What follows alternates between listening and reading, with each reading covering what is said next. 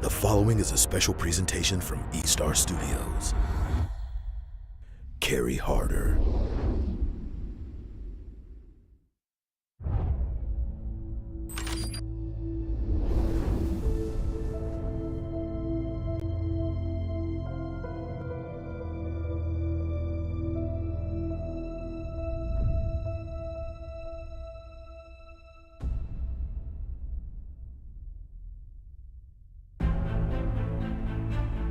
History says, work hard,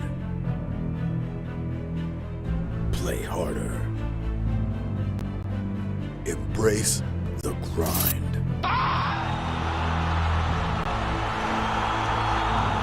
The journey is an arduous lane, yet creates a lifetime bond.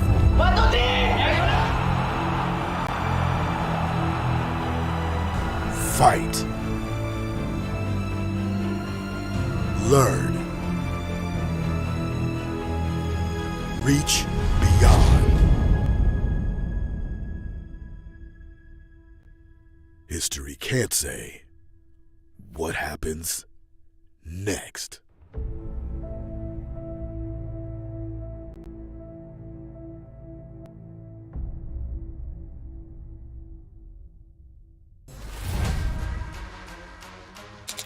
Welcome back, everyone. I'm even more pumped today as we're restarting our round robin and seeing these teams go against each other once again. I'm XinaLili, and this is week 4, day 2 of the North America Challenger Tournament spring season. Joining me today are our charming casters from the NASL. We have Trex, and from the MLSA, we have Coach Deku. How are you guys doing today? Are you guys pumped as I am today about these matches? I'm ecstatic. If we're in a live arena right now, there would be tension through the air. We're jumping into the second leg, and honestly, I'm speechless. I just can't wait for these games to start. That's right, Trex. We're speechless, but I feel like these players are going to have a lot to say for this weekend's matches for NACT. Yep, so super pumped. But before we do and go on, Trex, could you run us through our tournament format?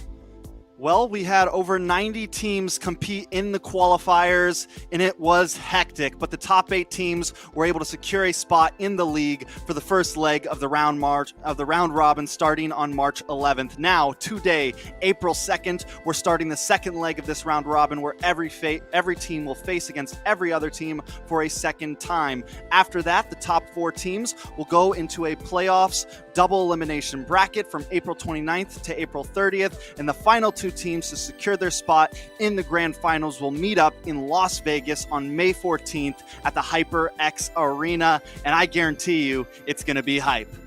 I am super hyped for the HyperX Arena, but I am super pumped as well for the upcoming match. Get your popcorn ready. It's the Ohio Brothers versus BTK. Act MOBA Zane's Revenge. Guys, we've all been waiting for this match all season. Can't wait to see BTK take their revenge on the Ohio Brothers for their initial match. Hopefully they get a revenge, we'll see, but I am super pumped up. But Deku, could you run us through the rest of the schedule for today? Absolutely, Xina. Like you said, grab your popcorn, grab your drinks, folks, because we have a banger of a match starting off the first series. Ohio Brothers versus the BloodThirstyKings. Fallen a little bit from the throne, but head up high. Zane will look to lead them back on his revenge tour up against Ohio. But right after that, we also have FALLOUT and Ackerman. FALLOUT has fallen through the standings, looking to bounce back, and Ackerman looking to hold on to second place with BTK close behind. And then third, we have Wasians up against LaimiTop. The Circus Act up against the team looking desperately to seek their first win in this NACT spring season. And to close all this out, we have the Empire up against Area 77 to finalize tonight's matches. I am super thrilled for all these matches, guys, but I cannot get over the first match. What do you guys think and guys expect in the first match? What do you guys think the teams are feeling right now? I mean, there's a lot to be felt about it all. BTK, Mobazane, Yato T, the rest of the gang took a very hard loss day one, match one of this whole season. And from then, I feel like everyone kind of doubted Zane, but he has been on this slow uphill battle, has just been kind of demolishing teams left and right. And now, to restart the season in the second leg, he is up against ex-teammates, up against ex-friends, looking for the rematch of his life. And if they win this, I mean, it's an epic story right here, and who knows what's going to happen at the end of the season in playoffs. Absolutely. And I mean, they're looking for the Cinderella run here. Friends turned foes today, Trex. And right now, we heard it before from G. This is resembling the American crawl for them. And speaking of things, though, the standings, we're seeing BTK, right? A lot of things on the table here. Potentially, they could shake up and maybe secure that second place. It's going to take a win from them and a loss from Ackerman. So we heard Mobazane recently speak on their recent scrims with the Ohio brothers, saying, "I don't know why they're acting like we didn't wreck them in scrims. Good luck this weekend." Thoughts on that? I mean, definitely he's embracing the drama meta, right? And I think there's just been so much tension, so much hype, and it's just definitely the story of all of NACT right now. Zane gets a little spicy on stream sometime, and honestly, I'm with it, man. I'm with it. How about you, Deku? I mean, I'm loving it, right? That's that competitive, fierce spirit. I expect nothing less from the man that has called himself the face of North America. With the matches on the line, his reputation on the line, he's going to have to stand tall and look to take down Ohio. Yes, you will have to, but enough of the drama meta. I'm so looking forward to watching these matches, but first, let's check out what these teams are fighting for. The total prize pool features 50,000 worth of rewards, which is split into 24,000 cash and over 900,000 diamonds. The first place will get 15,000 cash and 100,000 diamonds. But we cannot forget the main goal here. The NACT champs will be going to the MSC Mobile Legends Southeast Asia Cup. This is special because it's the first time that North America will be represented in one of these tournaments. But wow, these prizes are getting better and better each year. What would you guys do if you won that? Couple skins, maybe a car, down payment, maybe a new computer, who knows? But I know I'd do a lot, but the real thing is, I say it every week, it's MSC. Forget money, forget diamonds. I'm here for the glory, baby. I mean, you give me that prize pool, man, you have to call me Elon Musk, because I'm going to cop me a rocket, send it straight to the moon, because the stock of NACT is on an up and up momentum right now. Not only are you getting prizes from NACT, but a trip to MSC to further on that reach of glory. Yes, I would get a new car. I'm just kidding. But before we go any further, we've got a special giveaway for our lovely community as well. We've got the 30 codes on screen right there, right now, a 99.5% chance at the tickets, magic dust, premium skin fragments, but you also have that 0.5% chance at one of those amazing skins on screen, the Great Adventure, Floral Nights. But we've also got 4 giveaways today, so make sure you stick around. That's 4 giveaways, guys. But now, what we've all been waiting for all week, we've started with the much anticipated match of the Ohio brothers versus BTK, but I want to know what the casters think first. Well, I mean, as we can see, it's pretty one-sided. One caster, the spiciest caster of all, likes to keep it exciting here. And as you saw, BTK, I'm guessing it, everyone else on the bandwagon right now at TOB, but I respect it. I respect it, Deku. And I mean, like we talked about, when you look at the numbers, look at the stats, it's kind of hard to root against them. But I'm definitely with you on the fact that this could easily go into the hands of BTK. Either one of these teams could win tonight, Trex, but obviously overwhelming into the side of Ohio. All right, Mr. Spicy. I am on you with the train of BTK. Might be able to take it, but what do you guys else have to say about these? Like the Ohio brothers, BTK. BTK has been doing an amazing job of reigning and coming back in these past few games. They have been doing a great job. They've definitely turned a new leaf, I would say. They definitely finally kind of getting the synergy. I think from the start, we've known they've had a star-studded lineup with Yato, T, Joybaj, all top players from X respective teams, right? I think the major issue with them has been synergy. The main issue with them has been you have some more rookie players like Yato. I mean, honestly, Yato, T, and Joybaj are all pretty young, pretty rookie. They're like 14, 15-year-old kids. And you got Zane at the helm trying to ring these kids in to stop making big mistakes, stop over-aggressing, stop doing these problems. He's Daddy Zane on the team, you know, correcting all of the kids' mistakes, and they're doing a great job of that. But it does look like we're going into the draft. I'm sorry, Xina, we didn't get the correct toss there, but here we are, Deku, ready, game 1, match 1, draft 1. And I mean, that's a lot of ones, but this is going to be the part 2 to this sequel in between Ohio and BTK. Band's already coming out nice and fast, but you know what? Before we hop into those, there's some storylines here, right, Trex? There's some things to unearth. I can smell the scent, right, of the revenge tour from Zane. They're looking envious to take the position of where Ohio is right now. And you know what, Trex? This is kind of reminding me, we haven't had this much conflict since the year 1862, April 12th, 4:30 in the morning, shots fired to kick off the first Civil War. That was the Civil War. The Civil War in North America, the Great War.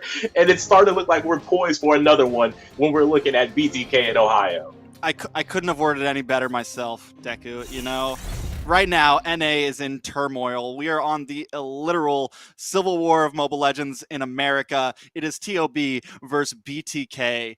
I mean, what more of a storyline could we ask for here? And like you said, anyway, of course, by the numbers, TOB has the better odds here. If I was a gambling man and I had a lot of money to put on a game or a lot of respect to put on a game, I would probably bet on TOB here. But I got this feeling in my gut, man. I feel like Zane is running hot right now. I feel like Yato's running hot right now. They're on the up and up. But it's definitely going to be a big fight here, right? Some of the bands coming out looking pretty normal overall, Deku. They are looking Except overall for that pretty YZ. normal.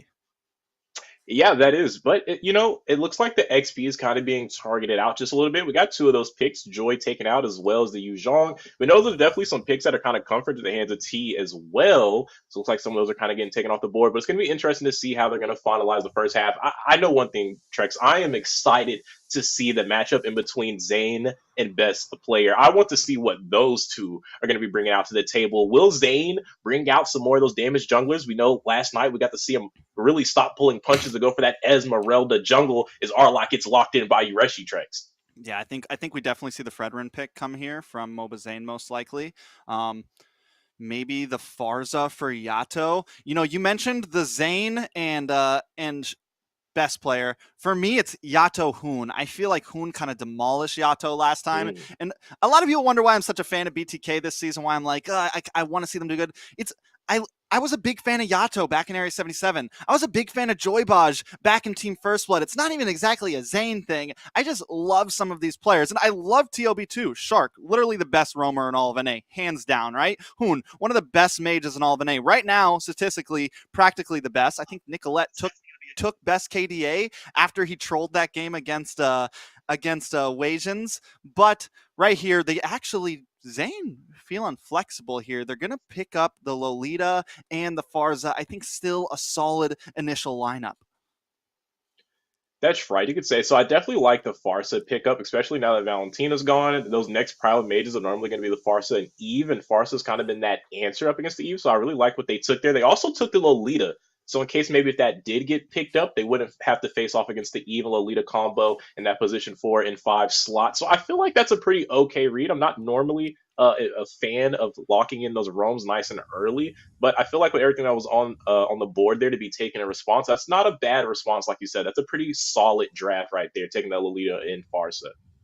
Most definitely. And now Hoon gonna lock in this Fermis, which I like the Fermis to a sense. I think it can be a little squishy, can have a slightly rough early game. I think Yato may have a bit more mobility here. Of course, he'll have a bit more mobility here with the wings by wings. And again, I think one of the major winning points for BTK here is to try to slow down Hoon and Shark. They can't let them in the jungle. And with having this Lolita literally only hero in the game with a level 1 non-skill stun. You just click the button, you stun them. You know what I'm saying? With that, you have some ability to slow them down. Shark may not have the ability to be in Mobazane's face in the laning phase of this game, which could be good for BTK. It's definitely going to be a winning condition for BTK here. Absolutely, and we're seeing the win condition come through as Mobazane has locked in that Fredrin. You're kind of wondering where it was at in those first 2 picks, but it's like they're going to go ahead and fall back on old habits, and not a bad one, as we do know Mobazane on that Fredrin is a monster in that jungle position. But now we're transitioning right over to that second half of the band, and Trex Martis has already been taken out, so it looks like they're going to try to reduce some of those jungle picks on the side of best player, but will that be enough? We know he is comfortable on the assassins, and it could easily be slotted by the side of TOB. Yeah, I think a Ling could be a problem here, right? Against Yato on this Farza. Also, we know how well best players do. I mean, he's just been super flexible. He's been all over from tank jungle to assassin jungle. We saw him pick up the tanks a lot last night, did an amazing job on it. And that pick alone has just like rocketed into S tier around the globe, right? The tank slot is being picked all over the place. So it is definitely a hot pick. And I think that's what BTK is debating right now. It's like, man, do we ban out this Lance? Do we ban out this Ling? A lot of options that could be troublesome to us. They decide to go for the Hellcurt instead. Interesting on that Hellcurt ban there. But you know what? Something else to focus on. You were talking about the hot pick there, but in the hot seat right now is BTK's gold laner. We saw, right? TOB already locked in the Claude. They banned out the Beatrix. 1-1 off the board as well. Marksman pool is starting to dwindle down. Will they have the flexibility? Will they have some picks there to still be on the board to kind of handle up against Claude right now? Because it is, like I said, starting to shrink down, as well as the junglers for the side of TOB. Both teams got to make some adjustments, maybe some tough calls here on what they're going to slot in for those respective roles. Okay, so we've talked about the matchup of Zane and best player. We talked about Hoon Yato. I got one for you. Isso versus basically. Isso has recently come onto the team. He was a sub on the bench for a while. Now he's in. Seems like Unicutie was continuously having MS issues. So Isso's in, and he's shown pretty good. I almost feel like the team is running a little bit better since he's been on. Basically, Basic I feel like has also really stepped up his game since even previous M4 to M4 to now. He's played a lot better than I think what a lot of viewers and fans have felt about him before. What are your thoughts on it? Do you think Isso is a competitor against him in this gold lane? You know, it's hard to say, right? Because we've seen a lot of Basic. We've seen a little bit of ISO. When he did sub in, stepped up, he had a great performance out there for the side of BTK, definitely filling in that gold lane role very nicely. But I think it maybe steps out a little further than that. We've seen we've seen Basic kind of struggle in the gold lane when he wasn't getting those rotations, a lot of early assistance, especially out there during their M4 run underneath the valley. And I feel like right now BTK has a little bit more favoring towards that gold lane, especially when you have that Lolita, you have that Farsa, that rotation is going to be nice and quick with the wings by wings. It can definitely alleviate any pressure, even if ISO maybe isn't neck to neck with Basic. Those early rotations are definitely going to be able to help him out there. I think they have a lot more pressure, especially when you're looking at who can get the kills off nice and early, and even just with the CC to open up those ganks. And speaking of, I feel like this carry was a great pick in response to the Claude. Carry plays extremely well in the Claude, nice in the laning. She's going to be able to match later on. It might be a little bit of a struggle though when you're talking about the DPS from Claude with the Blazing Duet up against that single target with the Speedy Light Wheels. But there's some potential here for ISO to outperform Basic for sure in this match. I think the major, I like the laning phase for ISO here. I like that a little bit. I think when it comes to late game, there could be some issues in a sense of lack of mobility against this tanks a lot, lack of mobility against the Claude, and then also you have normally Claude would do great against the Faramis, but they don't have that in the hands of BTK. So a little bit tough there. I still like both drafts, and now Shark bringing out the Diggy. You know, we've talked about it all. Shark, Joybaj, final composition here. Shark actually plays the Diggy pretty well. He's normally a super aggressive tank, but he uses that reverse time so good in a sense of peeling, in a sense of pulling people back. And if he babysits Basic in this early phase instead of being the aggressive tank that he normally is, I think it could still work really well for TOB. And you know, it's also interesting to note right about that Diggy pick. We know that's kind of been the bane of Zane's existence there a little bit for this BTK squad. We saw them suffer defeat early on up against the Diggy. It really countered them heavily from their composition. But, you know, with that being said, we're going to have to hold the phone on that Trex. We're heading into Game 1, Series 1. the sequel, the revenge tour, everything you can think of.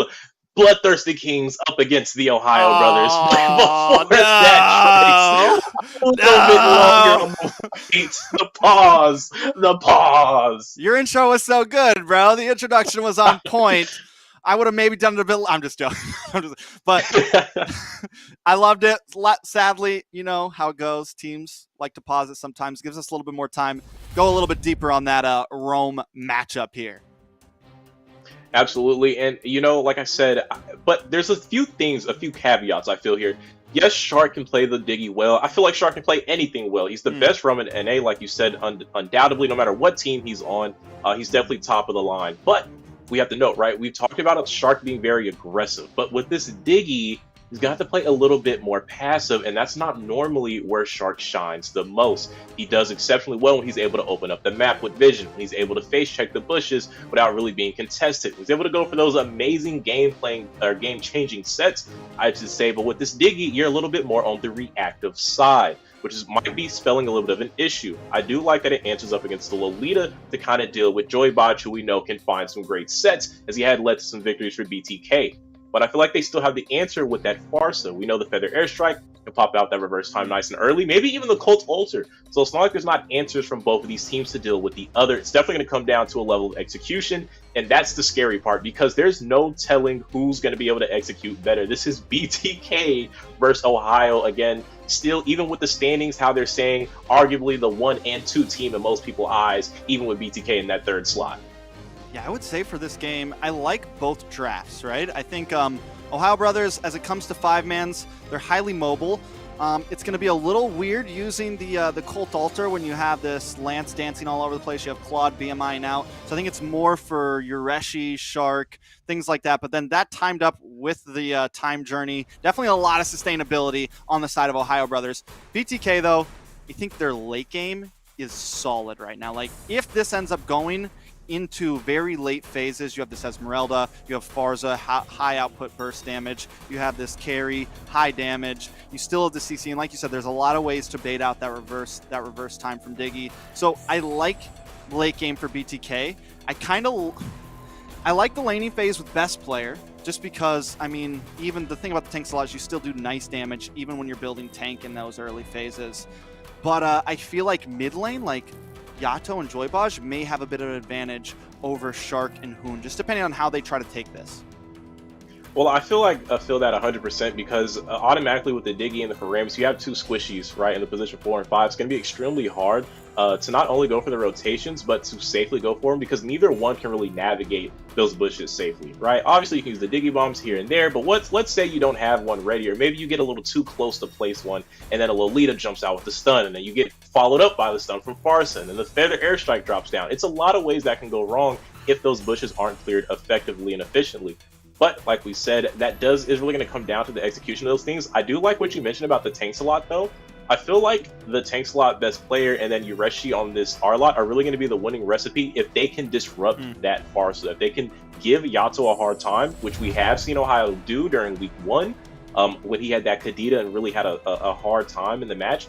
But will they be able to disrupt him? If they can disrupt the Farsa, I feel like this can easily go into the hands of Ohio. But the same can be said if the Farsa can disrupt this Diggy and this Paramus, I feel like this easily go into the hands of BTK. Yeah, I mean, I think all stats aside, all heroes aside, let's get down to the real spicy topic here, right? Let's get down to the real. Let's get a little crazy on here. We got some time to kill. We got a few minutes. All right, so TOB wins, TOB loses. It's okay. They still stand atop. I feel like BTK has a lot more to lose in this game, right? Zane's coming in heavy. He's coming in hot. They lose out on this. They lose out on this win. It kind of really like seals the fact of TOB just reigning supreme, and it really seals the fact of like TOB probably makes it to playoffs. We were talking about this a little bit before. BTK wins this. They win this game right here. Yes, TOB's still at the top of the leaderboard, but it means a lot, I think, for the totality of the season.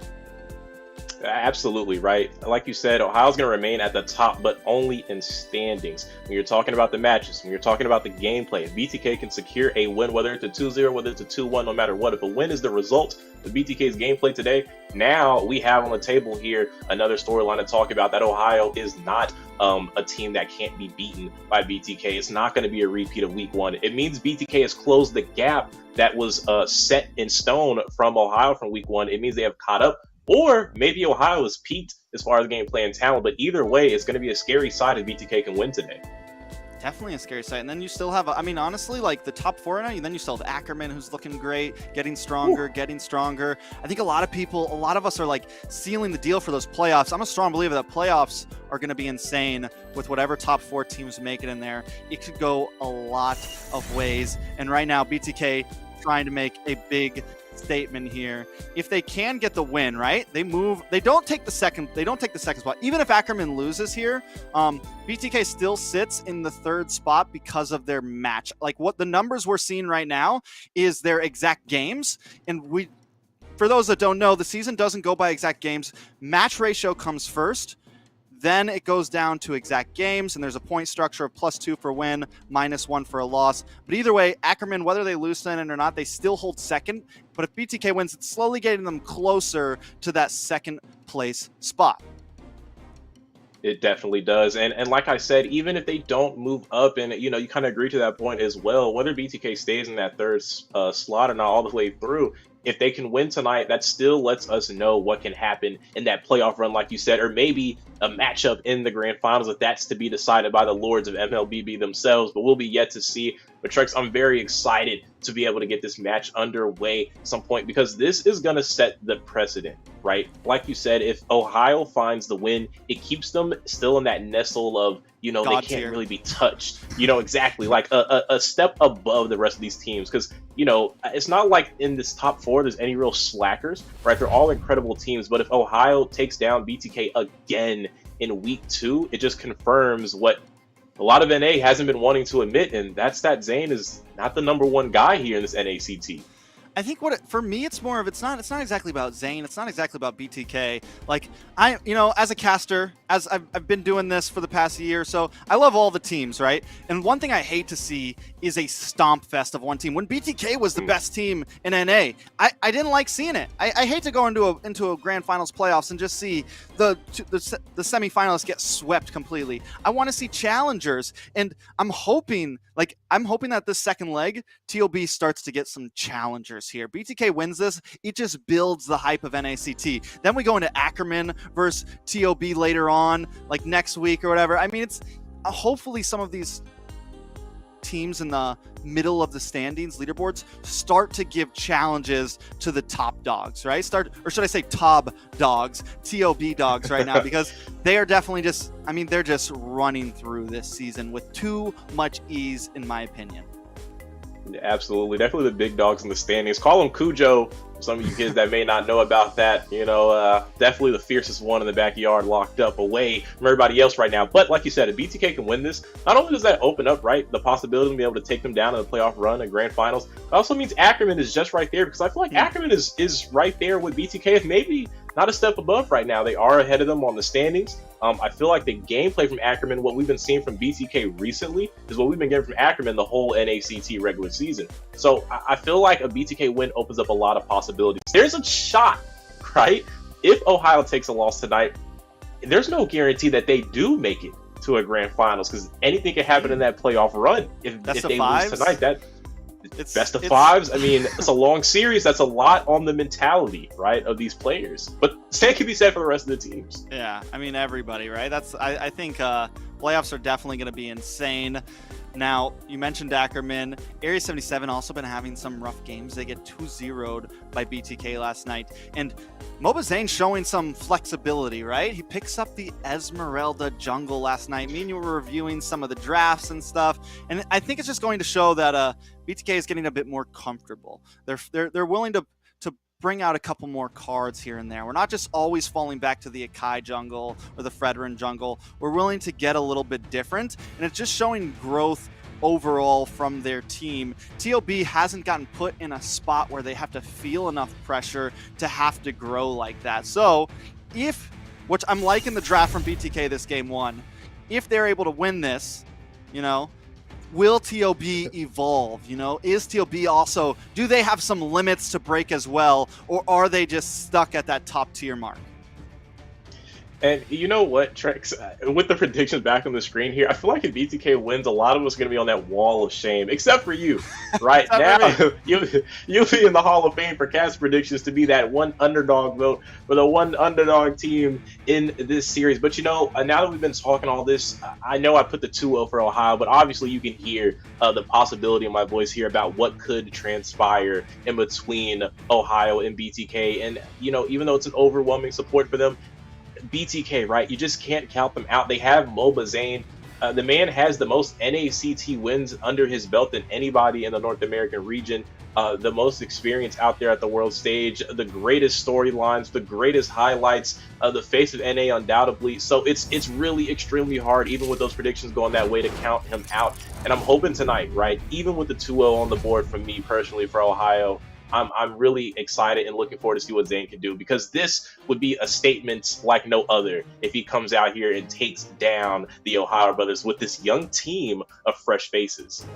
All right, so to anyone that's watching right now, we did, essentially the game had to get reset. There was a slight couple technical issues in the tournament lobby. So the drafts you're seeing here don't mean a whole lot. At least the bans don't. Trust me, they're not banning out Nana on purpose. It will be the same exact picks coming through. Everything, we're just resetting to make sure that both teams are playing on the best possible MS. Now, you mentioned the predictions, right? This is why I'm big brain. I'm big brain, Deku. This is why. Because when you get a wrong prediction, nobody bats an eyelash. But when you get a spicy right prediction, everybody's cheering, you know? No one's going to care if you guys got it wrong. No one cares that almost all of my predictions have been wrong this season. Nobody talks about it except for Private and Ben. But if I get this one right tonight, I'm going down in glory, man. I'm going to be in the caster prediction Hall of Fame for this one right here. No doubt, regardless of what Franco and Valir say, you're definitely going to make it to the gates of Valhalla if you nail this one right with BTK taking the match up against Ohio. And you know, I feel like deep in everybody's hearts, right, even with the overwhelming support for Ohio, what could possibly be greater? What could be sweeter than seeing BTK take down Ohio in the week 2? Because then it'll be 1-1. And while that may mean BTK even the score, we're looking to see who's going to finish out with the score on top. And that's going to be a lot to look forward to when you're talking about going to the playoffs, because that means the storyline doesn't end here tonight if BTK can find the win. They're going to have to break that tie eventually if they can take victory here up against Ohio. And that's what I'm really looking forward to see, if Zane and them can maybe make that narrative come true. Yeah, and it looks like we're going to be jumping into it soon, finally. It's like they were just building up the tension even more. Pins like and we're needles. all ready to go. And it's like, all right, we're actually going to make you guys wait 10 more minutes just because we know how hype this series is. Definitely a series I think we've all been waiting for. Season, you know, I said in the very beginning, I felt like beginning of season is always a little bit weird. Now, TOB wins this one. I definitely am on the boat of like, all right, TOB are just pure monsters, which I already am on the boat that they are pure monsters, but it's more on the boat that they are just like way above BTK here. BTK wins this, like we've been saying repeatedly for the past 10 minutes. There's a lot of opportunity. The board opens up, and it gives me hope that, you know, maybe Ackerman beats the Ohio Brothers. Maybe Area 77 comes in and beats it. But we will see, because we are now jumping back in to Game 1, Match 1 in a best of 3. This is BTK with the revenge match against the Ohio Brothers. You know, I don't feel this is fair. No! No! Stop the cap. No. All right. Lord have mercy, Trex. We are getting trolled right now. Talk Where's time. the cameras at? I'm not time. talking about the one in front of me. Talk time. I'm ready for action. All right, bear with us, guys. Bear with us. I don't know which team it is. One of the players, I'm sure, is having some serious MS issues or something like that. Listen, I've seen longer pauses in MPLPH. Come on. MPL. I've seen much longer pauses. I've waited for like 15, 20 minutes to watch a BTK versus Echo. To watch a Echo versus Blacklist game. Don't act like you guys haven't. It happens, you know? But I don't know if I have any more talking points on BTK versus the Ohio Brothers, Deku. Ackerman, though. Ackerman, how do you feel about him? for Ackerman, right? I feel a lot better about Ackerman, like you said, if we see a BTK win here tonight. I feel like even without that, they've kind of solidified themselves as a serious competitor. I know they've kind of been under the radar because the biggest storyline is right in front of us. It's been BTK in Ohio since week 1, how that's going to turn out the second time around. But Ackerman has just been kind of under the radar, right? They've just been cruising all up into that second place spot. They're in second place and still hear a lot more about third place and first place here, but Ackerman is definitely a team that is poised to strike, and that's the thing about them. They're not really on the radar, right? But if you're talking between these two teams, I'm sure both of them have their eyes on each other, Ohio and BTK, and Ackerman has kind of been the afterthought, but they've been putting a lot of teams as the afterthoughts because they've sent a lot of those teams you see in that lower 4 down there personally, striking first on them as they've been ascending up the standings board. Yeah, I mean, it took a few weeks, but things have definitely started to lay out. You know, I did some power ranks. I expected Ackerman to do pretty well. Area 77, though, has been on this, like, downward spiral, kind of. Like, they had a really good start. Now they've taken a couple sweeps. They've taken a couple losses. They've taken some big losses. They've been going against some stronger teams, and we're starting to really see where teams are standing. Same with Fallout. Fallout's another team that is just, for lack of better words, falling out, as all of us have kind of been meaning about. But I still think, like, these are teams that kind of have it. Empire sitting in a very middle-of-the-road spot. LaimiTop winning a couple games, having some rough ones, showing that they do have some premise here and there. But I still think, like, the number 4 spot, the number 3 spot, the number 3 and 2 spot are getting a bit more secured as we speak, like, especially if BTK wins this. But the number 4 spot is still up for grabs for a handful of teams, right? It's still up for grabs. It definitely is up for grabs. And, you know, for that 4th place spot, like you said, and earlier how I mentioned it's kind of do or die, it's really only for that 4th place spot. Most of these teams are going to be battling it out for 4th place. First is going to be secured by Ohio, right? Without a doubt. Then you have Ackerman and BTK kind of battling for 2nd and 3rd place. I don't think anyone's going to come up there and replace them and beat that up to shake that up too much. So it really is going to rely on the 4th place. And like you said, it's not really secured. Seen Area 77 be taken out. But speaking of taking places, XinaLili is back up here on the desk with us. Purple in. Purple in. Purple in. Hello, everyone. Oh, wait, I'm going the wrong way, guys. Wait, hold on. High five. Cameras are hard. Can't even. But, okay, since the Ohio Brothers and BloodThirstyKings, yeah, those are some great thoughts. Those are great thoughts. Great points. Yeah, I know. Great points. Right? Yeah, you're doing great, Xina. Keep it going. Anyways, Xina, a woman of many words. Yes. I'm excited to see these matches. She would be really good as a mime. I know, excellent. right? You guys, there she is. right? There's her beautiful voice. You loved the miming, but anyways. I'm excited to see this match because I think that the BTK could come back. Like, ever since they had their changes, they've been playing. Who's your vote? Shoot, I don't even remember what I voted. I don't even remember. I'm not even saying. Hey, right here on the spot. Right here. Right here. 1,700 viewers watching. What's your prediction? This is going to determine if purple's in or purple's out. Choose wisely. This is going to be a big decider. Hey, well, we all know that the Ohio Brothers are kicking butt. Their synergy is awesome. They have 3 people from the Valley, but I think BTK could, like you said, it'll be probably a 2-1, but I think the Ohio Brothers. In my opinion. Say that a little louder into the microphone, please. You heard? A little bit louder into the microphone. You heard me? All right. You said what? I said that I think the Ohio Brothers are going to take it, but it will be a battle. It'll be like 2-1, you know, this time around, because I think they found their groove, BTK, so. I respect your opinion, because I'm non-toxic. But guys, remember, we have 3 more giveaways to come. You guys need to stick around for them. I'm gonna pop them up and on the screen right now. We have one that we're gonna give you 30 codes on the screen. It's the 99.5% chance, tickets, magic dust, premium skin fragments, or one of those great skins right there. 0.5% chance. One of the 10 skins. What is it? One of the 10 skins. What the heck? But Glorious General, 1 skin from the Venom series. Get those in right now since you got time, you know? Have we ever gotten approved? Like, are we allowed to use these skins? Are we allowed to put in these codes? I'm about to. Yeah. I'm just kidding. No, I'm not going to take away from you guys. Oh, yeah, Watch me put in these codes and they're like, hey, that's not fair. I'll be wrong. Cena shows up in a ranked game with a Layla Saber skin, like, yeah, I just bought I'm like, this. yeah, I don't know what you're talking about. I don't even Layla. What the heck? If you see me with a Lance Floral skin, mind your business. Mind your business. Very true, very true. All right, I think we might be ready here. You know, all the tension is built. I'm ready. I think everyone else is ready. Deku, are you ready?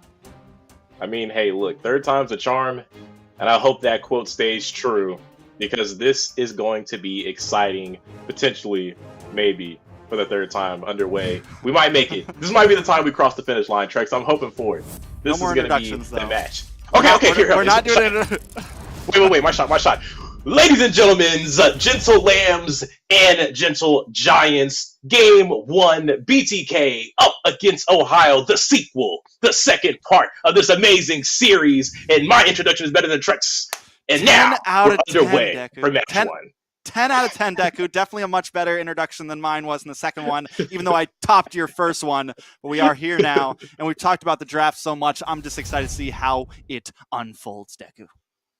Absolutely. And it feels like we've been waiting so long, but it's finally underway. And in between these two teams, Trex, we're seeing a mirrored effect on them both of the rotations here from the junglers. So it looks like we might be skipping out on a Litho fight. As Zane started on that red buff, maybe looking to help out on that gold lane. You can see Yato already making his rotation, or not over to the gold lane, but over here to the XP lane, maybe for that early play with this Farsa. So you can see the teams or BTK is already trying to use that rotation that they're going to get from Farsa with the wings by wings. They didn't find anything yet, but you can see they are looking potentially to be able to take someone down nice and early with it.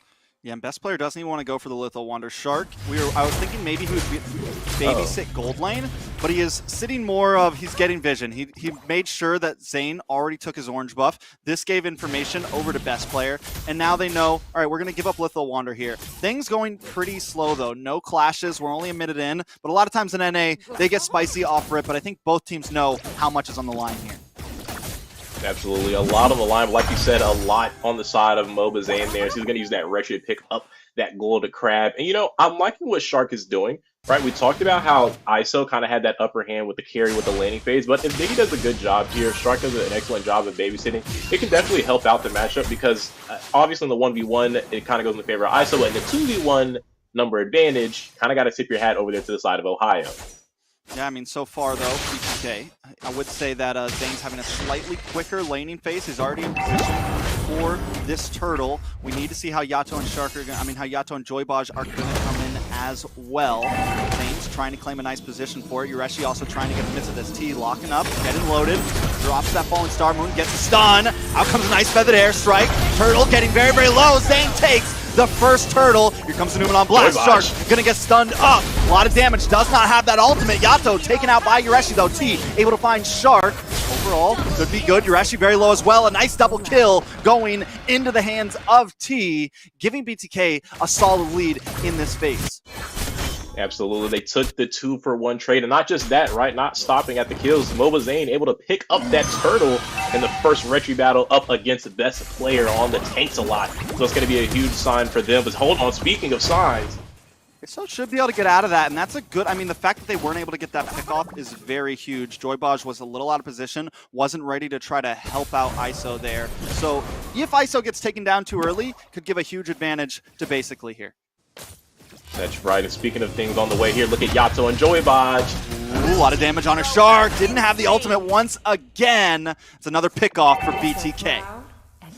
And this is what we might see over and over again. It's going to be extremely hard for Shark to be able to keep hold of that time journey. But Hangul, speaking of things. Ooh, and in a very bad spot. Going to get taunted up. Killing spree over to T. Yureshi gets a nice knockover, but in comes Joybaj looking for the stun. Yureshi taking a lot of damage. Praisel's Wrath does miss, but the stun comes in. And Zane picks up the kill. That puts us at 5-1 at 3.5 minutes.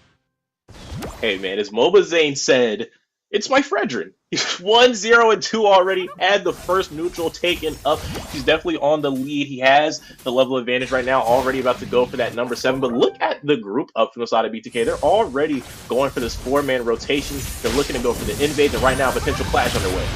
Yeah, Feather Airstrike comes down. Gold Balder comes out, trying to get best player over to safety, but BTK still holding a solid lead. Hoon looking for Yato, decides not to go for it. BTK embark from that journey, but still you can see the presence they have over the map.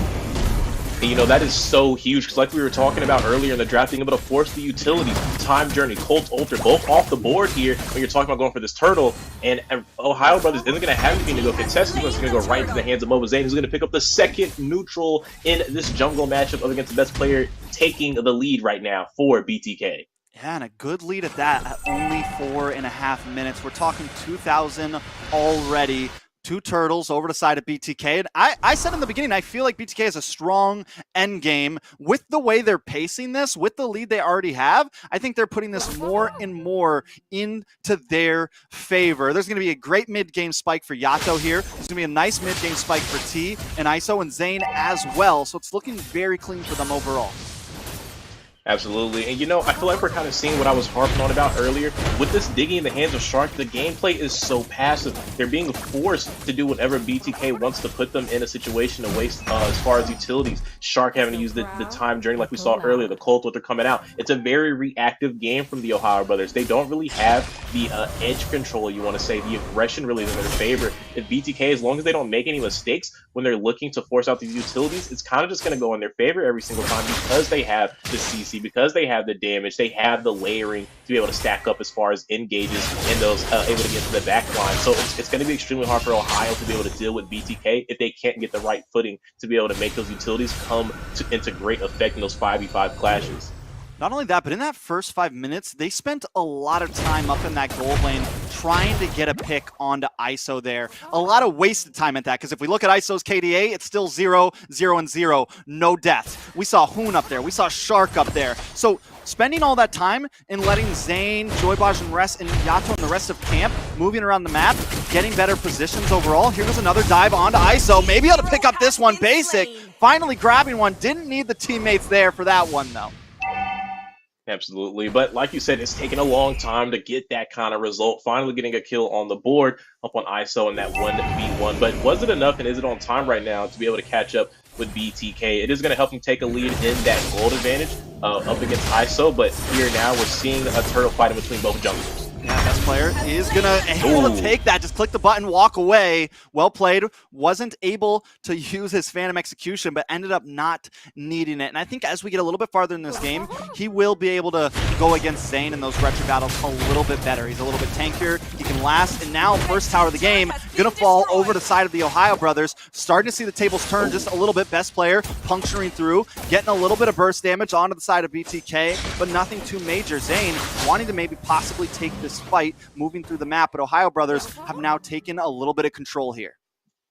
You know, that's actually quite huge for them, right? We were talking about it earlier with the babysitting. It hadn't led to much, but now being able to find a kill on ISO, and that went directly into the hands of Basic, not to anyone else that they didn't want that to go to. Man, going here, Zane maybe in some trouble.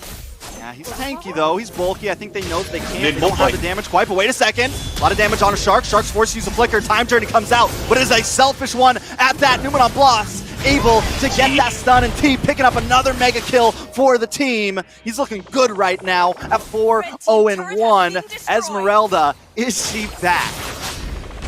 But we have to pay attention to the macro coming in from Basic. While they lost that, he was able to find a tower on the opposite side of the map. Now both side lanes have been opened up by the side of OhioBrothers, but BTK is going to look to respond with that up there in the top side. You can see them looking to take up this tower, and that's going to be good because originally, before they were able to find the tower, it allowed Basic to be able to rotate and make some plays. But hang on! Oh, lots of burst damage. Feathered Airstrike hits hard at 8 minutes in. Yato able to find that. Not only that, but they take that tower like you said, and look at the health bar on that bottom tower. It's low. Look at the health bar on this middle tower. It's gone.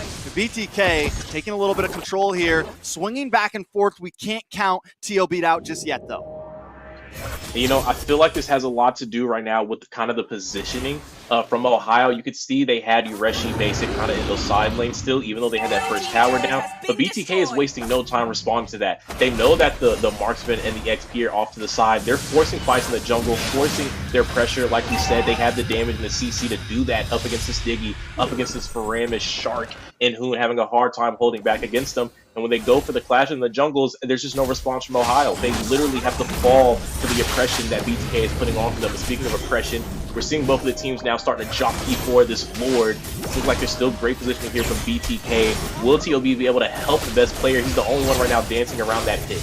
A lot of damage on Mobazane, able to use the Appraisal's Wrath. Shark goes down first. T picking up the kill. Joybaj into the backside. Yureshi able to find ISO. Still going at it. Mobazane still on the field though. Joybaj very, very low. Yureshi picks it up. T here as well, looking for it. Does he find it? No. Best player takes the first objective in this civil war. Lord going to the side of TOB. A little bit of a swing there. TOB back on the map, evening out the playing field with this gold as well now. Looking for this mid tower. Zane forced to kind of back away here. T to the backside with that falling Star Moon. Yureshi able to pull him back in.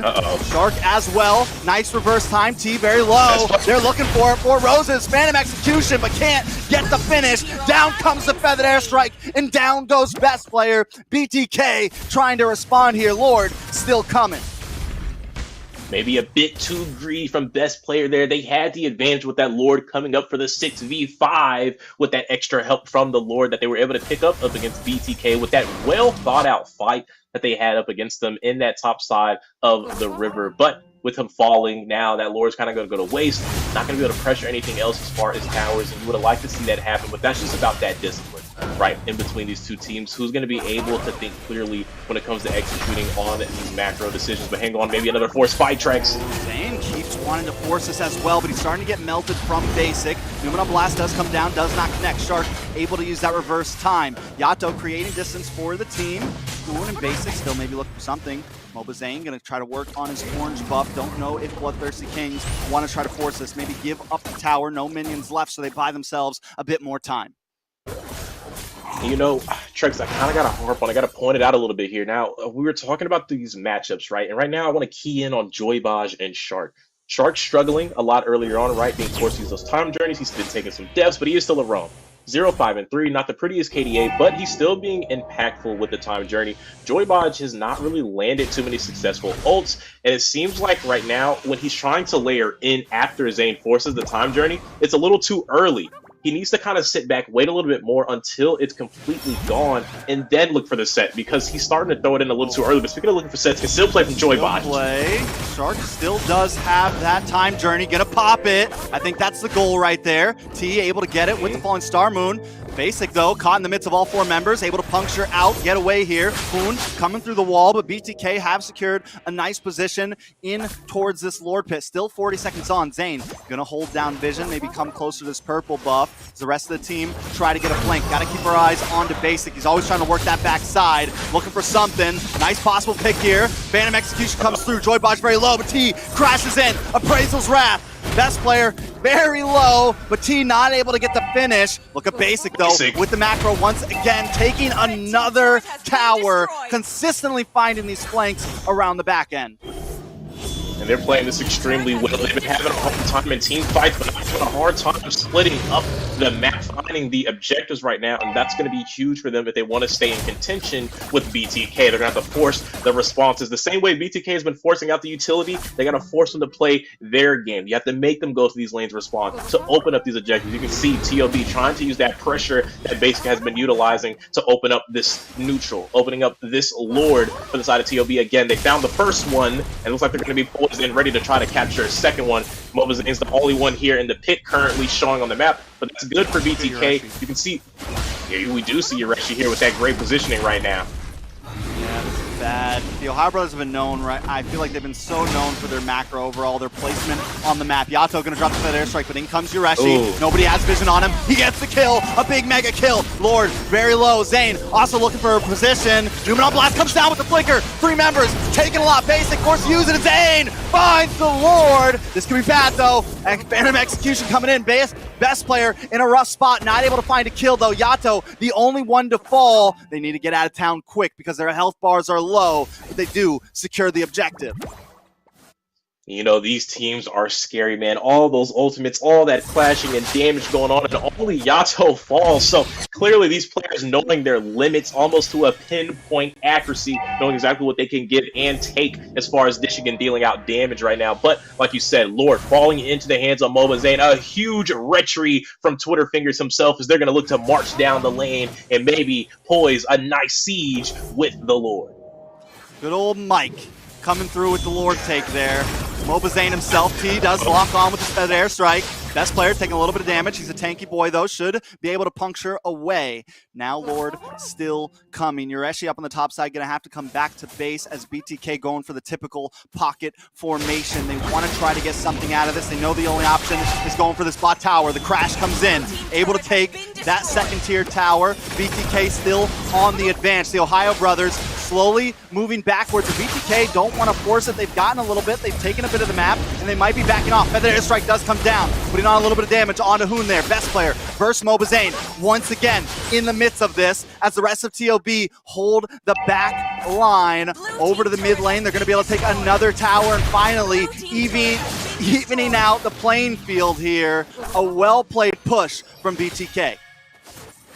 Absolutely. But Ohio not losing everything, right? They lost to tier 2, lost to tier 2 down in the bot side as well. So it does bring them down to the inhibitors, but you still have them, or the high ground towers, I should say, over the side of Ohio Brothers. BTK, like you said, though, did have a great push there. That Lord was huge, falling into the hands of Michael Myers, them, like you called him, nice Mike, and I want to be like Mike if I was a jungler. To be Mobazane, but he's doing a great job, right? He lost those early neutrals, but like we know, Zane, with the pressure on his back, pressure on his shoulders, when it comes down to crunch time, put it into the hands of Mobazane. That retry hand was right on time, right on point, and it let BTK turn this game a little bit more into their favor. You know, BTK really likes, I mean, I feel like even past BTK, even old BTK, they're so known for their, pocket positioning. They're very 5 roaming around the map, maybe 1-4 positioning. The Ohio Brothers recently in the past few weeks have been known for splitting around, but Yato T, feather airstrike comes down. Yureshi is going to get stunned up for the response. Deleted. What happened there? Yureshi and Basic walk into a bush, and you don't gank them. They take you. Mobazane and ISO trying to respond and take something here. Hoon very low, going to get shredded down from that speedy light wheel. Now they're going to move on to Shark. A lot of damage. Us pulled back. Time Journey comes out. Best player puncturing through. Joy Baj with the Numen on blast. Completely whiffs it. Not able to find anyone. Basic still up in the top side. Yureshi trying to delay them. Basic able to take another tower here, but the flicker comes in. Iso comes out. This is bad for Best. I mean, this is bad for the side of BTK. They're trying to go back. Basic takes another tower. Mobazane and Yato against the world. 5 members of TOB up. It's looking a little bit rough for the side of BTK. And what a bounce back Trex TOB. It all started in the rice fields up there in the top side. They tried to catch them off guard in the bush, Yato and T, but a quick Luno reverse from Ohio Brothers, and now they're in great position to be able to take up this Lord this time, but you can't count out BTK. Mobazane is still alive and on the board, and that means it's a 50-50 even with the number advantage into the side of Ohio. Twitter Fingers looking to take off best player, best chung on the line. Yeah, a lot is on the line, but Basic now here, and he hurts. He does a lot of damage, especially on the Zane. Zane gonna get shredded down, Immortality pops. Keep our eyes on to T, though. Hiding out in this bush. Zane does buy a little bit of time here. Yato maybe gonna look for something here as well, but currently, Ohio Brothers do control this pit. T now gonna come in. Falling Star Moon does not connect. Feathered airstrike, able to land something. The best player should be able to take this Lord. Now the responding Blazing Duet comes out with the Petrify, and 4 members are gone on the side of BTK. Make it 5. The upswing is over because the Ohio Brothers are trying to end it here tonight. No members up. Mobazane up in about 12 seconds. Lord coming soon. Can they defend this push? Don't know if it's going to be able to happen. Welcome to the Midwest, Ohio Brothers, stopping the path to power, Trex. That is going to be it. Zane knows it's over. Recalls come out. The Ohio Brothers take game 1.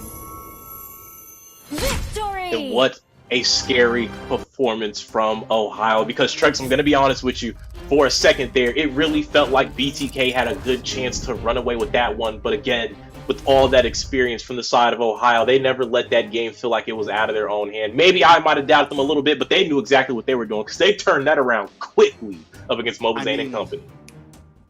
Once basic damage got online there, not only that, the macro from him, constantly able to find the back line, the first Lord push, everything.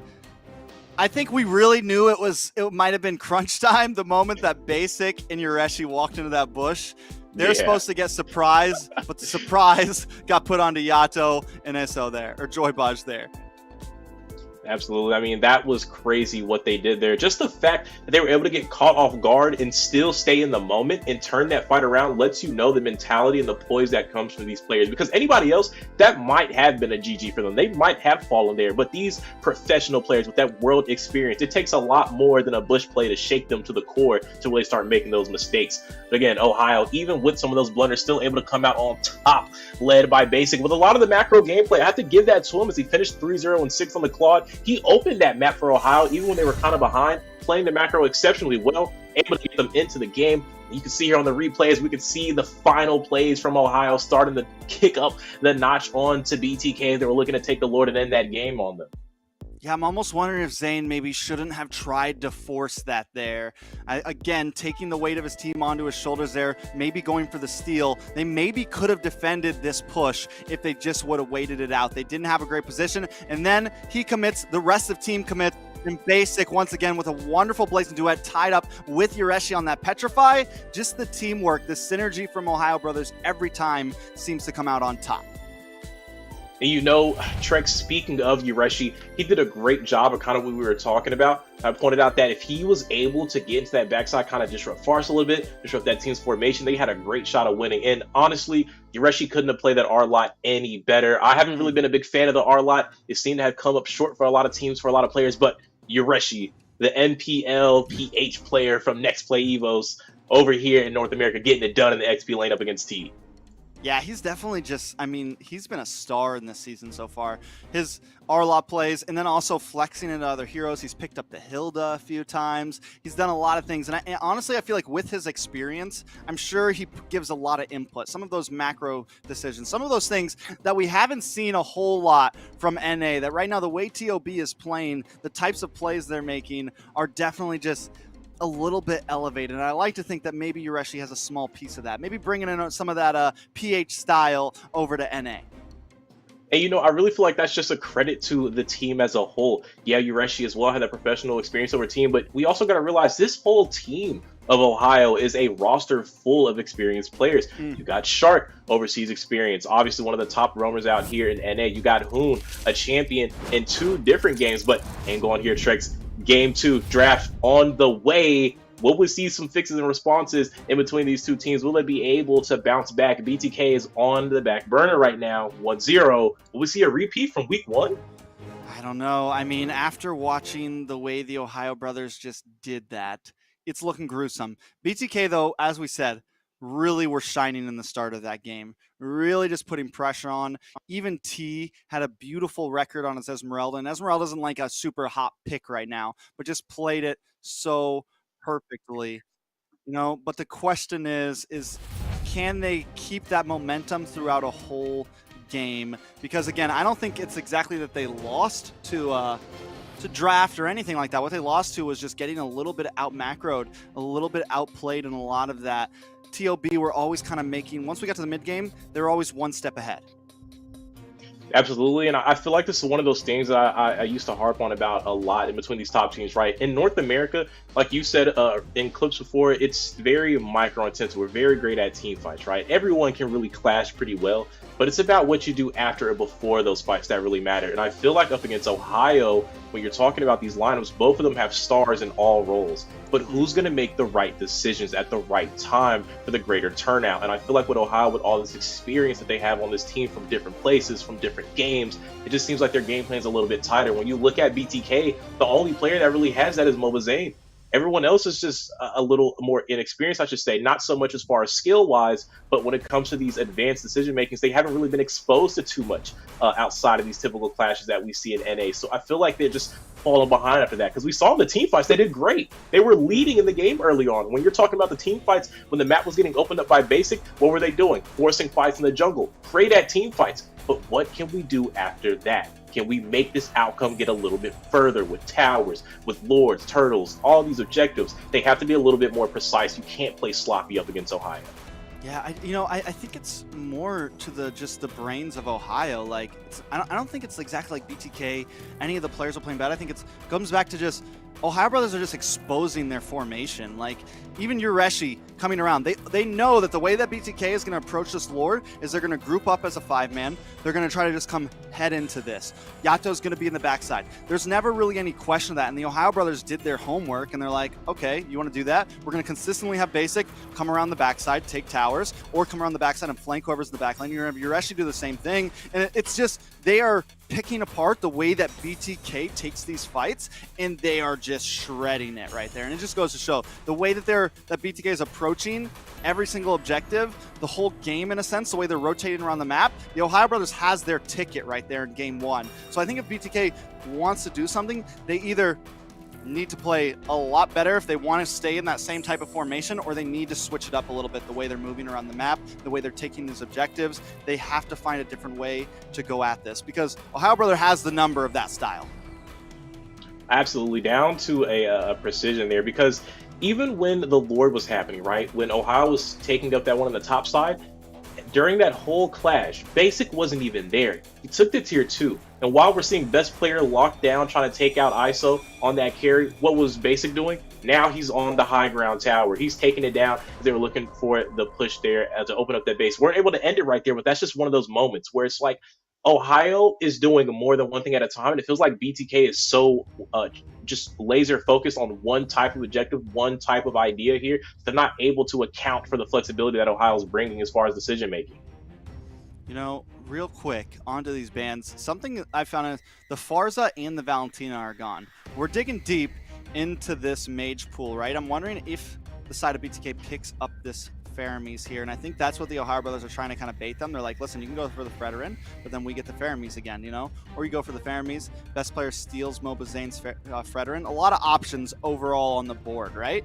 But another important thing is, NA in general, man, we've been really like that mage pick, the Farza, the Valentina, just that like the mages in general. I don't know if it's just because we have a lot of great mage players or what, but it is very prioed for, very contested for overall on who's going to get the better mage pick here, how we're going to play that out. But it does look like instead they're going to go for the Joy here. So Fermi's still open, Fredrin's still open, Glue open in the offlane. A lot of things out there right now. The drafts, the bans have switched up a lot.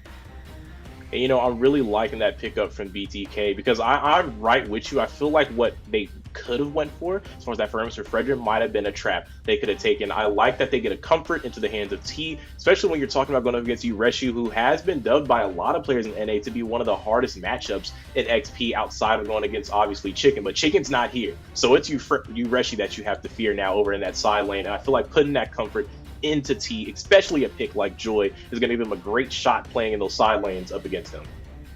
Most definitely. They are going to still pick up this Faramis though, but I'm wondering, like, does Yureshi end up just picking up the Esmeralda here? It has done decently against the Joy, at least in the laning phase. Does he go back into this R-Lot like he's been doing? Basically though, not going to go for the Claude here. He's going to pick up the carry, and I think at this point BTK need to lock in the Claude. Does well against the Faramis. I think it's just a beautiful answer right now to just the Faramis in general and the types of compositions that the Ohio Brothers like to bring. I think if they don't pick that up, it could be a huge loss for them. Last game, when they didn't pick up their gold laner up first, Ohio Brothers railed into that. And it put them in a spot of picking up the carry, which I'm not saying it's a bad hero, but it definitely wasn't the greatest against the Ohio Brothers for that select match.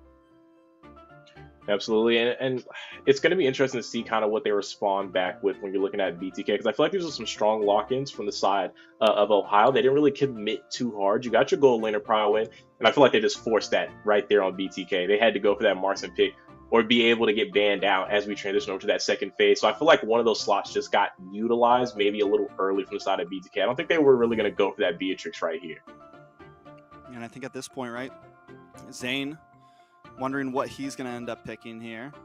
There's going to be some bans coming out. Big chance Ohio Brothers kind of go into him a bit here. I like the fact that Ohio Brothers are kind of taking their time too with some of these picks, some of these bans, thinking about it, rolling it over in their minds. Do they just lock in the R-Lot here, right? Do they just lock in Yureshi?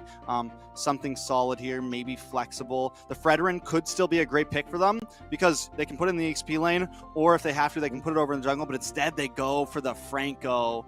A nice counter to the Eve and to the Joy here. A good answer from Shark. Definitely a great answer, especially with Kaja already off the board. You need some suppression if you want to deal with either of those two picks. Like you said, that's the only form of CC that can handle Eve during that ultimate. Not bothered by anything else. And then if you definitely want to try to secure a kill on Joy, Franco is your best option right now with everything else that was left on the table. And right in step with that, after they lock in the Franco, they're looking to close out the potential for BTK to swing back on their roam spot to pair it with this Eve. Yeah, I mean, there's still plenty of good options. The Atlas is definitely a great ban, right? Because we know they're going to be grouped up. We know it could be a problem. One big pick onto basic Hoon and someone else could be game changing. So we check off those boxes. BTK, Lolita. on the other hand, going to go, yeah, Lolita. That may be the next ban, honestly, and it would be a solid ban. Now, BTK focusing on Yureshi because, honestly, man, he's just been... He was trouble last game, and I like getting rid of the R-Lot and probably continuing on that route. I think that's a great target to kind of ban out. Like you said, you already got Joy in his comfort. Now it's time to make Yureshi get a little more uncomfortable. Will they be able to do so? Time will only tell because, again, this is Yureshi. This is a professional player.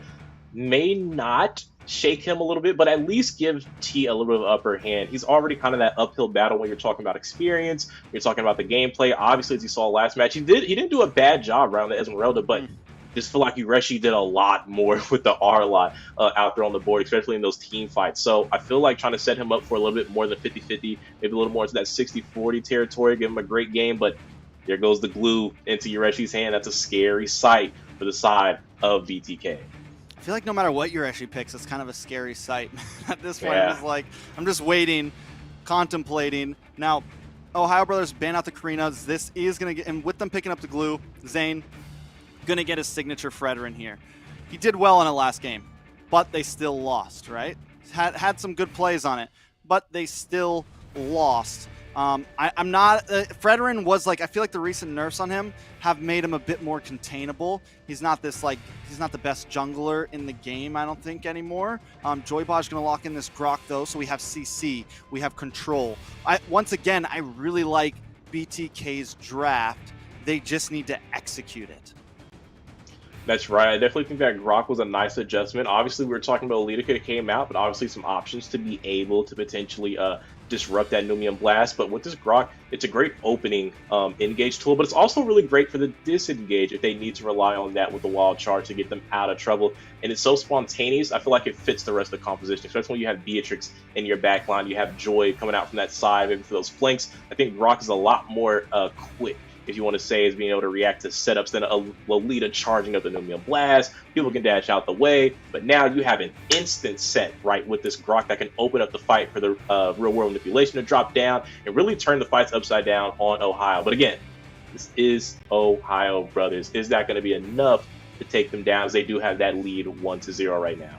Yeah, and Shark on this Franco could be the deciding factor of all of this, right? Before we go too deep, we're going to be jumping into Game 2. Match point for the Ohio Brothers up against BTK.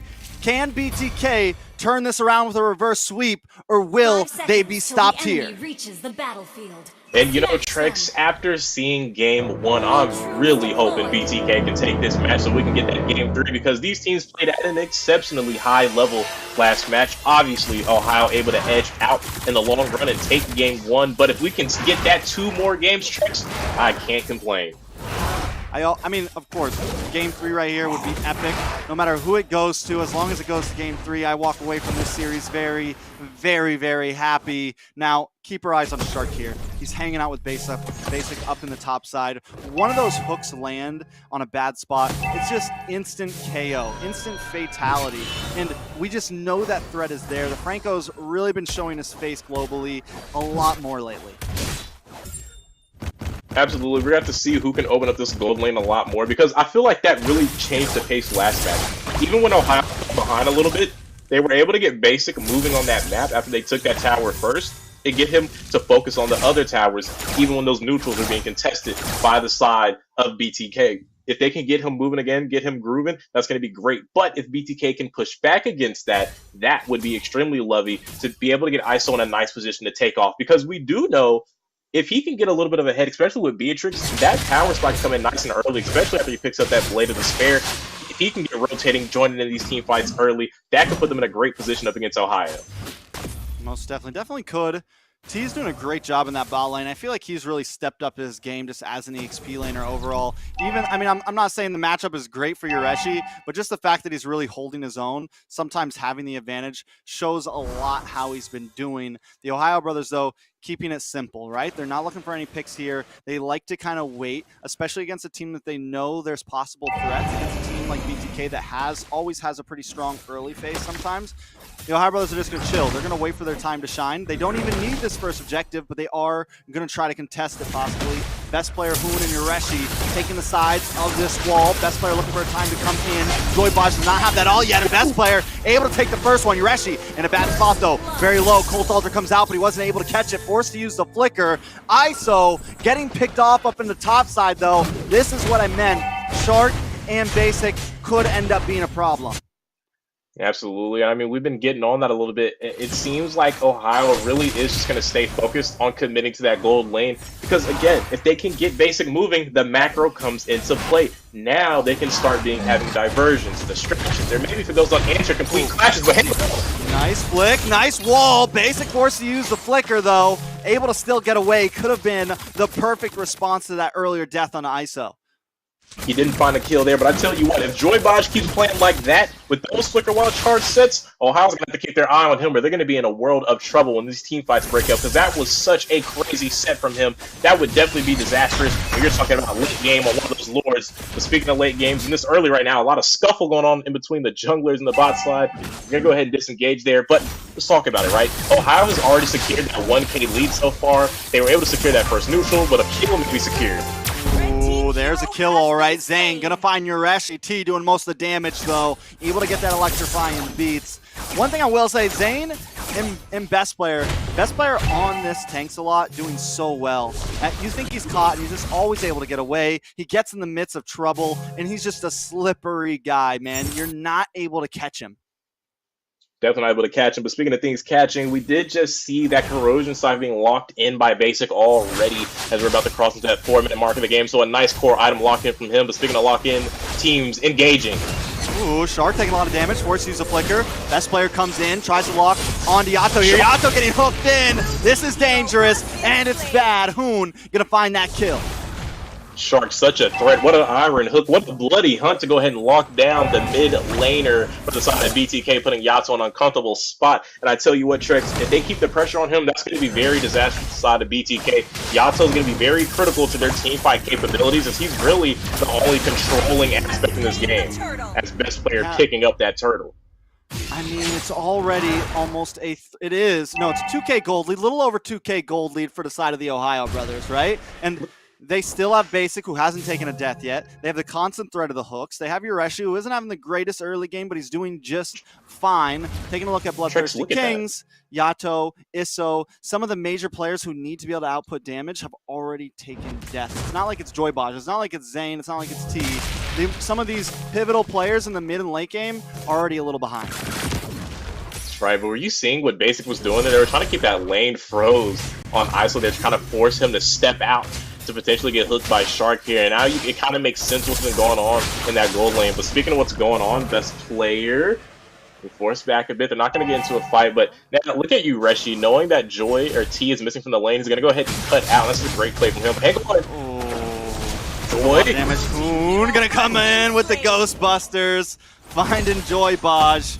He's got to be careful face checking, man, because you're going to walk right into a bloody hunt. And that's the thing about going against Franco when you're the enemy roam. You can't get too crazy. If you walk into the wrong bush, you're going down. Absolutely going down. Speaking of things going down right now, we're seeing that gold lane prio coming in heavy for Ohio. And I have to tell you, in the early phase I was talking about, the power spike for Beatrix would have been a lot stronger than Carry, but since he's been frozen, since he's been ganked, since they've been finding kills, been in a lot of trouble. But Joy Baj. Joy Baj in a lot of trouble. Best player looking to get the finish, is able to find it. Colt Alter comes in the nick of time. Best player will get stunned up. Electrifying Beats not able to finish it, could not connect. COB get away scratchless. Get away scratchless. Ice Queen Wand falling through the hands of Yato, though, so it's some good utility. But speaking of things, also falling top tower into the hands of Basic now. No, not like this, guys. Shark being ever so aggressive. Turtle back up on the map. This is looking bad for the side of BTK. It's looking very bad for the side of BTK. Basic has found one tower, found another kill, and now looking for a tier 2. But Turtle happening with a fight on the top side. Yeah, big fight on the top side. Not able to see it because the Turtle is going down. Roses come out. T finds Basic, luckily in the top side, but best player still secures the Turtle. Phantom Execution comes in. Joy Baj very low. Will get taken out from Hoon. The Appraiser's Wrath drops the damage. Just not there. Snipe shot. Big miss. Big whip. Zane in the midst of 3. Still fighting it out, but just not enough. Forced to try to run away here. You're actually looking for the stun. Not able to connect. Nabir's Passion comes out. Ohio Brothers don't find Zane, but they find a lot in return. Definitely finding a lot. Up 3K. Trex as we're crossing over that 7-minute mark. 6-2 as far as kills. Not only are they leading in this game, but they're leading in this series 1-0. BTK gonna have to find a way to dig deep and fight back. They might find an early exit in this series up against Ohio Brothers. They have been forcing so many errors from the side of BTK. The pressure from Shark in that lane has been consistent from game 1, putting ISO in an uncomfortable spot, and I really feel like BTK should have gave a little bit more assistance to ISO. Speaking of pressure. Look at T. He's gonna get pulled in. Bloody Hunt, another great pick to the side of the Ohio Brothers. Add that with a pick onto this tower. They're taking more ground. They're taking more things on the map. Players, towers, nobody's safe from the brothers right now. And there's no way Yato can really defend this. They're going to pop that high ground tower passive there to be able to clear that out nice and early over the 8-minute mark. And I was going to look for more. Speaking of look for more. You know, here's the thing. If Yato's alone defending, he's scared to bring up. He's got to be scared to bring up that real manipulation because the hook. Oh yeah. Like even when he's solo like that, he's like, man, I really can't do anything about this because I'm by myself. And if I pop my real manipulation, I'm getting pulled in once again. I'm going down. Definitely are going down. Speaking of things going down, best player some space over at BTK. Be able to try to maybe pick up this tower. They are so heavily focused on these objectives. While they do have quite a bit of kills, just look at the lead. They're already 3-1 on towers, and if they look ahead as far as neutrals, they picked up every turtle that has been spawned up on the map. 3 of them going to the hands of best player, and that's what I'm kind of been getting at. That it just feels like they are just worlds ahead, just worlds ahead. He's taking a lot of damage. Shark able to use the flicker. ISO tries to flicker in. It's a big whip. In comes Joy Baj. Big wild charge. But the Colt Alter helps seal the deal in response. Basic wants more. He's hungry. Gets the triple. That's rough for the side of BTK. It's Moba, Zane, and Yato left on the field, and the Ohio Brothers don't even need the Lord right now. They're taking towers. Zane gonna get grabbed, possibly slam, but you're actually still under the tower. Takes a couple shots. Zane pulled in. 2 forces. This is bad. Zane goes down. The Ohio Brothers taking a huge lead at 6,000 at 10 minutes in. And that was quite the take right there. That Shadow Stampede sending Zane to the Shadow Realm. That's going to Lord and more. They're looking to go ahead and take out BTK. T almost got dropped down there from that Magic Worship passive. But right now, we saw Basic come alive right there. A triple kill from him on the bot side fight. Mr. Infamous, Mr. Hollywood, the man of much controversy, but the man of much action in the game, too, for the side of Ohio Brothers. They're looking to put away BTK Trex before we can find the game 3, and I have to tell you, my heart's breaking right now from what I'm seeing on the screen, but I feel like it goes right back to what we were talking about. BTK not putting a lot of help, and ISO's 0-3 right now. Trex's the fight is about to unfold potentially. Yeah, we do have a What a pause pause. coming in from the side of BTK. I like the sportsmanship for the Ohio brothers. They stopped. I think they knew. They're like, well, wait a second. We don't want any excuses for this one here. They hold it off. We're jumping into a pause. Now, you said it again. BTK having a few issues. Or is it the Ohio brothers are just this good right now? We mentioned them possibly being in the god tier of NA. And honestly, if they take this 2-0, I just don't think anyone's messing with them. I'm getting to that point. It's hard to stomach that. I want to see someone take them down because, as I said, it's just no fun watching one team stomp everybody. But like, man, they are just. Game 1, they play phenomenally. Game 2, they play phenomenally. And nobody has been able to really compete against them. That's right. And I mean, if BTK loses this weekend, really all we have to look forward to is maybe next weekend when Ackerman matches up against them, maybe, potentially, be able to take down Ohio. But a little less on that. We're focused on this weekend, and if Zane and them can bounce back with this pause that has been put into play, maybe a little bit of time to recollect and get their thoughts in order. And I have to tell you, Trex, I feel like that's what it came down to. The thoughts haven't been right on the side of BTK, doing a lot of thinking, but not coming up with the right conclusions. And it seems Ohio has made every right decision, every right call you can make, whether it's for the objective. Oh! Yeah, T was in a bad spot there, Almost. is able to get away safely, but they still lose the tower. Lord now marching down the bottom side as the rest of TOB claim their presence on this map. They want to try to take a couple towers here. Best player is taking a little bit of damage. Lord onto Moba Zane. The rest of TOB up on the top side, looking for this mid-tier 2. BTK able to defend there. Hopefully they only lose that tier 2, not inhibitor along with it. Moba Zane holding the front line as usual. Shark looking for a hook. You can see him waiting for it. Snipe shot misses. Hoon looking for a pull, not able to connect onto anybody with the Shadow Stampede. Yureshi onto the backside. Not scared of the towers, not scared of the world as Basic pushes away onto this tower. Joybox, the big miss, goes too deep and goes down. Big hook, not able to connect onto Yato. He's got the road manipulation out. Basically finds T. 2 members of BTK down, and the Ohio brothers take the advantage once again. That was a huge whiff, Trex. That went from bad to even worse. Because now Ohio can potentially close this out. Yeah, best player very deep. Gonna get taunted up, take a couple tower shots to the face. Now Hoon and Basic also want to try to engage. They lost their wave of minions. They're going to have to back off here, but still controlling the game with a 10,000 gold lead. And this is a hard deficit to overcome from the side of BTK. They already didn't really have the threat for the late game besides maybe Yato on this Eve to kind of lead them in team fights. But when you're looking over at Ohio, they have Hoon with the frames to extend those team fights in their favors. You have Shark to be able to get those late game pickoffs, especially when you're up against Joybaj. They don't have the largest set potential. Obviously, Brock can get it done, but he's definitely a lot stronger in the pickoff. But it seems like Shark has been doing a lot better of a job. He's 12 assists out of the 13 kills for Ohio. So needless to say, he's been a critical component for all their plays. You can see they're setting up behind them right now to go for another. But when you're talking about that for the late game, it's extremely difficult for BTK. They're down, like you said, 10k gold. What an insurmountable lead here for the side of BTK. They're only down to 2 high ground towers with the Lord obviously potentially going to the heavy favor of Ohio. It might be impossible for them to defend later on if they can't steal this. But it's like they're going to make the Hail Mary call potentially to contest. Most definitely now, Lord going very, very low, and BTK not able to contest at all. We are seeing T up in the top side, trying to get a little bit of push, a little bit of macro game, but it may be too late for that. Shark with another hook! Down goes Joybaj, and down could go BTK. The Ohio brothers moving in, looking for the finish. Lord ain't even here yet. T up in the top side, trying to get a possible steal here, looking to make the play of his lifetime.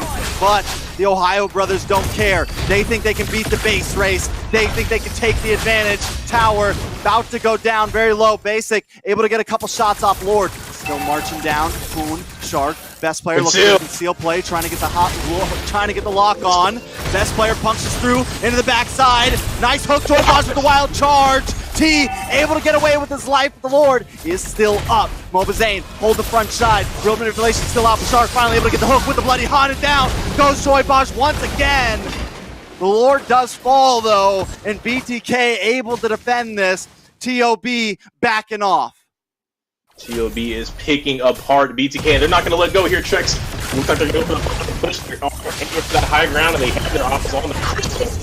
Yureshi is flickering in. Best player in TOB along with basically possibly look for something. Minions are low. Hook does not connect. A little bit too far to the right. Another wave is coming. Snipe shot misses. ISO has not been able to land those very much this game. It's becoming a bit of a problem. Could have been the possible defense. Wall does come out from JoyBaj. Yureshi looking around the wall. Shark misses on the hook again. Another wave of minions coming soon as TOB hold down the front line. Finally a wave from the side of BTK so they can possibly defend this. JoyBaj with a nice wild charge. Able to lock onto best player, but he's still up. Roses comes out, puncher into the backside, able to find ISO. And now T looking for best player, finds him, electrifying beats drop, but he's not able to find any more than that. Shark able to get the hook. Bobazane goes down basically with the speedy light wheel. Very well played. Yureshi gonna lock onto base. Immortality pops. Shark and Basic trying to get the finish, but not quite able to. Minions are here though. Base down to 50%. Crystal looking low. Can JoyBaj defend it all? He can. That's it. A clean sweep. The Ohio brothers stay dominant and reign as gods in the NACT.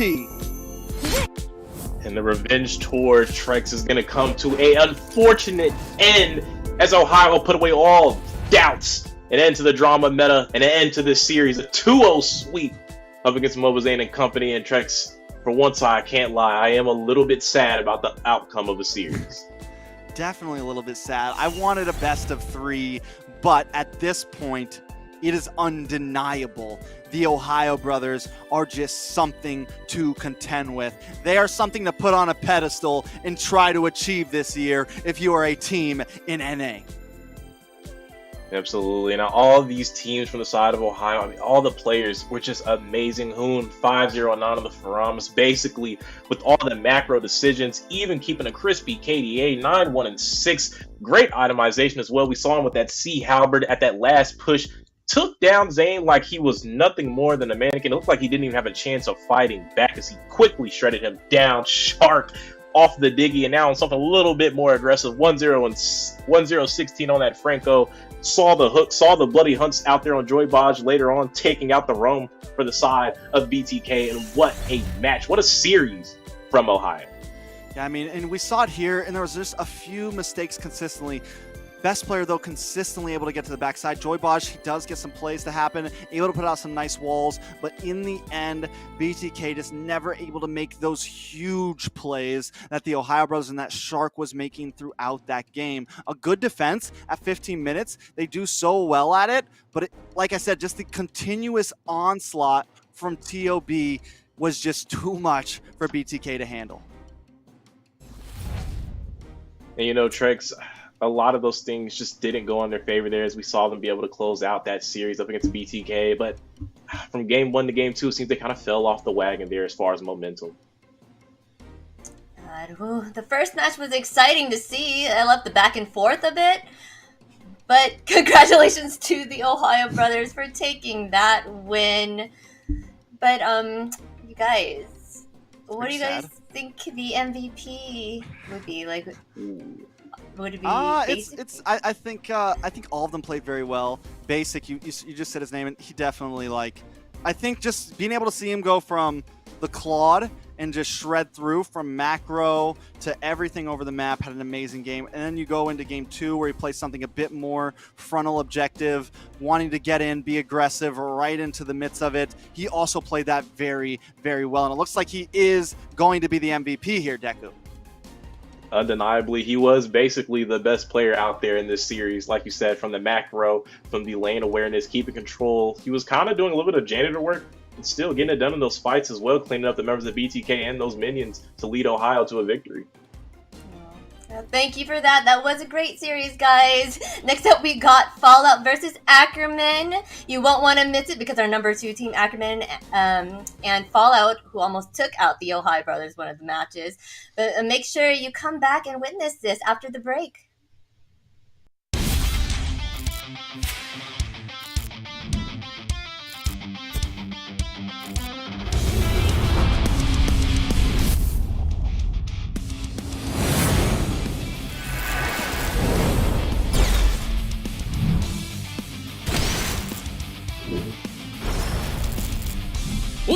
決まってこうぜ。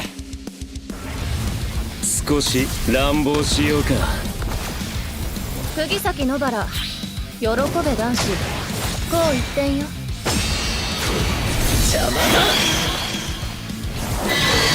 虎杖裕二です。好みのタイプはジェニファー・ローレンス。よろしくお願いします。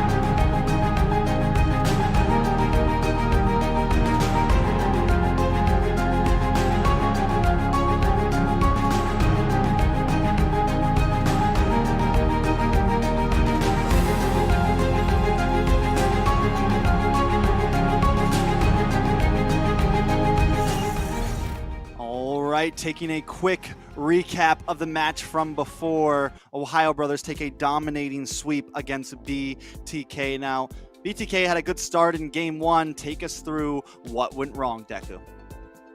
Game one, Trex, I feel like we saw a bit of a macro dip from the side of Ohio. The focus, the prioritization on the gold lane definitely opened up basic, like we were talking about, to make those macro plays, playing all lanes, able to find the towers, able to find those crucial objectives to lead their way over to that crystal base. And then I feel like after that game one, right, we saw it happen in game two, but this time BTK had no answers. And in game one, they were able to force a lot of team fights on the Faramus, on the Diggy, with Ohio having to be a little bit more on the passive, the back end of the match. But in game two, it seems like they couldn't only not find objectives, but they couldn't find the team fights either. As you can see right here on that final, only with 3 kills, they were not able to include in those fights to be able to match up against Ohio.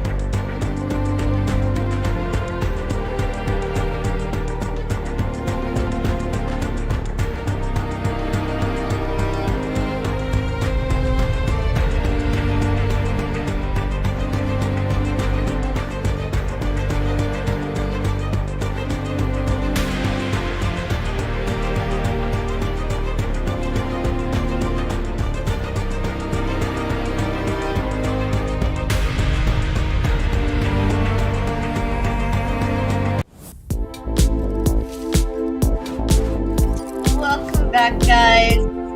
Our next matchup is Fallout versus Ackerman. Ackerman has been taken NA by storm, surprising everyone with their grit and great plays, and Fallout, who showed some impressive moves last night against the Ohio Brothers.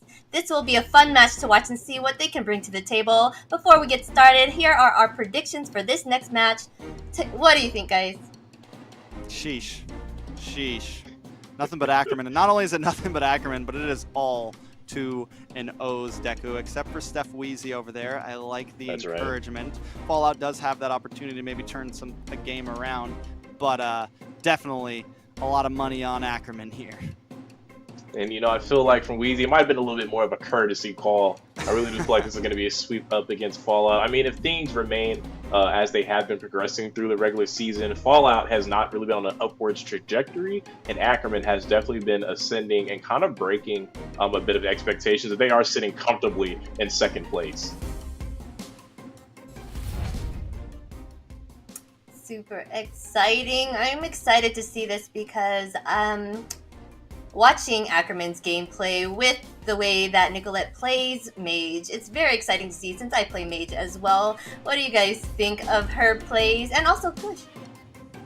Yeah, I mean, Nicolette's been a monster, right? Like, Nicolette, funny story, last week when Hoon finally took some deaths against the Wasians, Nicolette actually took the #1 spot in KDA for the longest time. Hoon was like the #1 mage with KDA. Nicolette actually jumped into that KDA position last week, and even before that, she was top. And if you look at like everyone's KDA over the whole league, it's like 4 Ohio Brothers players, and then it's Nicolette. So she's definitely a top competitor in this whole event. And, you know, speaking of Nicolette, I'm actually wondering if Fallout, I feel like that's the only way you really have a shot up against Ackerman. If you're able to throw Nicolette off a little bit. You're always going to have to worry about Kush over there in the jungle, but I feel like if you can at least make Nicolette struggle a little bit in the early game, kind of slow down that scaling, slow down her potential, you have a much better shot. But it's extremely hard to take her down, as we've seen from the standings as far as KDA with players in general, not just mages. She's extremely hard to kill. It's not an easy task to just throw Nicolette off. It takes some real strategy to make that happen. Yes, and she's a force to be reckoned with. But all right, enough of that, guys. Enough of the wait. We're gonna jump right in to this battle. Let's go, casters. I can't even speak. You're doing great, Xina. Thank you. It's Draft 1, Series 2 of the night. Ackerman up against Fallout Deku. Now, we've seen a lot of spice coming from Ackerman. Nicolette picking up the Lu Yi, picks like that happening. I mean, Nicolette's another, like we've already been talking about it for a while, but you mentioned a great point. You put some pressure on Nicolette, you put some pressure on Toinks, and it's kind of the same thing for the Ohio Brothers. It's just much harder to do, I think. You put some pressure on that roam in that mid, and you slow down the pace of the team. That is going to be a big answer for Fallout here. Absolutely, but again, it depends on if they can come up with that answer, because like we said, I'm sure everyone has kind of came to that same conclusion as we have up here at the desk, but who has actually made that transpire into the matches? It hasn't happened a lot. The KDA has been relatively untouched and unbothered. She's sitting at the top of the rankings for a reason. And Fallout, unfortunately, if I did have to bank on a team to make it happen, it's not really them. But we are going to be able to see anything can happen, especially now that we went off into that second leg of the season, Trex. This is the chance to see if these teams have been able to correct some of those mistakes, if they're able to turn it around now in the second half. First leg, obviously, was not the greatest for Team Fallout, but now we're going to be able to see if they can turn that around up against Ackerman. Yeah, I mean, it's do or die at this point. In the very beginning of the season, we talk about, okay, you can take a loss here. There's plenty of time to make it up, right? Now, we're halfway through. At this point, you start losing too many games, and you start losing them hard. You start taking sweeps, and you're not even in the top 4 position yet. It starts to mean a lot. You start to lose your opportunity to contest for playoffs. So Fallout need to try to at least take a game here. That way, if they do end up tied with somebody, they can maybe beat them with the amount of games, or whatever. But maybe, just maybe, like, Fallout's still very hit or miss for me. Sometimes I feel like they play amazing, and I wouldn't always count them out. Like, if I flip a coin a few times, I would say they land on heads of, they have some opportunity there. Ackerman, though, is like monsters. So can Fallout pull it off? Anna and Kush I think both kind of similar. They both have some assassin possibilities. Anna's been really favoring the Ling and has done a great job on it, but the rest of the team needs to be able to keep up here. Right, and you know, I feel like they kind of relied on Anna a lot, right, in that jungle. Not able to pick up a lot of wins, but the close games have been with Anna being on point. But this match, you're going up against Kush, right? Kushabusa, his private dancer, has dubbed him rightfully so. So you're not just going to have this automatic maybe control in the jungle. It's not going to happen that way, especially with Nicolette supporting him. And then again, can't forget about Twinks there on that roam.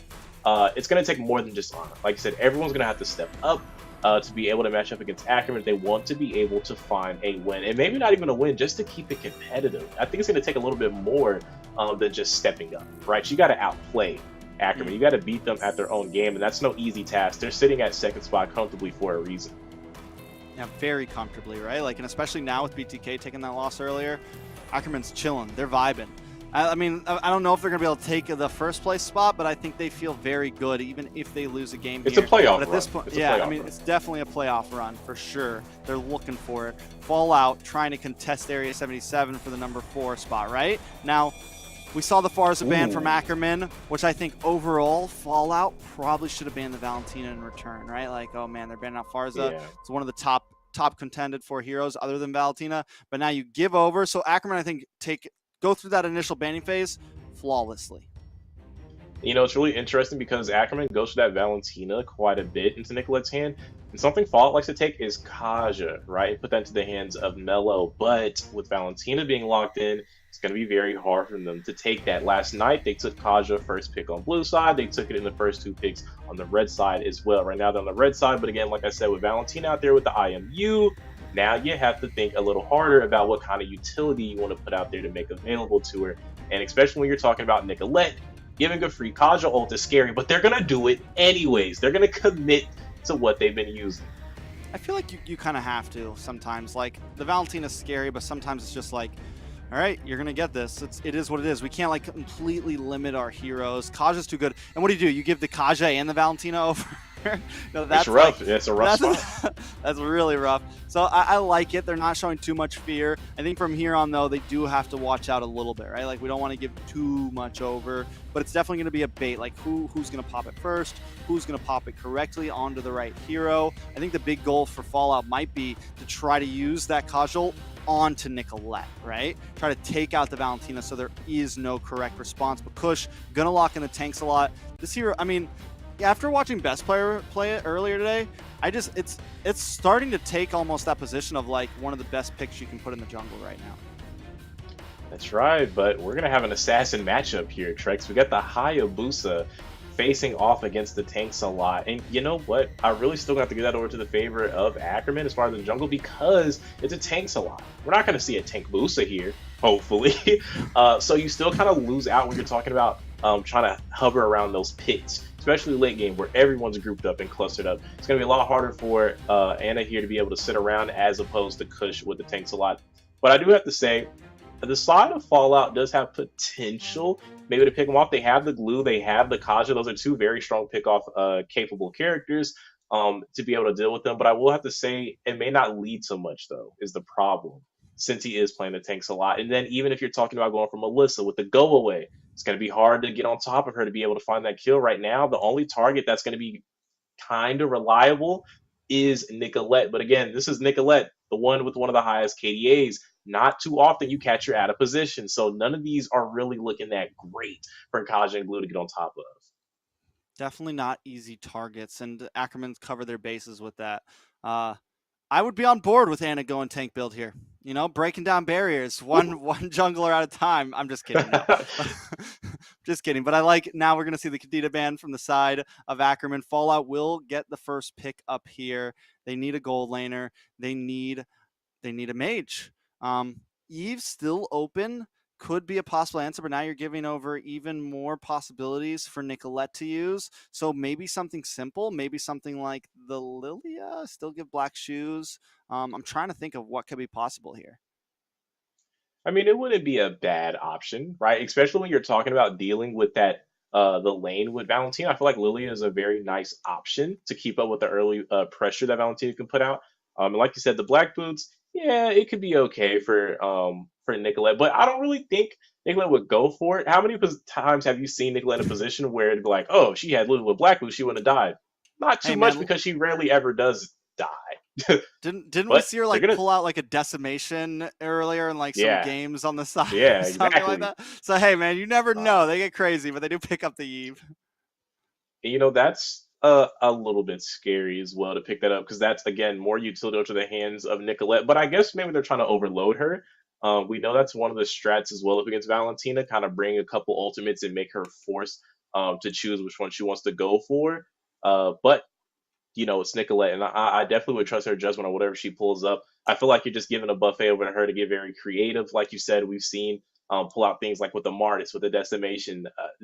I feel like Valentina's only contained by the imagination and creativity by the user. Nicolette is up there when it comes to being able to express herself creatively.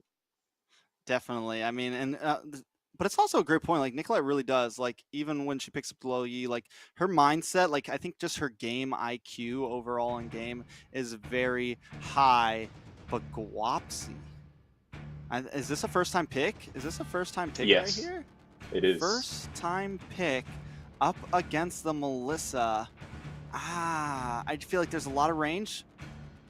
Very low range for Guapsi. I'm excited to see how it does. It's one of those things where it's like I do like those kind of off the wagon picks just because it's interesting, right? It keeps things fresh. It's reminiscent of watching when we saw the Hanabi get picked up for the first time by Wasians. As we also know, it hasn't been a great recipe for wins. But I do have to say, it could throw them off. I mean, like you said, there is the range. There's kiting position from Kimmy. I don't necessarily feel like Melissa has anything to kind of stop anything Kimmy wants to go for, especially with the range. Like, it's not like the go away really stops anything Kimmy's going for. But speaking of stopping things, stop the run. Game 1, Trex underway between Ackerman and Fallout. And we're going to see the Fallout can fall back into good standing, not only us, but the viewers and on these leaderboards. There was a day and time when Kimmy was a very good pick. There was a day and time when Kimmy was, you could put her in the jungle, build her mage, build her damage, do all types of things with her. Wapsi trying to bring that back here. It's interesting. There's some possibilities. I think with the build that, with the composition that Fallout has, with this World of Manipulation, with Mello trying to pull people in, it's very kind of controlled. It's trying to really work around the World of Manipulation and also kind of poxy, except for Anna, going to be bouncing around a lot. So with that type of strategy, if they execute it right, it could work out for Goapsi. Just constant DPS onto people that are kind of immobile in a sense.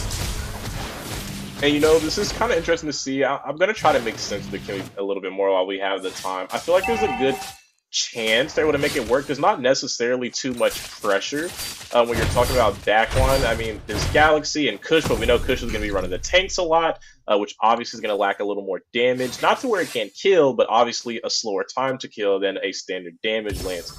Galaxy can easily be kited. He has Sprint, and we know Sprint can immune the slowing, but Wapizi also has Sprint, right? So he can just proc it at the same time and still keep that cat and mouse game going on. And once that's kind of negated, I feel like there's still a good chance for this Kimmy, for Guapizi to work with this Kimmy on maybe like the re-engage, maybe turn around and start slowing them down with that Ice Clean wand when they're trying to run away. But it's going to be hard to make it work. There's a window for it, right? Some possibilities for it to come through, but it's definitely going to come down to if they can make that happen. Yeah, look at the pressure that they put onto the gold lane there. I think Mello may want to hang out up there, but Turtle is up. Kush gonna dance through, puncture around a little bit. Anna waiting for the possible quad shadow. Try to come in. Mello does have level 4. Galaxy drops the feathered airstrike, but in comes Newman on blast. Nice stun. Down goes Uzi. First blood and a turtle over to the side of Ackerman. And there we go. The man starting to become the master of assassin out here in NA finds the turtle and the kill as well. Facilitated by Twinks on that little lead, like you said, with that Numian blast and the flicker combination. A great setup for him, a great setup for Ackerman as they now have a 1-0 advantage and a 1K gold lead already, Trex, as we're underneath that 3-minute mark. I mean, Guapsi is able to kind of handle this, but I think Mello, man, I don't know. I think Fallout maybe needs to try to get the advantage in that gold lane. Maybe give up a turtle here or there. Kush going to come in, try to steal that purple buff. Not quite able to, but still the harassment, the map control is there for Ackerman. Definitely, and we're going to have to see, like we said, if Fallout can have answers. Ooh, Lumion Blast? There's some answers for you. Mellow, forced to use the flicker, just gets away. Midnight's popping out the real manipulation, does keep them away. In comes Anna though, finds Galaxy. Nice pick, big ult from the side of Guapsi there, able to do a little bit of damage. Fallout trying to answer back. And that's going to be a huge little play from them, especially when you're talking about Galaxy. He popped that sprint right underneath that tower dive when the real world dropped on his head, courtesy of Midnight's to evade death from the tower shots, but then still ends up falling to Ana anyway. So a death to Galaxy and a waste of the utility spell, as we also see Uzi working on the tower. Most definitely. And they're able to defend here a little bit. Mellow hanging out a bit more here. Zia definitely having the advantage, but now Ackerman putting a lot of pressure. 4 members on the top side. Could be trouble for Guapsi and Mellow. This is interesting. We've seen Guapizi go for the Genius Wand on the Kimmy, right? I was expecting maybe the Ice Wand to be locked in first, but he's going to go for a bit of that early penetration, maybe to boost up the spike for that damage, especially in a matchup against Zia, who's already picked up his Corrosion spike. So he's definitely already locking in onto his core items. Both of these marksmen have been able to lock in that first piece as we cross over the 4-minute mark. So it's going to be interesting how that kind of transfers into these early skirmishes, these early fights, especially since Turtle now is up on the top side of the map, and both these gold laners can get involved if they choose to do so. I mean, it's a good thing that there isn't, like, the gold lead hasn't really escaped Fallout too much. Ackerman only holding it down 1,000. They did just lose out on that purple buff, which is very bad for Anna. Uzi trying to come up. I don't even know if Fallout can try to contest this at this point. Anna not having that purple buff is going to be huge if they want to try to take a big fight here. Nicolette holding that bay, gets terrified onto Uzi. Midnight's dropping. Pat real manipulation, a lot of damage. Anna picking up the kill onto Nicolette, but Kush finds the turtle. Kush trying to puncture through, but the grab, slam, pulls him in. Nice play. Numenon Blast lands the falling Star Moon to pick up Uzi. Ackerman biting back after losing Nicolette. Huge play from them, and I'm right there with you, Trex. I really feel like Fallout maybe should have reconsidered their options. We're speaking of reconsidering. Big stun. Toinks able to lock onto Anna here. Quad shadowing through. Not able to pick up Kush there. We are starting to see a bit of damage, though, coming from Anna. Absolutely. Definitely some damage coming in from Anna here, but damage still being done from Ackerman. Like we said, they're still holding on to that 1K gold lead. They also have picked up both of the turtles in this early stage of the game. Guapizi hasn't been able to find too many opportunities. The pressure hasn't really been coming on for him as Zia picks up that Demon Hunter sword. He now has 2 of the items and looking to pick up the tower. It's going to be huge for the side of Ackerman.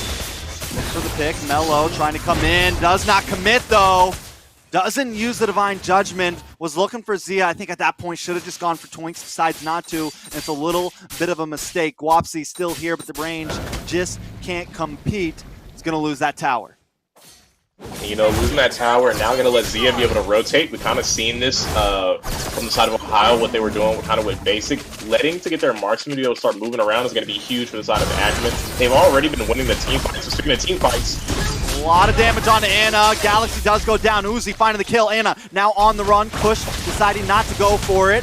Maximum charge, trying to find a possible target. Kush taking a little bit of damage. Nice grab, look for the slam, bring him back, and down goes Kush. Uzi helping out with the team, finding the picks where it matters. That's right, finding the picks when they matter. But now look at this. We're seeing the rotation, right? Zia, after they found the tower on the top side, moving to the bot. And like what we were just talking about, this is what happens when you lose that gold lane tower first. You allow the enemy marksman to start rotating around the map, putting pressure on outside towers, putting pressure in those team fights when they join in. Guapizi still hasn't been able to find the tower and almost fell to the hands of Galaxy there up in the top side, Trex. Might still go down. Able to finally kite away. Looks like on the top side he's going to move in, but down in the turtle pit, Toints, Zia, and Nicolette trying to do some damage onto Uzi here. Midnight's and Anna decide to back off. Uzi popping the split just to try to escape here. Now with Coach up, should be able to take this turtle unobjective, uncontested. That's right, they found the tower now as well, though, on the top side in the hands of Fallout, but with at least anything. Nice suppression. Guapsi going to be able to pick up the kill. Anna actually lets him have it there. Guapsi being 1-0-1 is a possible condition for the side of Fallout here. Ackerman looking for the mid tower, not quite able to find it. Mellow going to do a little bit of damage on the Toinks here, but they do back off. That's right. And with a pick like Kimmy, something that's kind of been underwhelming when you think about it coming into this this regular season, for it to be 1-0-1, that's not bad for the side of Fallout. Like you said, definitely something that can be a bit of a condition. I'd also like to add, I feel like it's a great opportunity for them to maybe abuse some poke. Ooh, Newman on blast. Anna flicks right into it. Gonna get stunned up. Moves on the backside. Picks up the killing spree. Zia goes down first. Toinks may just be next. Wapsi kiting away. Able to find the damage. And Midnight picks up the kill. Kush forced to run away along with Galaxy and Fallout. Starting to come out on top. The dash comes in. And Guapsi finds Galaxy. A nice play. Anna still dancing. Looking for something along with Mello. Mello flickers in and finds the Divine Judgment. Nicolette goes down. Mello will be picked up for that, but it's a beautiful trade on the side of Fallout. Well played from the side of Fallout there. It's 9-3, but the gold lead's still in the hands of Ackerman. The pieces are starting to fall in the puzzle here. Is what we were kind of questioning what was going on with the Kimmy pick, but starting to make a little bit of sense of it. Speaking of making sense, Wafizi has already picked that Divine Glaive, going for that early percent penetration up against the composition for Ackerman, which I think is a good call, especially when you're going up against a Tank Salon, the Esmeralda, and then Toinks on this Lolita, a couple beefy objects, beefy opponents to go ahead and take down. And I feel like they gave us a great representation of what we were going to see as Toinks is being pressured here. Trex. Yeah, I mean, they're playing it well, right? Guapsi kiting, that's exactly what you're supposed to do with Kimmy. You can move, you can shoot all at the same time. In the beginning, the damage was kind of lacking, but I just saw him use another one of those maximum charges, and instead of taking 10%, he takes 25% off of Zia's health bar. So the damage is getting there. Here comes another maximum charge. Able to keep them away. Nicolette getting bursted down. The blast does come out, the flicker, but nobody lands. Nobody found, and Guapsi back in being a nuisance right now. Right behind Uzi. Uzi holding the front side. Zia found by Anna off cam, and down goes Toinks. Fallout taking over this game. And this is really what I was going to talk about this about a minute ago here. You're seeing kind of what Midnight's and Guapsi can do. Trex! Whoa. Whoa. Whoa, whoa, whoa. Is that a Kimmy we're looking at right now, Deku? That's right. Again, as I was trying to get out right, I think now what we're seeing is the combination of this Kimmy and Eve and Midnight, right? If you really want to break it down and kind of look at the 1-2 that we're getting here, it's the slowing capability with the kiting that they have. They have so much control. Ackerman trying to go for this front to back, but it's too much slowing them down to be able to commit. Even with them trying to find that Numian Blast on Wafizi, with the dash, with the sprint, but he might find Waps. Yeah, big Newman on blast. Uzi is going to get stunned, but in comes Anna. Big damage. Nicolette goes down. Toinks now on the run. Guapsi holding down the backside once again. Nice suppression on Zia, but he is able to get away. Not without losing 2 minutes on the side. 2 men on the side of Ackerman. Puncture comes in, but Anna still finds the Lord, and Kush is forced to tuck tail and run away. Speaking of tucking tails, look at the KDA of Nicolette right now. Trex, we were talking about it at draft. This is one of the ways to find a win up against them. Nicolette is struggling right now, 0-3-2. You saw her pop that real-world manipulation, but just not able to get it done like Midnight, who's 4-0-8. Soon as she popped it, dived on immediately, and bye-bye Nicolette. Join us up here at the caster desk, and she's spawning right back into the map now, but the pressure has been applied. Now she is behind. The entire team of Ackerman is falling behind. Fallout, they're down 4K gold. We weren't expecting this, but boy, is it fun to watch. Nicolette falls again, Trex. Anna, man. Anna and Guapsi, both these players are on. The thing is exactly what I said. Like, Fallout, they just pocket up with Guapsi in the backside, and Anna's free to do whatever Anna wants. Anna always does well, even when they're losing. And now if the rest of the team is doing well, Anna can really thrive. She doesn't have to protect anybody. She finds the picks. Now, Falling Star Moon does come down along with the Newman on Blast Lord on the base, on this base turret. Looking rough for the side of Ackerman, the force to back off. Nicolette has already fallen. Anna comes in, looking for the finish, able to find it. Toinks goes down next.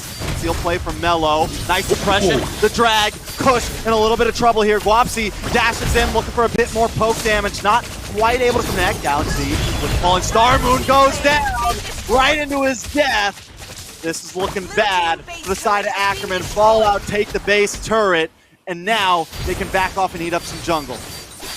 Trex, this is a hell of a debut for Kimmy here, sitting 4-0-8. And you know, right there in that mid lane, it's looking amazing. Okay, good is a bit of an understatement. It's looking better than I was expecting to see it here. But hang on, the siege coming out.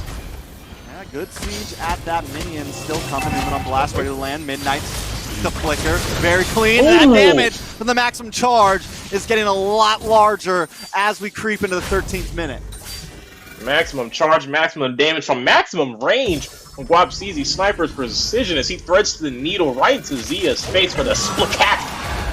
To the forehead as he's taking down members nice and low. And you know what, Trex, it kind of goes back to that point about this Kimmy and Eve combination. They're facing up against a beefy lineup, but because they have so much kite potential, because they have so much poke, they're able to chip away at the HP bars of Ackerman, and they have to reconsider their engage. They can't commit fully, because before they can commit to the dive, they're already down to a third, if not a half of HP, Trex. It's not a lot to work with after Kimmy's let off a few shots, after Eve's let off a few shots. And when you're talking about Kimmy kiting and then a real world drops out of nowhere, it's almost as strong as a stun lock CC because you really cannot move as Midnight picks up the Divine Glaive. Now going to stack in some more damage alongside Guapzizi, and they're both playing well. With all this kiting, Midnight's 4-0 and 9. They're not able to find the mark. Guapzizi 4-0 and 8 on Kimmy, Jimmy, Big Brain, Neutron here, as he's being a huge component for the side of Fallout. They're going to have to find a way to answer this. They have to be able to deal with this slow. If they're not able to find a way to maneuver around to get to the back line, this is going to be all but a GG for the side of Ackerman.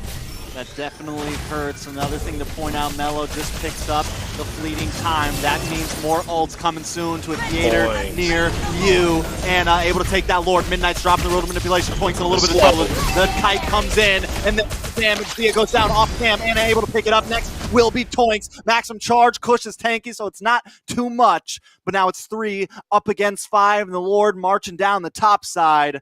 Ackerman in trouble. Hey, don't count out the Lord there, Trex. This is more than a 3v5. This is a 3v6 because the big man up in the top lane pushing down with the Lord, and there goes Guapzizi and the rest of the team ready to siege and potentially end this game looking for the high grounds in that crystal base.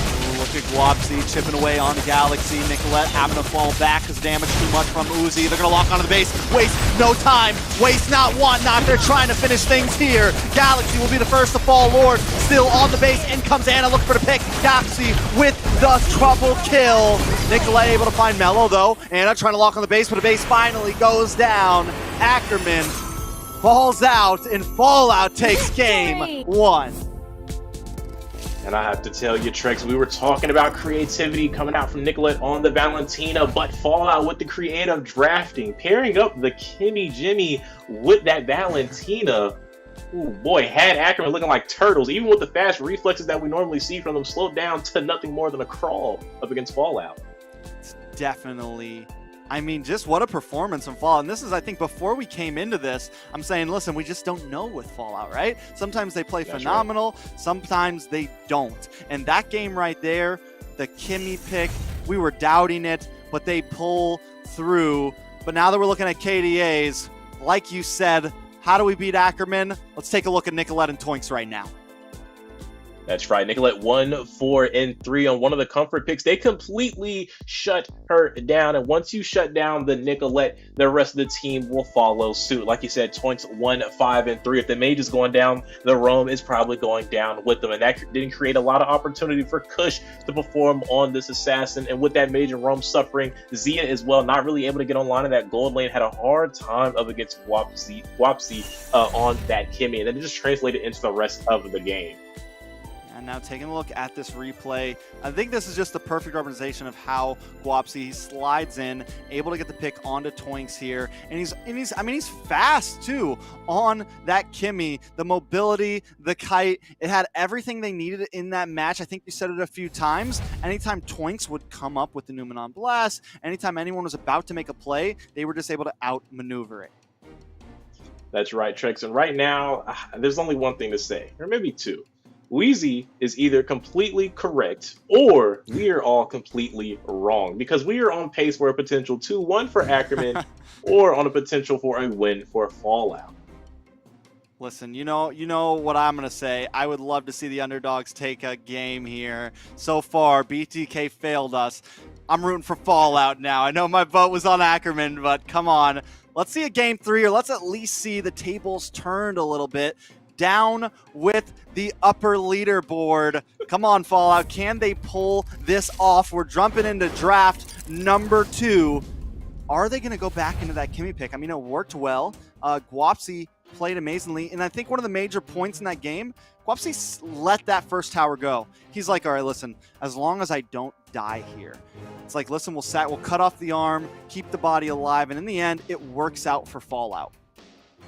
Absolutely, because I mean, all they really needed was the scaling, right? And to be able to get those core items, we've seen them lock in the Genius. Nicolette opted in for the Ice Queen Wand first item, not Nicolette, I forgot the names here, Midnights on the Eve, right? To be able to lock in the slow and then let Kimmy lead in for the damage. And that definitely set them up for some nice team fights later on. And that 1-2 combination, the synergy there and the composition was well thought out to deal with the side of Ackerman. If they can maybe come up with something a little bit more spicy. Now that I've seen the Kimmy work, I'm wondering what else do they have in their bag to go ahead and take out Ackerman? Because I feel like picks like that, even though a bit of doubt is cast on them initially, you do have to break a little bit away from the standard, because obviously Ackerman is excelling in that. You have to come at them with a little bit of a flair, if you will.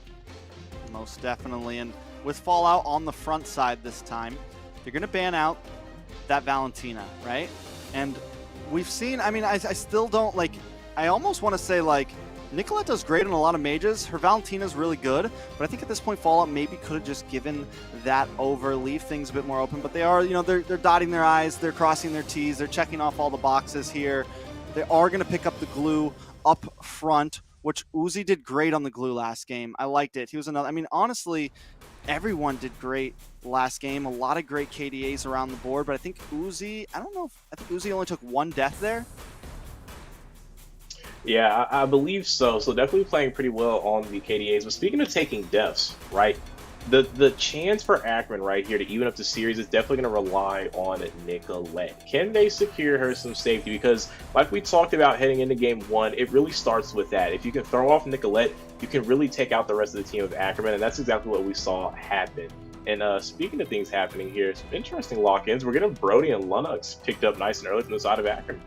See, and I like that from Nicolette. I think Nicolette is a great Lunox. I think sometimes Nicolette gets forced, kind of pigeonholed into what the meta is, like with the Valentina and things like that. She has a wonderful Lunox. She has a great Farza. She has a good Yve. She has so many other picks under her belt. So sometimes when I see the Valentina get banned against her, I think it could be the best thing for her. Especially, it's not like the other team's going to get the Valentina. And I think when it comes, when that's kind of off the board, it evens her playing field or almost puts her at a bit of an advantage.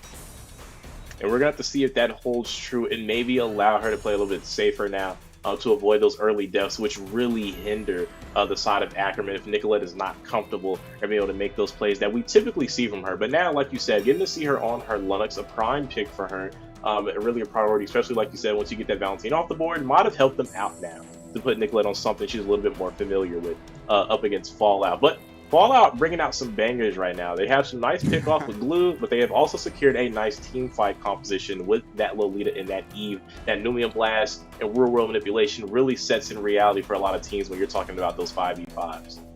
Most definitely, but how does Ackerman respond? I think they respond beautifully with the Diggy pick here. I think their laning phase maybe be a little bit weak in the very beginning. Depending on what Kush picks up for his jungle. I think this could be a good game to go something a bit tankier just because of how squishy Nicolette and Toinks are going to be once again. So with the Diggy, with this Lunox, it could be the same kind of strategy for Fallout. Focus on them in this laning phase. Try to pick off Toinks as many times as possible, and that's going to lead you to Nicolette, to pick off Nicolette as many times as possible. And they definitely do have the opportunity to do that because, as we know with the Diggy, right, you're a little bit more reactive. I mean, the whole point of it is to react to skills being used by the enemies. And so they definitely have a much better clear potential. When you're talking about that mid lane, they're going to have the prio. And, you know, it's actually interesting because if they slot that Diggy, right, typically goes over to that gold lane to babysit. So Nicolette might be a little behind when you're talking about rotations. I feel like they already would have lost out on that. But now if that Diggy is going to be hovering gold lane, absolutely going to be behind on rotations. That lets Fallout goes for the early plays as far as ganks. And when you have a Lolita, when you have a Eve, the siege potential on those ganks are incredibly strong. And if your mage is straggling behind, not really safe, not really sure if they can rotate since your vision isn't there, it might be a little difficult for Nicolette. They could really turn this in their favor to either pick off Nicolette, looking for rotations behind them, or getting that upper hand advantage on those side lanes. And then I love the respect right now over to Anna. Anna's a threat, man. Anna's a problem. Fallout may have had some rocky games, but the Hayabusa on Ana, I know we were talking about Kushabusa, but Ana as well, definitely doing an amazing job. Maybe trying to show who the real Hayabusa player is here tonight up against Kush himself. So with both of these off the lane, I think it's really possible for a Lancelot pick here once again, right? Kush has it, and we get rid of a lot of mobility for Ana. Fredrin still up as well. A lot of options up for the jungle. Fallout taking a different route. We want Uzi to have the best game of his life. He had a great one last time, and we're going to get rid of any possible counters onto Glue here. That's right. I mean, like you said, you can see the focus. One side looking to choke out the XP and the other on the jungle. But it will be interesting to see what Fallout can go for. They definitely have some room to go for a lot. They could still opt in potentially for some damage, or they could go for another utility and maybe go for a little bit more protect style for whatever gold laner they might choose, because that would be pretty huge for them, because Ackerman really, like right now, they don't have any dive for a marksman besides Nicolette on that Lennox, right? There's no backliners. Even with that Thanos being slotted in, not someone that really easily accesses the backline. They can really stronghold their gold laner right now and really take down Ackerman in some nice 5v5s. Yeah, and I mean that's where we take out those YZ. That's where we take out any of that possible dive. But you know, you asked me, Deku. You asked me, or you just stated, do they have anything else up their sleeves here? And there it is, another debut pick in this season.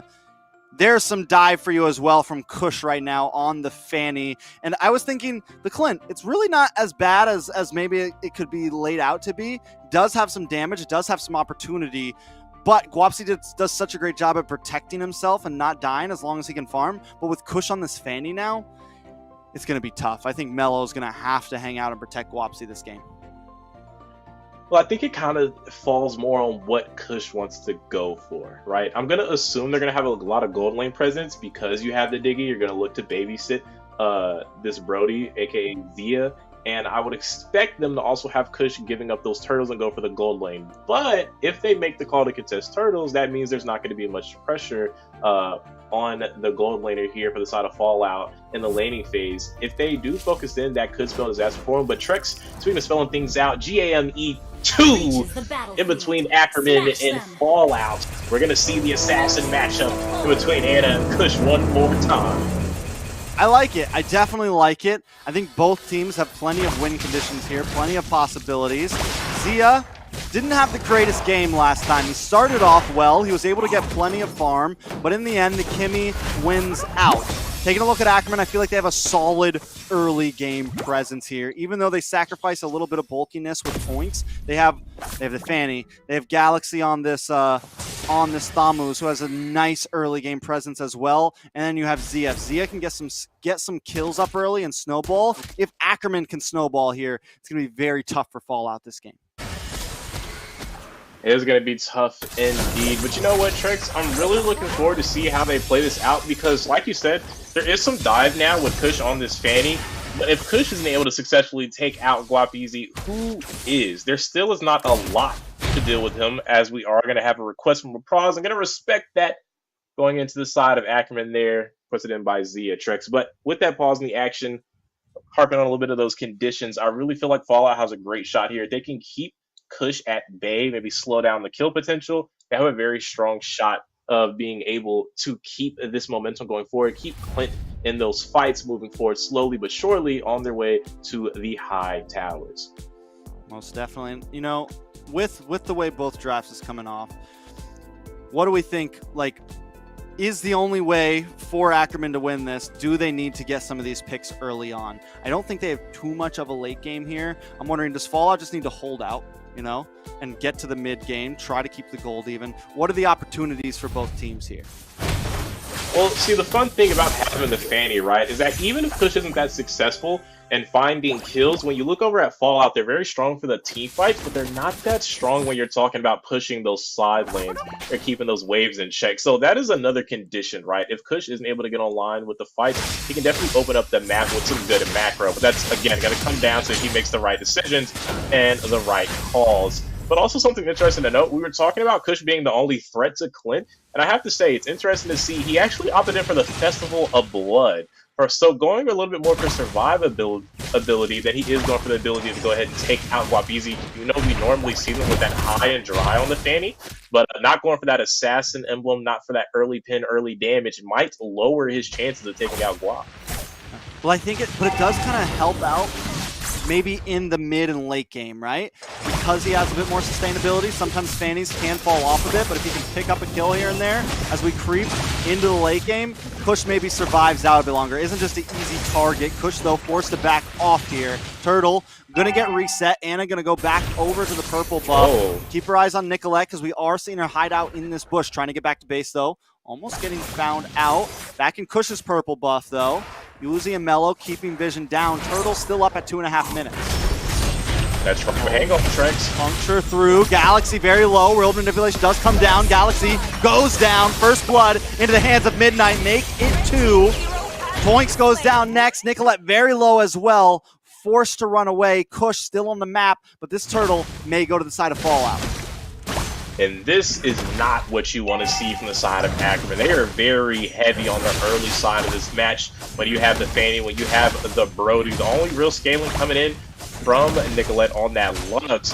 But again, with that being the only pick to really make that happen, it's not going to be in their favor when you're talking about the late game, when you got to go up against the Eve, up against the Lolita combination to open up those team fights. When you're talking about Guap on the Clint, when he's reaching late game and he's 1-tapping, 2-tapping everyone that's trying to walk him down, that's not going to be a great sight for Ackerman. So they need to polish up this early game and give themselves a shot, because right now, with a 1.3k gold deal to the side of Fallout, 2-0 on the board, and the first neutral in their hands, things could get dicey for the side of Ackerman.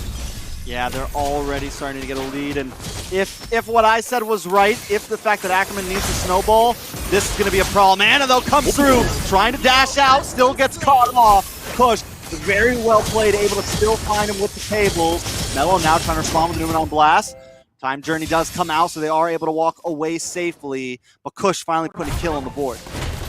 That's right, and he was tenacious and relentless on trying to take out Anna there, who did a good job of stalling out that death. But hang on, real world. Guapsi flickers in a very bad spot, though. Will go down here. Nicolette finding that kill. That could be rough for Guapsi. He needed to try to go deathless, try to buy some time, risk his life with the flicker and pace for it. Absolutely, a little too ambitious there. A little too big for his britches as he tried to find the kill onto Zia. But again, he does still have the scaling in his favor. Obviously, taking a death slows him down, but if the rest of Fallout can still keep capitalizing like they have earlier on, it still is going to be a nice game for them. But of course, like we said, Guap needs to play a little smarter, play a little better. You don't want to throw away your early game, because that only makes reaching that late game that much harder. Most definitely. I like the way Uzi's playing, though. Harass Kush, slow Kush down as much as possible. Anna on this tanks a lot, having free roam of the map right now. We might see a possible pickoff here. Galaxy does find them out. Uzi, though, just staying in his jungle. And you know something, Trex? Interesting enough, I think Guap picked up Malefic Roar for his first item, unless I missed something else. I think that was the first item Malefic Roar coming out from the side of Fallout's gold laner here. So they're going for the early percent penetration. And we kind of saw that last game as well. With Eve, or not Eve, but Kimmy locking in that Divine Glaive, I believe, second item. So Guap opting in for a lot of pin early in these matches. And we do see the pickup, still goes down though. Nicolette finding another kill, 2-0. Not where you want Nicolette to be. You want it to be the opposite. Mello gonna try to defend this tower, but it does look like Ackerman may be sacrificing this turtle. Kush gonna try to find Mello here. Anna does find the turtle off cam, but Mello will be found by Kush. Full world comes out. Mello trying to get away. Kush doesn't want to let it happen. Movement on blast comes down, and no finish for the side of Ackerman. And I know that had to be a little bit of a tease for Kush, man. He really wanted that kill desperately. He used the retribution. Even when he was low on energy and could have put himself in a bad spot to get picked off without being able to fly out, he still was inching forward. Didn't give up until Mello pulled out the Numium Blast and got that shield boost from the ultimate usage. And Kush having to walk away empty-handed as Fallout picked up another turtle in their hands. Most definitely. Once again, we're back to the orange buff. Uzi just harassing non-stop this time. Anna maybe they're trying to come in for the steal here, looking for it. Kush taking a lot of damage. Galaxy able to stall Anna here. Anna not moving at all. This could be a problem. Anna goes down. What exactly happened there? Looking for a pause. There it is. A little late to the P there. Looks like Anna maybe might have disconnected, but it happens. Nobody called the pause. No fault to the tech team. Kush, though, will get found there, able to be taken out by Uzi, so at least it's a fair trade. And you know, Trex, doesn't that suck? Don't you hate to be late to P? That's definitely not a great feeling at all. I don't know how many else of you, I feel like that's a human experience we can all share. All the time, man. Late to the P. Late to the Ooh, P. gotta do a little dance. You're running. You're clicking. You're jittering, man. It happens. I get it. Late to P, man. It sucks. But luckily, I will say, like, the thing that is going there for Fallout is Uzi, in that crucial moment, still finds Kush. Still finds Kush. Hops on for a ride, goes all the way back to base. So it's jungler for jungler. It's jungler for jungler. Fair trade. Fair game. And you can see Kush was trying to make that last desperate act. He was definitely going to fall regardless, but he tried to put Uzi in a position where he would potentially end up falling as well. But as you can see, it's not going to be the case as Ackerman finds the first mid tower in this match, which is huge for them. Now they open up the map a little bit, puts a little bit of pressure on Fallout, alleviates some pressure as far as that whole invading thing from Uzi, because now their jungle's in harm's way. But hang on, Uzi! Ooh, Uzi flickers in, split, able to find Nicolette, finally put a death on her. Wapsi will get picked off, Cutthroat comes in, Kush able to find it, but Kush now in a very bad spot. Another ride, yeehaw, Kush goes down. Wapsi, 2 for 1 overall. Fallout lose 1, Ackerman lose 2. Fallout trying to answer back, but they're still down in towers. Uzi wants to re-engage, coming in with Slam, able to get stunned on Toinks. Toinks able to dash away with the flicker, using that time journey. Fallout decides to back off finally, but the turtle will be up in just a second. And that's really good for them because they have burnt out the time journey, like you said, from the side of Ackerman. So not going to have any CC immunity. Looks like Mello, though, is still waiting to get that Numian Blast. Same with Midnight's with the real manipulation, but it looks like it does not matter. Ackerman not in position to contest. Fallout picks up the third and final turtle of this game. Most definitely. I mean, at this point, Fallout, yes, they have a lead here, but they need to convert that, right? Because Ackerman's still kind of beating them in a macro. Nicolette making some good plays across the map. They're still not able to take anything major. They got to crush out that back tower, but Kush finds another kill onto Guapsi's 1, 4, and 2 now. We were talking about late game, but at this point, Clint is going to the late game. Yeah, some late reactions there, and we were talking about that, right? The more deaths he suffers, the further and further his peak potential gets. But will that be enough for Ackerman to keep this game close? Because they have fallen short in all other regards. What a good call by Uzi there. Able to get the stun, knows exactly where the where the brilliance is going to come out. Ackerman forced to back off again. Fallout still holding a strong lead. That's right. And, you know, for something I'd like to see from Guap is maybe reveal himself a little bit less on the map as he picks up that Berserker's Fury in his inventory. I feel like if you hide on the map a little bit, maybe let Kush go around. Kush has seemed a little trigger happy. We've seen him commit a lot, even over to Mello on the Lolita. Ooh. A lot of damage. Is going to be walking now, trying to dash away. Anna doesn't want to let it happen. Able to find it. Mello picking up that kill. Numenon Blast comes down. Nice stun onto Galaxy here. He wants to come back in. Off to Cotterin. Able to do a little bit of damage. Nicolette dashes in. Ruby Didi trying to lock onto Guapsi here. Able to get the finish. Mello now on the run as well. Nicolette is monstrous. Picks up another one. Zia ends up finding that kill as Anna try to finish off Galaxy. But Galaxy responds and gets the kill himself. Uzi now in the midst of them all trying to escape. Gets the drag onto Galaxy with the grab. Zia, though, able to get the stun. Uzi goes down. It's a 4-man wipe all for the price of Galaxy. And Ackerman working hard. Galaxy working harder, though. He put in a lot of effort there. Trex, he started out the fight getting caught out by the Numian Blast, and somehow he survived that whole engage. Meanwhile, Wapizi being taken apart, really falling to the hands of Uzi, but after all the damage had been inflicted by the side of Ackerman. Yeah, I mean, this means Ackerman gets essentially a free Lord. And just when Fallout was having a nice gold lead, the tables have now been turned. Ackerman swings into the front here, and it's looking a little bit rough. Guapsi still yet to come online. They're even feeding him their jungle at this point.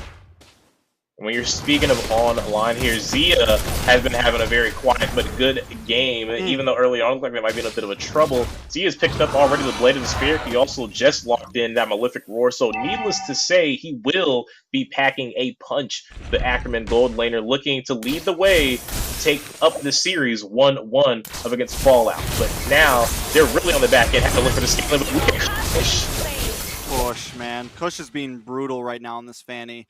And it's starting to feel like that emblem choice is paying off a bit. He's getting a little more life, he's getting a little more spell vamp, but in comes Anna, look for Toinks. Time Journey does come out. Toinks wants to re-engage, trying to bring Galaxy forward. Anna able to find Toinks though. Galaxy in the midst of it all though, does find Mellow. Guapsy still down as well. Nobody on the side of Fallout able to respond just yet. Uzi looking for Zia, gets a slam, the grab, trying to pull Zia back. A nice poke, a nice bit, and Zia goes down. Fallout needs to escape though, but he's just not quite able to. Kush picking up another kill, putting it in his pocket, put him at 6-3-1, and the tower will fall next.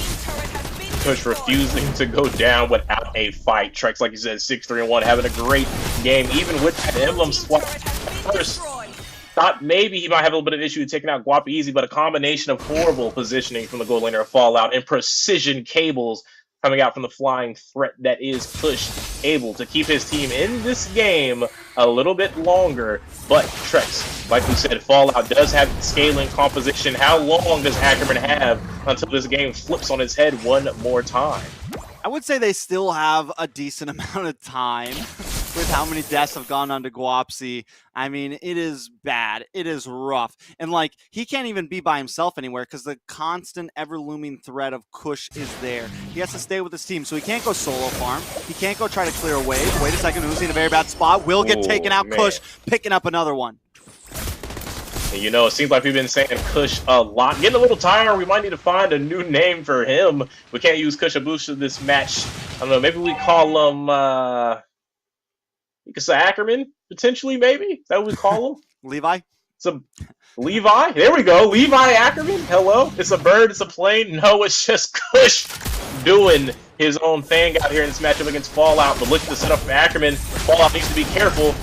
And get a nice amount of chip damage. Midnight Force cancel out on that real manipulation. Mello trying to get away, but in comes Kush, trying to pick it up, looking for it, finds it, a mega kill into the hands of Kush. Uzi coming in, nice slam, immobilizing two members, but Points able to pop that Time Journey. Uzi now on the run once again. Every time he goes in, he's not as fatal as he was in the early phase. Uzi unable to find the pickoffs like he was in the beginning.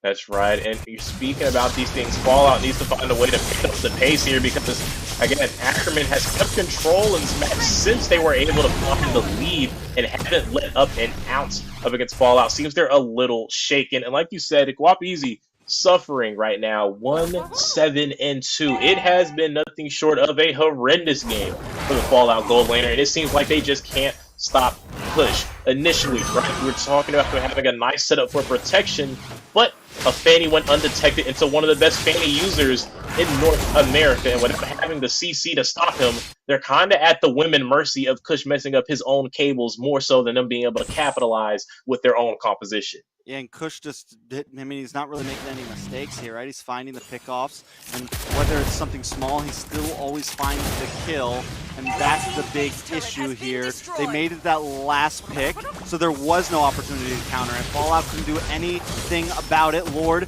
is going to be marching in. Ackerman looking for a possible angle through this mid-side, mid-base, mid-turret is going to be focused on. Out comes World Manipulation. Galaxy taking a little bit of chip damage from Guapsy. Nice movement on Blast, but no flicker to help connect, so nobody gets stunned. Guapsy starting to do a little bit more damage as the ticker comes in, but in comes Kush, looking for Uzi, able to output a little bit more damage. Guapsy out front right now in a very dangerous position.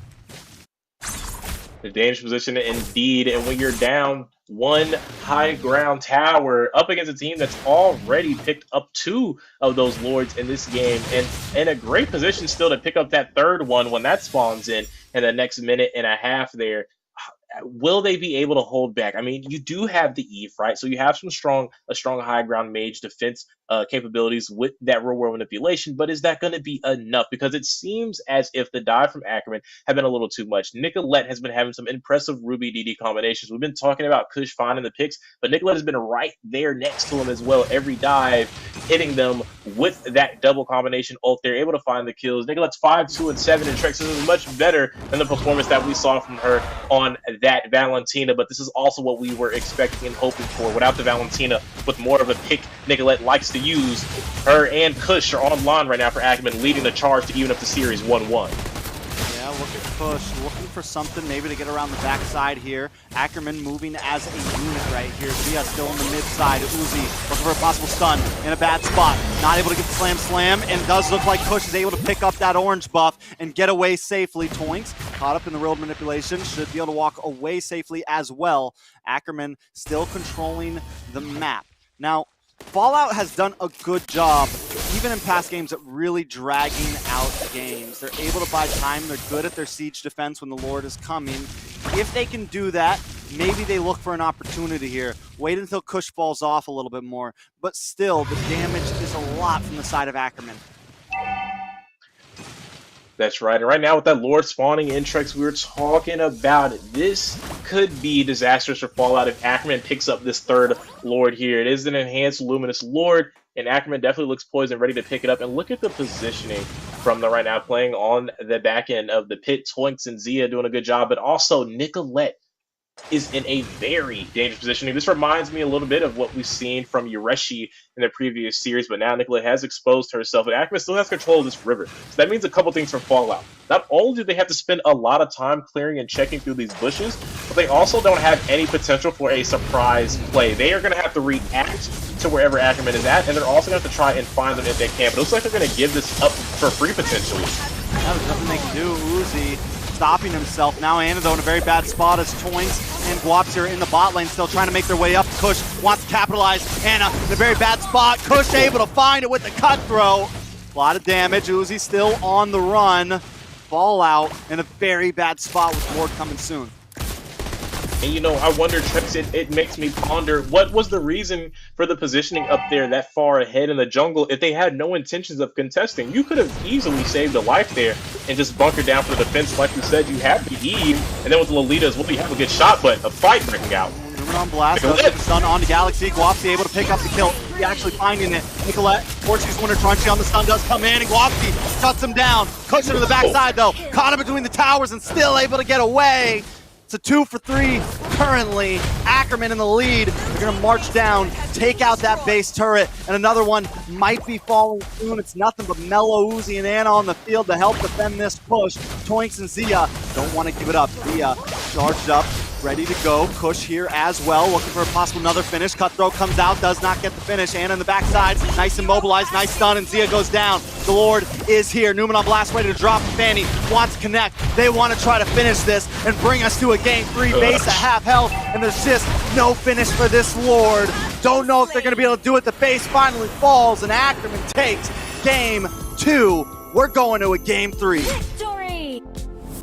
And the courageous spirit from Kush there on that final push onto the crystal, falling with the immortality, spawning right back and getting right back to work as well to go ahead and close that out. Levi Ackerman is what he is on the Fanny, and he definitely gave his heart there for the team of Ackerman, even up to series 1-1, Trex. Yeah, I mean, he was swinging around. He was on top of the beast, slashing eyes, doing all that stuff, you know. What Levi would be doing, carrying his team into the forces of evil. And right now, that is ForLLOUT.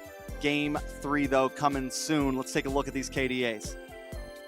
If you're talking about KDAs, a reverse of fortune for Nicolette, went from struggling on the Valentina to soaring on the Luna 6, 3, and 8. Definitely, like we said, when she's in good standing, so is the rest of Ackerman. And now in good standing, evening up 1-1 behind Kush as well on that Fanny, opting in for a lot of damage, only using the Immortality and Festival of Blood to sustain him, and boy did it do the job as he went 10-4-1 and put a piercing dagger through the hearts of ForLLOUT, who were looking to try to end that series early. And taking a look at the items, right? We saw Guapsi. He just never really was able to. Only at the very end, he was finally putting out damage. Before I get too deep into that, taking a look at all the statistics, Zia, the rich guy, able to farm steadily and just be kind of a backbone for the team. But the real thing we got to look at is Kush, the carry. This man was all over the place. 32% of the damage for Ackerman. We questioned the emblem. We questioned Kush, but never questioned Kush on those assassin picks. Absolutely. He is in a world class of his own. And Trex, looking at these replays, looking at the breakdown here on this match, we saw Nicolette right there with that dive on Midnights. What a play, able to find the mage there and take that apart from Fallout. Gets taken out, but then Kush with the swing back to focus on Guap. So there goes the marksman, and then there goes the mid laner as well from the side of Fallout, and it made the push from Ackerman too easy as they look to close out that match on the final siege. They end up taking out Zia, but they weren't able to take out Kush twice. He spawned back in to close out that crystal base. And once again, I think, you know, he was under that tower for a while. He took like 2 or 3 tower shots to the face, even into the base crystal tower for a while, taking a shot from there. But because of that emblem choice, when it got into the 15, 16, 17 minutes, the man's got plenty of kills. He's got all his stacks up. He's got so much spell vamp, he doesn't know what to do with it. And as long as he can pick up those kills and keep outputting damage, he's just hanging out. He's just hanging out under those towers. He's able to really dive and help out his team that way. Definitely. I mean, Kush turns Guapzi on that Clint into a pinata, if you will, just beating him up, taking the candy from him, then getting up out of there, and then coming back into the fights to join in again to find another target, finding those towers, like we said, finding the crystal base for the side of Ackerman. So a well-rounded game from Kush, finding the objectives and kills to lead Ackerman to tie up this series. Guapzi the Pinata. That's a nickname right there. That's a nickname, the Pinata. I mean, game 1, he was the one given the beating. Game 2, That's right. He's taking the beating. I think when we look at Fallout, I feel like a lot of teams, a lot can come down to how the gold lanes go. But Fallout, at least in this series, a lot is on the shoulders of Guapzi here. When he was doing great, the team was doing great. When he wasn't doing great, the team was not doing great. Anna's always going to kind of hold her own, but the rest of the team needs to be able to make sure that Guapzi farms right here, because if he doesn't, it doesn't matter how well Anna does, it doesn't matter how well Midnights or anyone else does, they just don't have the damage to output. And you know, Trex, it made me laugh a little bit while you were talking. I started visualizing Guapzi really being a pinata. And that first game, right, suffered no deaths. So it kind of reminded me, it made me think of like a kid trying to hit the pinata and they just keep on missing. They keep missing. They're like walking away. They're nowhere even near it. And then in game 2, you got that one kid that tries way too hard, which was Kush, and literally smacks it off the first go and just keeps beating it and beating it. It's enough. The candy's out, but he just wouldn't let Guapzi get back up, would not let him fight back. Yeah, I mean, that was the focus. That was the focus for Ackerman that game. I feel like just completely hone into the gold lane, and it completely made Fallout crumble there. Especially since Anna didn't pick a damage jungle that time, went for the tanks a lot there instead of like the Hayabusa or something else to carry. Well, once Guapzi was taken out of the picture, there was nothing left. But we wanted a match. We wanted a game 3 in the first series of tonight. We're getting one here, and I'm just as excited for it. Ackerman up against Fallout. Match point for both. And I'm not going to... I think Fallout could still pull it off here. I'm not going to take it away from him. Absolutely. I feel like it was more of like a bit of a misread, right? You're going up against Kush. They took out some assassins, but you left Fanny open, especially with a composition that didn't have much single target capability for CC to be able to lock him down. Obviously, Uzi found some kills, but that was more of misplays from Kush. Maybe recalling in a bad spot here, maybe overextending in a bad spot there. But once he really locked in, there was no one to stop him. I mean, diving on those high ground turrets, diving into the midst of fights, knowing that all the team members were there, but with no CC to hold him down, you really can't stop him. And like you said, that Festival of Blood really came in clutch for him. It's too much spell vamp to even if they did land some damage, he was regening it right back up, taking the kill and leaving the fights. And I feel like if they can maybe find another decent draft like they did in game 1, but keep all those boxes checked off, like not letting Kush take a Fanny in a composition where you don't have a lot of single target CC, they still have a great shot. I mean, opening up the series, finding a win in game 1 is huge enough, as with most of us thinking it was going to be a sweep in the hands of Ackerman. But now both of these teams have the series on the line. It's 1-1 Trex, and this draft is going to start kicking off on who's going to have the upper hand. And this time, Ackerman isn't gonna try to force Nicolette into that Valentina pick. They're gonna ban it themselves. They learned, right? It's like okay, we lost the Valentina game 1. We win with Nicolette on the Lunox. So Fallout, there's no more messing around with that. Nicolette, I'm wondering if they're still gonna force it up. I think Fallout, it's like, I'm thinking ban the Farza, but it's honestly like, nope, because Nicolette's just gonna go to the Lunox. She's just gonna go to something else. So do we just stick with the regularity? They go, I like that. They go for Kush, because you don't want to have to deal with that Fanny again. Even if you can counter the Fanny and pick a bunch of things, it's still a problem.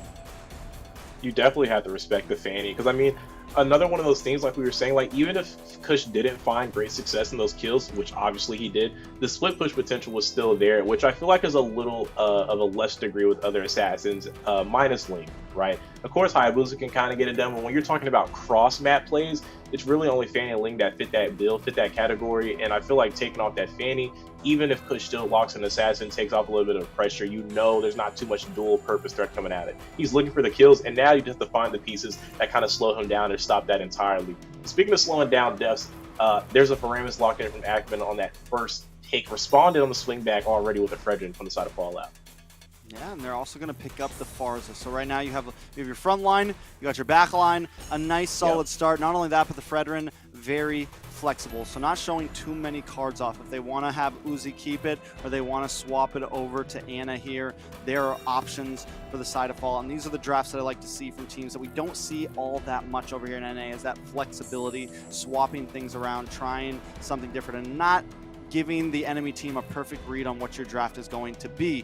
Ackerman, on the other hand, keeping things simple, just kind of mainlining, showing everyone what they're going to pick here and where it's going to go. Nicolette on the Faramis, Galaxy on the Glue.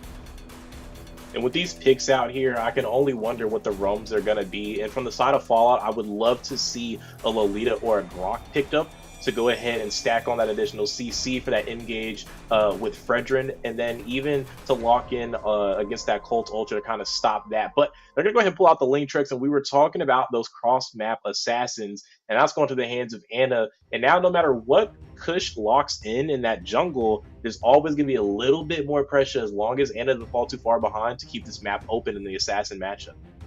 If I'm Fallout, I ban out the tanks a lot here. I ban out the tanks a lot here. I try to really 100%. limit Kush on a lot of possibilities. Plus, they took the Fredrin, so it's a beautiful read there as well. You limit even more of what's going to go into the jungle. They're taking out the Diggy. I think, like I said, still, even though you've been out the Diggy, I think the tanks a lot ban is very solid here. I agree 100%, but maybe they want to dare him to go for it, and it looks like they banned out that little leader there, if I'm correct in that. And they took out S. Well, you know what? That's not bad, actually. Taking out that S, this is a great ban from the side of Fall. I like both of these bans. They're locking in those roams I was talking about. Like, I'm very interested to see what they would put in, and now you got Diggy off the board. You got S off the board and Lolita. They're really trying to close that in. Fallout still has a chance to get Rock. Ackerman is a ban that out. I still think that would be a strong pickup from them. It's great pickoff synergy with Farsa, great pickoff synergy with the Ling, has instantaneous capabilities to open up team fights with the Feather Airstrike, with the Tempest of Blades, a lot of pressure onto Beatrix and answer to the Faramis. But we're going to have to see maybe what they're going for. I definitely like Ackerman's feeling that as well. They're going for the sets as they did take out the Lolita. So this is going to be interesting draft finalization here. And they're really thinking about this final ban, Trex. Down to the last few seconds, they go for the Franco, right? Which the Franco's solid. I think at this point, Fallout, pick up the Claude, right? Pick up the Claude. Solid against the Faramis and everything. Helps burst everything down. It just adds even more to what their composition is working towards. I think it could be a great pick, but they can save it, right? Because at this point, Ackerman's not going to pick up the Claude right now. So if they want, they can save that for a final pick, or they can use it to buy time here to see what Ackerman locks in. And that way, when they pick up their roam, they can kind of counter here. Ackerman still needing a roam, though. Still needing something. Maybe the Kufra to help deal with the Ling. Right, but from the side of Fallout, do you want to wait on your roam? Because a lot of roams have been taken off the board, so that's another thing to think about. Kaj is off the table, Franco, Lolita, Diggy, Estes. There's a lot of roamers off the board right now, but they're going to go ahead and hang it in there, and they're going to lock in the Nathan here for the gold lane for Fallout. Hey, man. Guapsi's getting crazy this series. That's all I gotta say. It's been very interesting picks. It's literally 3 picks in a row that are like very just like not what we see ever. We've seen the Natan. That's not a debut pick. I think we've seen it once or twice right throughout the season so from far. Mobazane. From Mobazane. Kush gonna pick up the Kushabusa though. The Kushabusa and the Kufra, so I like it. I do like that.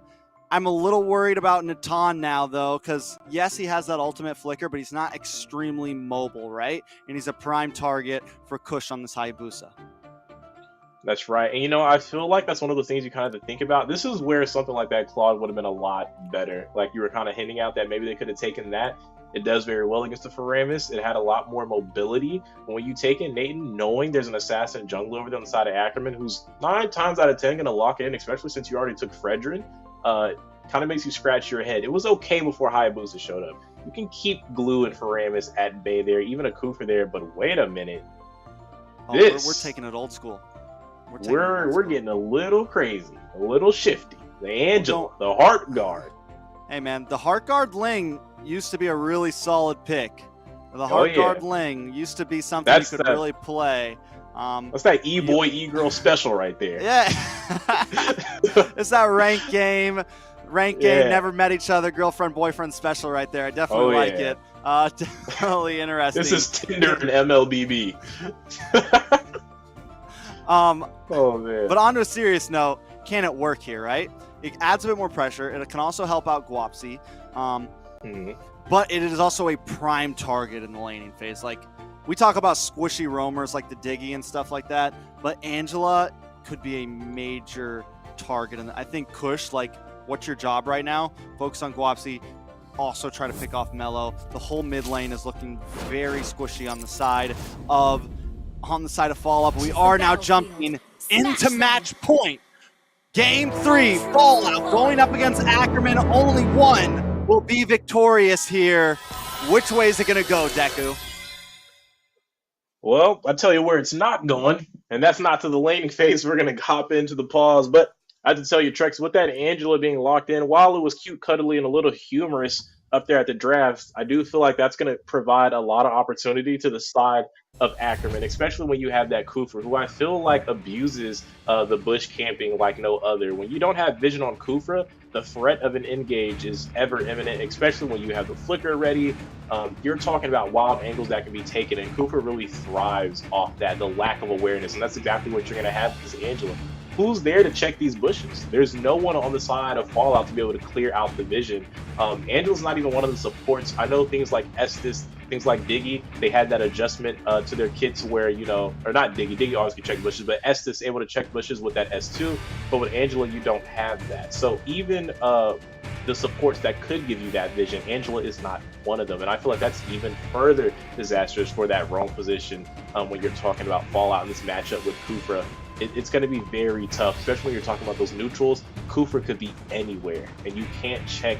You might get hit by a Tyrant's range at any moment, and that's going to be very scary for Fallout. And so for that reason, I really have to give that to Ackerman. They have an overwhelming threat.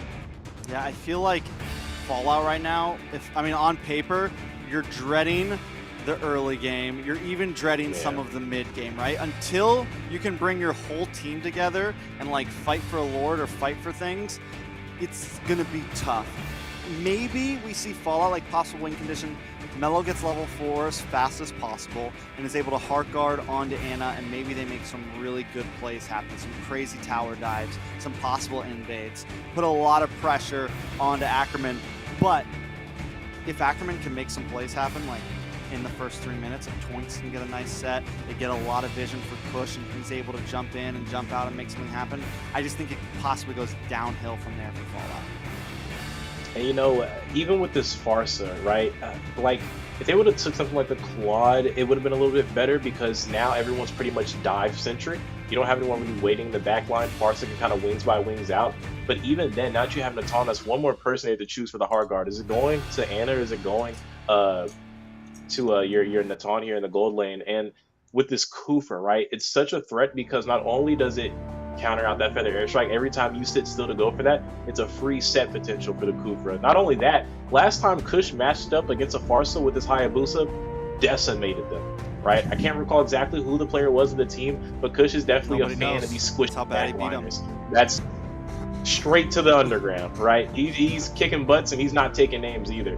And that's the same case for Nathan. They're so immobile. It's just so many threats when you're looking at Ackerman matched up against Fallout. You have the glue even still for the back line. Nathan doesn't really move that fast, you know? So it's always a threat for a kickoff. And I really feel like Fallout, they're going to have to play extremely cautious and extremely hard to be able to win this game. Their win condition is messy. It's a lot harder than it is for Ackerman, who's simply going to look to pick off these squishies, look to pick off Angela, Farsa, Natan. That's all they got to do to win this game.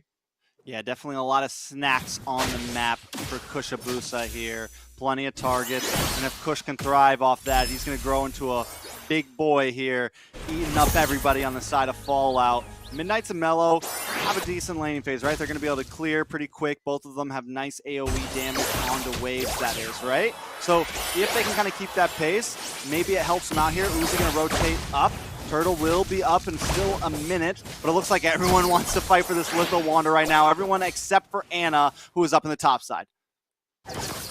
That's right. And, you know, it's going to be interesting to see because there's a lot of gold lane prio that can be brought up from the side of Fallout. We're actually already seeing Midnights make that rotation here. It's 4 members up in the gold lane. Got their eyes on Zia here, but they're not going to make any use of it. With these wasted movements, I hate when teams make these kind of rotations to not really go for anything, but it's like Anna might try to invade a little bit on the creep. So there's something there to kind of take away some farm away from Kushabusa. Oh, mid lane. Push! Yeah, mid lane, push. Target achieved, snap, yum yum. Eats up Midnights. Midnights goes down. Push already finds his first meal in this game. And now Anna, maybe the next assault. Tempest Blaze comes out to try to escape. The dash comes in. Push finds another one. That's 2-0 for Kushabusa. And that's right, Kushabusa already 2-0, taking a fat lead for Ackerman. They're already almost up 1,000 gold as we pass the 2-minute mark here. The turtle contest. Yeah, Uzi trying to do something, but Mello still does not have the hard guard. The grab comes in. Kush still able to take the turtle, and another kill. Not going to Kush this time. Galaxy finds it, but still 3-0. Nikolai going to be aggressive as ever with the Shadow Stampede, able to pull Mello away, but they're keeping vision on that purple buff. Things are getting hairy and scary for the side of Fallout right now. Already losing this assassin matchup. Anna has fallen behind, and Kush showing exactly why his comforts in the jungle are uncomfortable for the opponents to match up against. I like it. I love it. Kush going to play a great game this time. Anna going to need to play catch up as we start just in. It's going to be a little bit of a problem. Next turtle will be up in about 75 seconds. Mello does finally have level 4. Finally has a heart guard. So maybe we see that make a difference. But in comes Kush. Look for another pickoff. Not quite able to find it. But the threat is there. That's right, and that's a big issue, right? At the start, it was just about the set, right, coming out from Twinks, but now it's almost an automatic death if you get caught out by Kush, who is taking a nice lead. But speaking of leads, and here comes a hard guard. Guapzi is able to do a little bit of damage. Anna finds Zia, able to dance around, flicker away. Kush, Guapzi, wait a second with the flicker through. Kush still looking for him, able to find him, and now Mello in a very bad spot. Shadow kill comes out, not able to get the finish. Mello and Anna now looking for Kush, but he should be able to get away safely. Overall, though, it's a 2-for-1 trade. Get away safely. Kush is the danger. Trex, the side of Fallout, got away safely. He decided to let them go 3-0-1, but he's got his eyes on Anna. Kush is hungry, man. Oh my God! To the other side of the map. Where'd that quad shadow come from? All the way to the other side, able to find Anna there. Now Nicolette looking for a possible Shadow Stampede, not able to get the pull. Wait, Uzi falls right into Twinks, gets knocked up. Uzi forced to use the flicker. Mello looking for the stun, but Galaxy invading onto Anna here. Kush here to help out. Tempest Blade comes down, Kush walks up, takes it. It's mine now. Yum yum, more snacks for Kushabusa. And that's huge. He picks up the purple buff. He already had the lead on Anna. Has the kill advantage as well. Speaking of kills, Kush working on 2 more. He's everywhere. He's omnipresent. He's all over the map right now, Deku. There's just no way to stop him. There is nothing. You can see Anna tried to go sneak away with that purple buff over in Kush's jungle, but unsuccessful as the rest of the members of Ackerman promptly responded. So now more wasted movement coming out from Anna. Not able to find either purple buff, as Kush putting on a lot of damage now. Anna has fallen behind 1 level here when you're looking at the jungle matchup. So even coming in to contest for this turtle is ill-advised, as his rescue will not be as high. Kush finding another kill though, Trex. Yeah, I'm, you know, Deku, this is gonna be a problem. There's just no answer to Kush right now. Anna can have the turtle. Kush is sitting at 4-0-1. Zia does go down to Guapzi up in the top side, which is good for the side of Fallout here. Could be a possible answer. But my main, wait a second, big grab, going for right on top of the wall. Guapzi getting pulled around like a rag doll. Wait a second, Midnight's dropped the feather airstrike. Damage is not there yet though. Nicolette able to use the Pulse Altar to keep them alive. Nicolette gonna keep on playing tug a rope here, looking for somebody. Uzi dashes in, Toinks cocking back, ready to go, looking for the knock up, not quite able to find it though. Wapsi takes a tower though on the top side. You know, I've been sitting here thinking about Kush's nicknames, and I think maybe outside of Kushabusa, maybe something like the Shadow Slayer would be aptly named for him on this Hayabusa. He's looking to lock in on Midnight. It's too cool, man. It's too cool. Way too cool. It's just good a cool nickname. dude. It's cool, but also cheesy. You know? Wait a second. Tyrant's Rage. Toinks able to find two. Anna does have the Heart Guard on top of him right now. Galaxy taking a little bit of damage. Wapsi's focused over to the mid side. Push forces Shadow Kill away. Looking for something. Oh, no. Uzi very low. Galaxy able to find it. Kush picking up another kill. 5-0-1. He's unstoppable, but Zia does go down, having a rough game. 0-3-0. And he falls into the hands of Mello there. Angela being the biggest threat from the side of Fallout, if you can believe it here. That E-Girl special there. E-Girl Mello leading the way. But I have to tell you, Trex, 5-0-1 on this Hayabusa. Things are looking grim for Fallout. Normally at this point, you kind of bank on mistakes coming out from other teams, but Kush is not one of those junglers to make them. And he's been having his way with Anna, and they might have to rely on that, you know, cross-map potential that we were talking about. Anna's gonna have to try to open up the map, but it's honestly a threat. Like we said, there's no one to give him any vision. Normally you have a roamer capable of showing something, but Kush! Midnight's in a bad spot. Luckily Anna shows up, able to save the day there. Very close call though. Wait a second. Zia in a bad spot, flicks in. Wapsi finds another one, and this could be the win condition for the side of Fallout. Wapsi right now, 2-1-3, and Zia 0-4-0. Big fight. Mello goes down first. Colt Alder comes out. Wapsi against 3, looking for something. Not quite able to find him. Wait, he's not down yet. Flicker's back, looking for another. Wapsi finds Toinks, does go down, but still, the potential is there. Oh, whoa, Kush almost got caught out there, but you know, that's so scary. Not only did Kush find a double kill, he got a shutdown on Kwafizi. It's not like he needed any more gold than he already has. 7-0-1. This is to the side of Depth of Blades comes in. Zia is a good target. And looking for it with the Heart Guard under the tower, slings through, picks up the kill, and walks away. As you said, Kush doesn't need the gold, but he wants all his snacks today. He's taking everything he can because this man is leading the way for Ackerman. That's right. As a wise man once said, Trex, yum, yum, yum. Yum, As yum, Kushabusa is having his way. Hang on. Wait a second. Galaxy does use a flicker. Anna looking for something. Goes back to the Lord. I don't think Kushabusa is going to come for this one. No Levi swinging the day. Fallout will take the first Lord of this game, showing that they're still in this game, finally taking a small, ever so slight gold lead. Ever so slight, but that's exactly what you need to stay in this match. You have to be able to fight back and break even up against Ackerman. Now they're in some good positioning. Will this be able, though, to turn the game completely on its head? They are still playing with this Angel, but I have to say, Mello doing a great job. 2-2-4 hasn't been picked off too much and definitely helped out some key members be able to survive, namely Anna and Waps on this Natan. So doing a good job of keeping those people alive with the Heart Guard. Will it be able to see them through the entire match? I'm just not sure. Toink still has the upper hand when you're talking about late game, but he hasn't had too much of a great match so far. Not really heavy-handed in the kills, only 2 assists.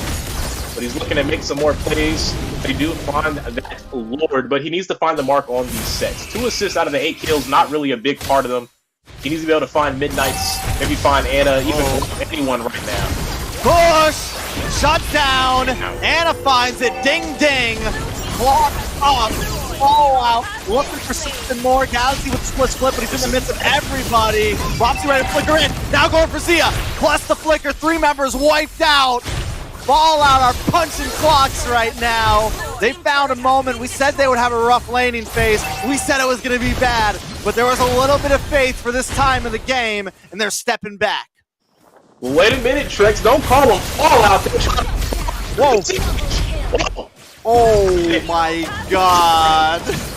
Wait a second, Kush trying to go into the backside, looking for more nom-noms, looking for more food, not able to connect. Mello with the flicker, looking for the stun. Kush decides to go back to Uzi though. Uzi gonna get slammed against the wall. Ackerman trying to fight back. Anna's down along with 2 other members. It's not over yet. Ackerman back on the field. That was crazy. Fallout kind of slingshot that match back into their hands. Why did it seem like Wapizi was so hell-bent on going over the wall? All he had to do was attack that high ground tower, but instead, using that ultimate, the entropy, going right into the hands of Let. A double kill. And now Ackerman turning the game around. Now we'll see how it goes from here. Gold is at a standstill, though. We know Fallout does have the potential for these team fights, but so does Ackerman.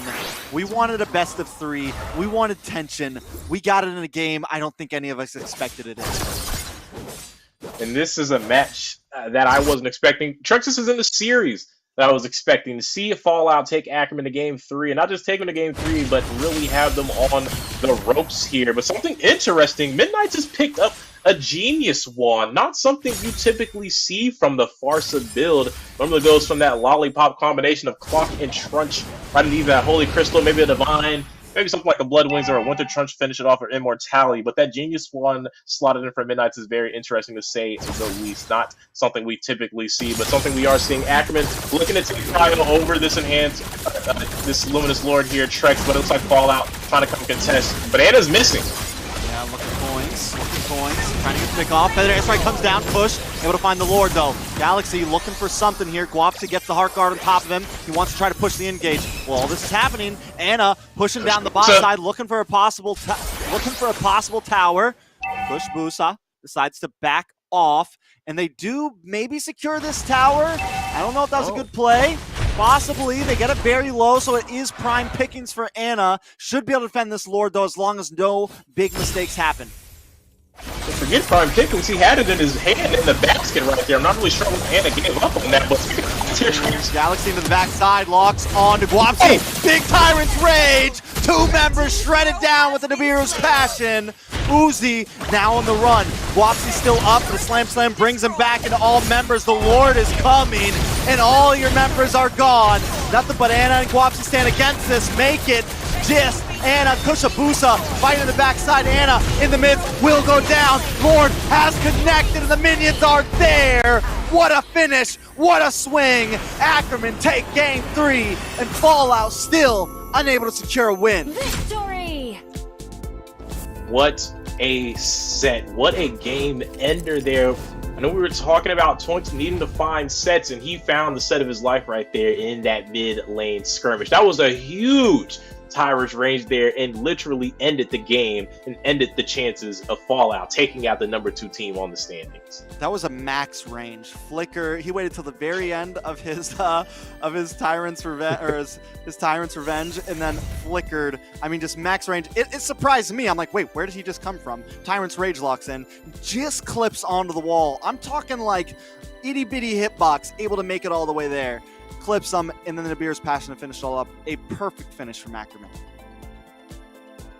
Perfect finish indeed, and what an ending for them. But I have to say, Wheezy was correct. 2-1 into the favor of Ackerman, but he did give that win, one of them over to Fallout. You know, it's so crazy to see because honestly, they had a great advantage as far as gold. Zia was 3-7-4. He was not having a great game, but Kushabusa relentless in keeping this game close and eventually into a win, especially with Toinks with that game-ending set, like we said. That really helped them flip this game on its head there. Yeah, I mean, I think what it always comes down to sometimes is patience, right? Is those small mistakes. I think Fallout had that game in their hands, and greed makes them lose out.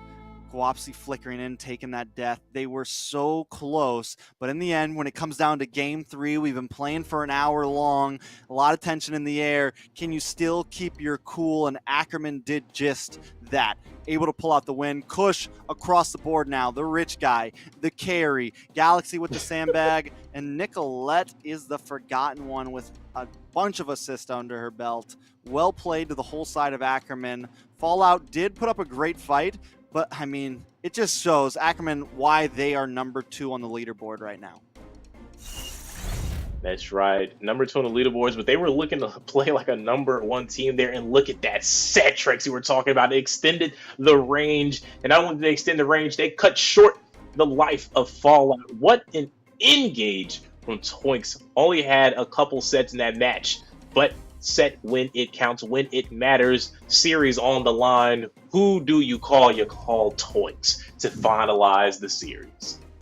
Yeah, I mean, it just goes to show, like, Ackerman just has a lot of solid players. Like, you have Zia, who I feel like this series didn't show up too much, was there when needed, but Kush played an amazing game. Nicolette played an amazing game too. And now Toink showing up with the set of the series right there. Just so clean, over the board. Xina, always a pleasure to see ya. How'd you like that game, that series? I thought that was really good. I enjoyed it because it was so much back and forth, and the fact that it was this weekend, this was the only one that went to Game 3. That was really a fun match to watch. Sweeps until now. Super. I feel like this is really a purple in meta. Xena on the desk, Ackerman with the win. It's a good day to be purple, boy. What can I tell you? Good day to be purple. Ackerman with the purple logo. I think we found out they have an inside person. We found out the reality. Xena's been feeding stats over, giving information to Ackerman from the inside, the caster perspective. We're on to you. Oh gosh, got me. You caught me. But what did you guys think about the match? Like, did you enjoy it? Like, Fallout, Ackerman, like they're actually giving a battle to them? I feel like Fallout continuously gives a battle, but they just can't get the finish, right? We saw them give a good fight to TOB. We see them continuously give a good fight, and it's why I'm always wondering, like, when are they gonna break that limit, When are they indeed? You would have liked to see them be able to win that out. And Trex, like you said, they really did have a chance with that Game 3. Like, they really were knocking at the door of that crystal on the side of Ackerman, but a super blunder, a super toss back over to Ackerman, an alley-oop, if you will. And they went for a bit of a suspect siege there, putting Natan on the front line, getting bursted out by Nicolette with that interesting ability she had, not having the clock book and the glowing wand leading the way, and just two-shotting two of the members at double kill, and then Ackerman marches back to the opposite side of the map. Yeah, then let's just dive into the replays to look everything over again, guys. Let's check it out. Deku, take us away. Right here, I mean, you're seeing from Game 1 what we thought was the reincarnation of Fallout, falling into the good graces with that Kimmy, Jimmy, Big Brain, Neutron slot, along with the Eve, the kiting, the slowing, and the poke, able to lead them to victory in that match. And then right after that, we saw Nicolette back on the comfort off the Valentina. Look at her making the plays like that over and over in that match, taking out Midnight, and then Kush, Busa, that game, Levi Ackerman, giving his heart and all and more to take down Wapsizi, turning him into a pinata, as he was correctly named in the series, getting beat up back and forth by them. And then in Game 3, we saw Ackerman relentless with the spirit, the set from Toinks on the Kufra. What a play from him. And then as well, Kushabusa not letting go at all. He was finding kills and more. And the desperation attempts as Fallout tried to hold them back after throwing away as they were at those high ground turrets. But Ackerman, a second place team, you cannot afford to make those mistakes as they took it all the way to the crib up against Fallout. Oh, what are we doing here? We're giving our respect to Levi Ackerman. We're giving our respect to Levi Ackerman. Come on, it's the salute. Alright, guys, we have someone special right now, so I'm gonna have to stop you right there because we have the lovely and gorgeous Xia to speak with right now. I'm super excited to have you here. Hello, I'm excited Xia, to be. How are you? Well, thank you for having me, and I'm excited to be here with you as the host. It's been a long journey for you, and to see you have a seat on NACT, it's been a blessing for all of us, as well as for the female gender as well. Oh, you are so sweet. I appreciate you. Could you tell the viewers a little bit about yourself and what you do? Yeah, of course. So my name is Emily, but I do go by the name of Xia on Mobile Legends. I have been playing the game since 2018, so it has been a total of 5 years. Total of a long 5 years. However, I did end up started streaming about 1.5 years ago. I've had a lot of friends that have tried to plant an idea of me to start streaming for Mobile Legends, especially since there's that lack of female representation in the United States and NA overall. So I was like, great, I'm actually open to it. I'm usually a very personal person. I don't like to have my, I guess, personal life all plastered on the internet. However, Mobile Legends is a different situation. Mobile Legends is fun. That's why I stream it as well. But like, what do you love about Mobile Legends so much? Like, why did it catch your attention? Well, growing up, I don't think I've excelled at many games, especially with like the popular FPS games in North America. However, my friend had actually introduced me to my first mobile game being Mobile Legends, and I had the will to get better. When I first started playing, I was terrible. I was not harassed, but I was called that I was boosted, that I was carried, and so I had a lot of will to actually get better as a player. And over time, I've watched other players, a lot of other NA streamers to get better, and I can confidently say like I've gotten better when I first started 5 years ago. Mobile Legends is a very addicting game, but I've learned to, I guess, make some balance in life as well. If you guys have not seen Xia play, she's so good. I love watching her play. But she does get a little rage, but just like me, we both rage. I do. Let's be honest. When you're in the battlefield, you want everything go in coordination with your teammates. And so whenever your teammates kind of like fall out of line, it's kind of hard to stay composed. But over time, I've gotten to just enjoy just playing classic games rather than those ranked games where you're forced to try hard and put all your energy on the table. Yes, super fun. But one last question, which is the two teams that you think are going to make it to the grand final? Ooh, that's a very loaded question. I know that this is a no-brainer. The OhioBrothers is a great representation for us in MSC and also the M series. So I do think that they have no competition. Just based on like the score right now, the OhioBrothers. As for the second team, I don't know. I think BTK is really trying to secure that slot, but Ackerman has they're gonna have to put a good fight against Ackerman in order to secure that top two. Can you let everybody know where they can find you before we let you go? Yeah, you guys can find me on Twitch at TheXina. I stream about once or twice a week, playing Mobile Legends, classic games, not so much ranked games, but hopefully in the future I do get back into those ranked games. Well, thank you. We are happy to have you here. Thank you for talking with us.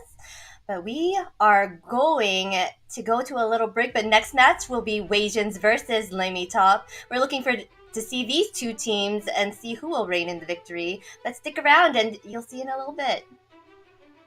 Thank you for having me.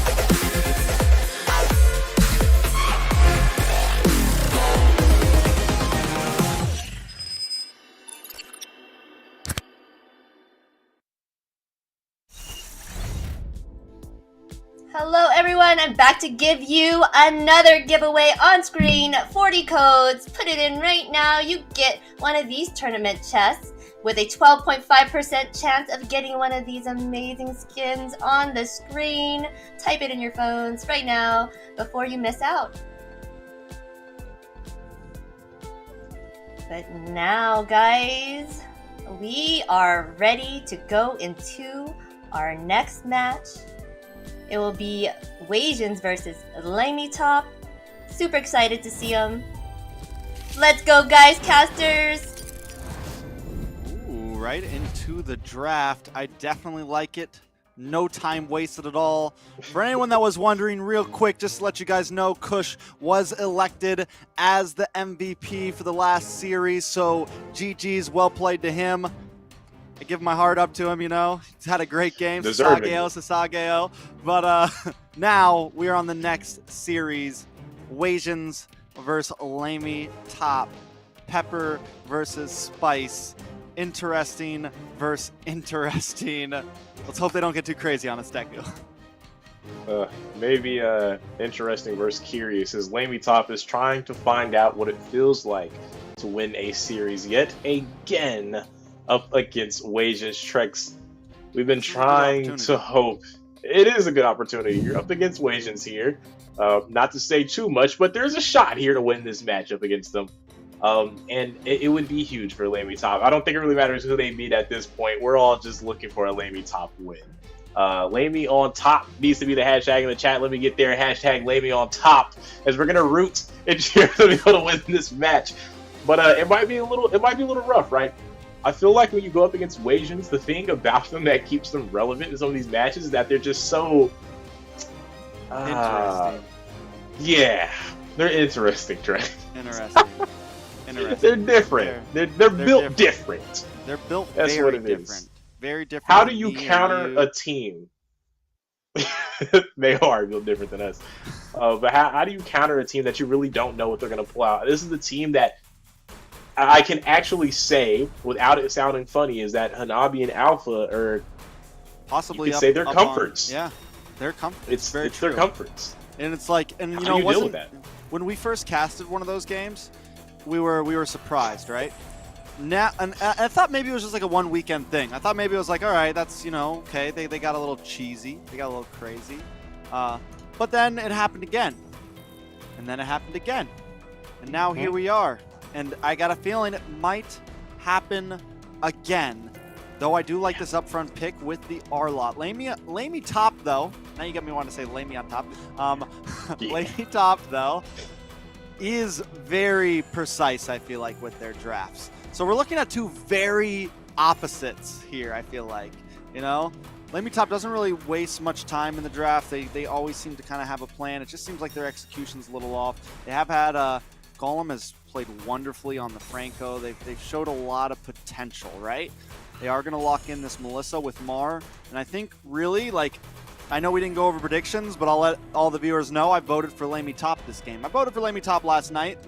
Thank God nobody saw my predictions, but I am now officially a LaimiTop fan. I think I have a jersey coming on the way.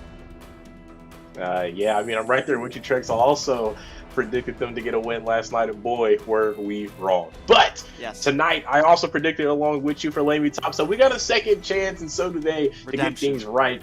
And I'm not gonna lie, if you're getting a jersey, I'm gonna need me one. I need me a Lay jersey, right? That guy showed some heart. He showed some heart. I need one of those ASAP. But speaking of things ASAP, a great response from the side of LaimiTop. They went for the Melissa and Farsa combination, so already have that backline locked in which you have that Farsa. You have the typical counter mage pick that goes up against Melissa in your back pocket, so a little less stress there from the side of LaimiTop.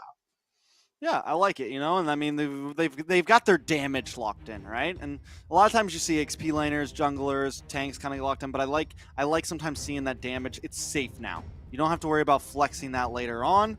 Now you just need to kind of worry about your front side, worry about what's going to be protecting these players here. Wasians, though, are actually keeping it real simple here, but again, Chacho and the Boogeyman have not picked yet, and those are the guys, right? Those are the guys. They look like a perfectly normal team until you see these two players come in. And anything can happen. It's like LaimiTop. What do they ban, right? What do you ban? You ban the Yeah. Alpha and the Hanabi? If you go for traditional bans and then you just get hit by an Alpha and Hanabi, you feel silly. But if you ban Alpha and Hanabi, you feel sillier. It's interesting.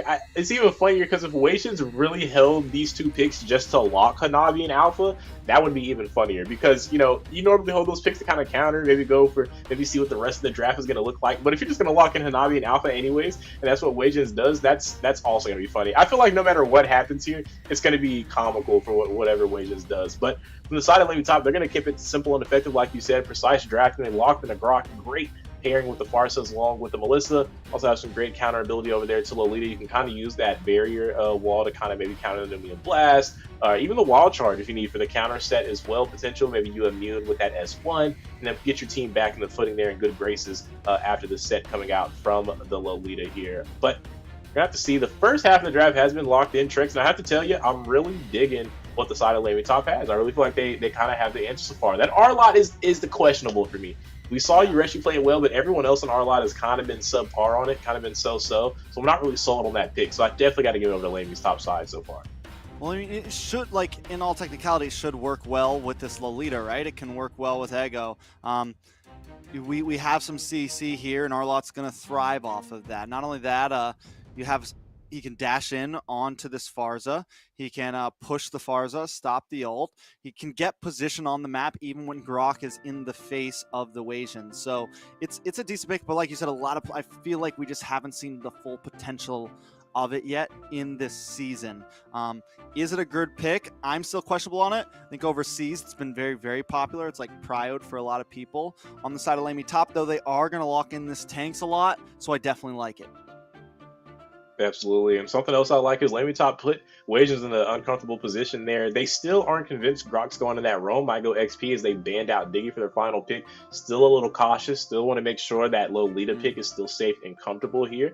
At least the fact where the CC doesn't immediately just negate it with a time journey. Kind of make them work with the Grok if they will. So that might be a good thing to utilize for LaimiTop. Maybe keep Grok in that roam since they're kind of figuring he's going XP, and you pull something out there to kind of, put in work on our lot here. Yeah, and I'm pretty sure Wand Punch has been known to, or is it Hale in the EXP? I always forget. I feel like they've swapped. They swap. Hale's been going Yeah. into the XP. Wand Punch was going to the jungle. Okay, so I know Hale then has been pretty flexible. We've even seen him like on the Fanny EXP. Yep. We know they pull out a lot of different things, get a little bit crazy. On the side of Wasians, though, they're keeping it classic with a 1.5-year-old strategy. 2 fighters in the off lanes, keeping it different with the Granger to wrap it all up. Very pocket strategy, right? Very like, we're going to hyper feed this Granger. We're going to try to get to mid game where we all group up. You do have some decent early game with the Khalid, but very like the epitome of what pocket strategy used to be, what hyper carry used to be. Can it work in today's meta though? And it's funny, talking about the Khalid, because Trex, I think I even mentioned it when we were kind of going over things before the show kicked off, about that gold link Khalid that they have used. I think they've used it twice so far in NACT. I think this will be their 3rd time locking it in. Not really sure how it'll do up against the Melissa, right? You have the muddles there to kind of add in that damage. It is a melee fighter, so you already kind of disadvantaged as far as range. Obviously, Khalid's passive might allow him to close the gap just a little bit, but the dash as well from Melissa right afterwards to kind of create that space. And once Goldway comes in, can further kick that out. But Trex, here we go.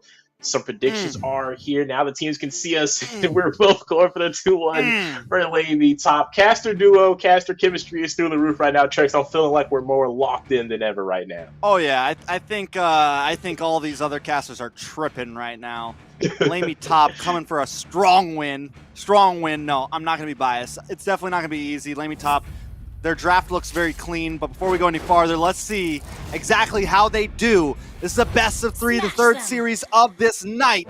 Wasians going up against LaimiTop. LaimiTop looking for their first win in this season. Trex, seeing you up there stand side by side with me made me feel good, man. I'm feeling a little bit of bromance, right? You made me look at you differently. I knew there was something about you I like, Trex. We're just men of reason, right? We're going for LaimiTop to go for the win, but like you said, sometimes. But hopefully this time, LaimiTop can find the win up against Wasians. It was 2-1 across the board for everyone, but in the favor of Wasians. We're going to bank on LaimiTop. Desperation act right now, like we have been talking about. It's the second leg of the regular season. LaimiTop going to the playoffs is pretty much out the window. Now we're just hoping they can take a victory at NACT and at least shake off some doubt that they can't find a win in the regular season. And it's all going to start here in game one up against Wasians. They have a nice composition to kind of deal with them. I like what they have going for themselves. They definitely can utilize their range in this match since it is just a Granger in the jungle. Very single target though, not really big on AoE. The Granger is, so they definitely have the advantage with that Farsa and that Melissa in their backside. And then you have Yu Zhong in the tanks a lot to be, oh, actually not tanks a lot. It's going to be a damaged Lance. Now that, funnily enough, it is the curious thing because tanks a lot has become the new meta. Yes, killing spree one punch Lance. For once, the damaged Lance is the odd man out, the minority, if you will. So this is going to be interesting to see. There's more kill pressure now on Chacho on this Granger. Speaking of kill pressure, Trex. Yeah, a lot of damage on Mar there. Salt is going to come help out. I'm wondering, though, is he still, like, maybe he just picked up the killing spree and he's still going tank? Even more sustainability? I don't know. I'm wondering. I would love to see his items. I'm sure they'll come up in a little bit. I guess we're going to see if he picked up the Molten Core as well in a second here. Merciless comes in, trying to dash. Black Dragon does come out. Mar wants more. In comes Womp Punch. A lot of damage. Does get knocked into the tower. Down goes Mar. Merciless looking for more. Wand Punch can't get the finish. Wow. Wasians taking first blood. Merciless with that outplay of his life there, finds the kill and is able to escape last second, courtesy a little bit to hold with this Lolita. That shield passive came in at the right moment as the barrier made contact with them to survive the damage there. And LaimiTop already making a bit of a mistake in the early game tracks. So we've talked about it before. The early game really spells a lot for LaimiTop when they fall behind. Not always the best at coming back in those matches. They have shown signs of life in some series, but Turtle right now, though, Trex being worked on by Wasians might be an easy pickup. Yeah, this is definitely going to be another test to that testament, right? Because, as you said, when they're down 1,000 gold, 2,000 gold in the early phase, they seem to start to fall apart. The threads come loose, and out of nowhere, they're all over the place. Their rotations, everything starts to get a bit sloppy. It's almost like they start panicking. So, if they want to hang out in this game one, they need to keep it together. They have to keep playing steady.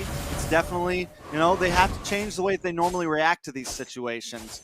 Wasians, on the other hand, I think they thrive off of the chaos. They wake up every morning and go, today I'm choosing violence, you know? So it's normal. They love it. They want to make us casters go crazy. They want to make their enemies go crazy. And it's almost like the perfect anti to what LaimiTop needs. They want order, right? They want some normality in the game to where they can just play the game that they want. That's right, and we're going to have to see if that's going to work out for them. LaimiTop is going to have to work a little hard, right, to take down Wasians. They have a lot to gain here, and truly, more than anyone, nothing to lose. You've already kind of secured where you're going to finish out this regular season.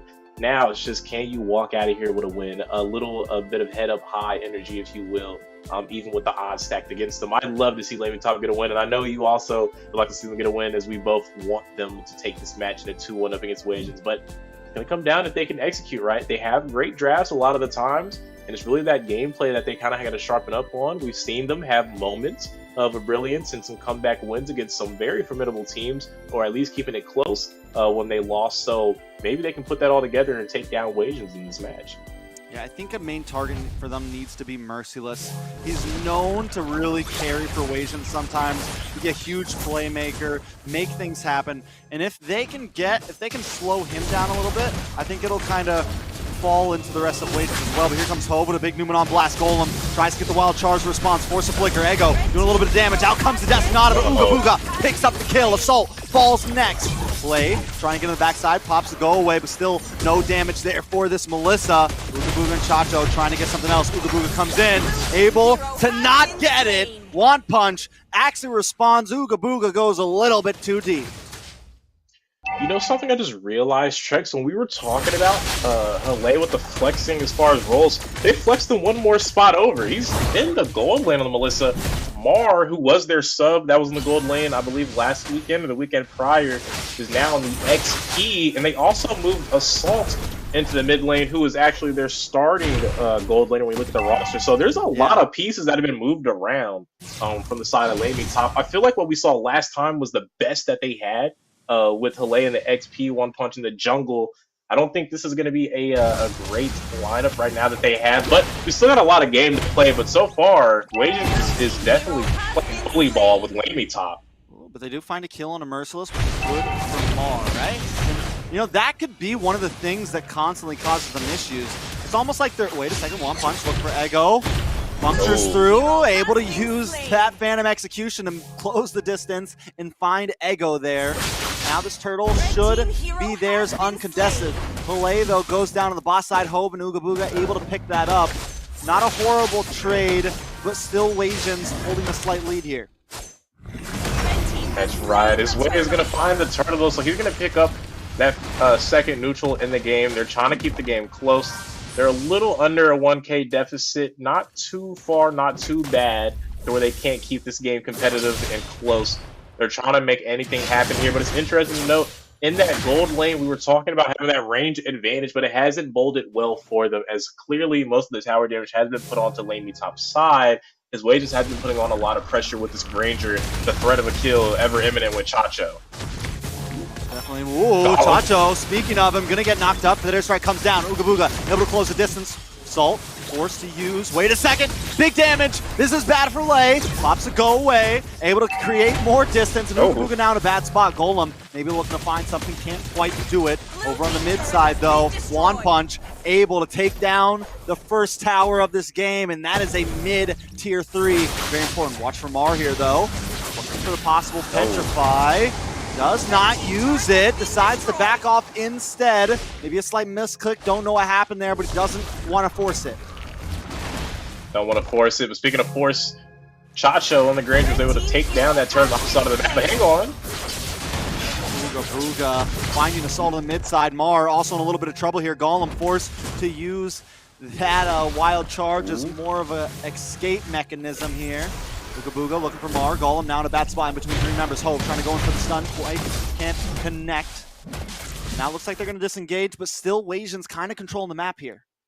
Definitely controlling the map, but they didn't lose that mid tower, so we saw a bot get traded out for the mid. I do like that from the side of LaimiTop if they can keep holding towers. Looks like they're going to look to work on one more. Both of these teams looking on the opposite side of the map for towers right now. I mean, Golem's trying to defend it. He's going to get stunned though. Chacho comes in. Golem's forced to flicker. Assault drops the feathered airstrike just to make sure they don't push any deeper here. On the bot side though, One Punch doing a nice amount of damage on a Merciless there. They are able to take another tower in the bottom side, so still, actually it's 2-2 in towers. LaimiTop still hanging out in that department. 2-2 in towers, but I really like when you're able to open up that mid tower. It puts so much pressure on the teams and opens up a lot of opportunity. Nice find. Very nice find by One Punch here. That's that damage build. Ooh, Chromium. Ooga Booga though, and the Newman on blast. Big stun. Golem responds with that wild charge though. Khalid with the go away, able to back up. Does find Ooga Booga. Mar picking up the kill. So that airstrike comes down. Ego taking a little bit of damage. One Punch puncturing through, trying to find a target. Phantom Execution does not go off.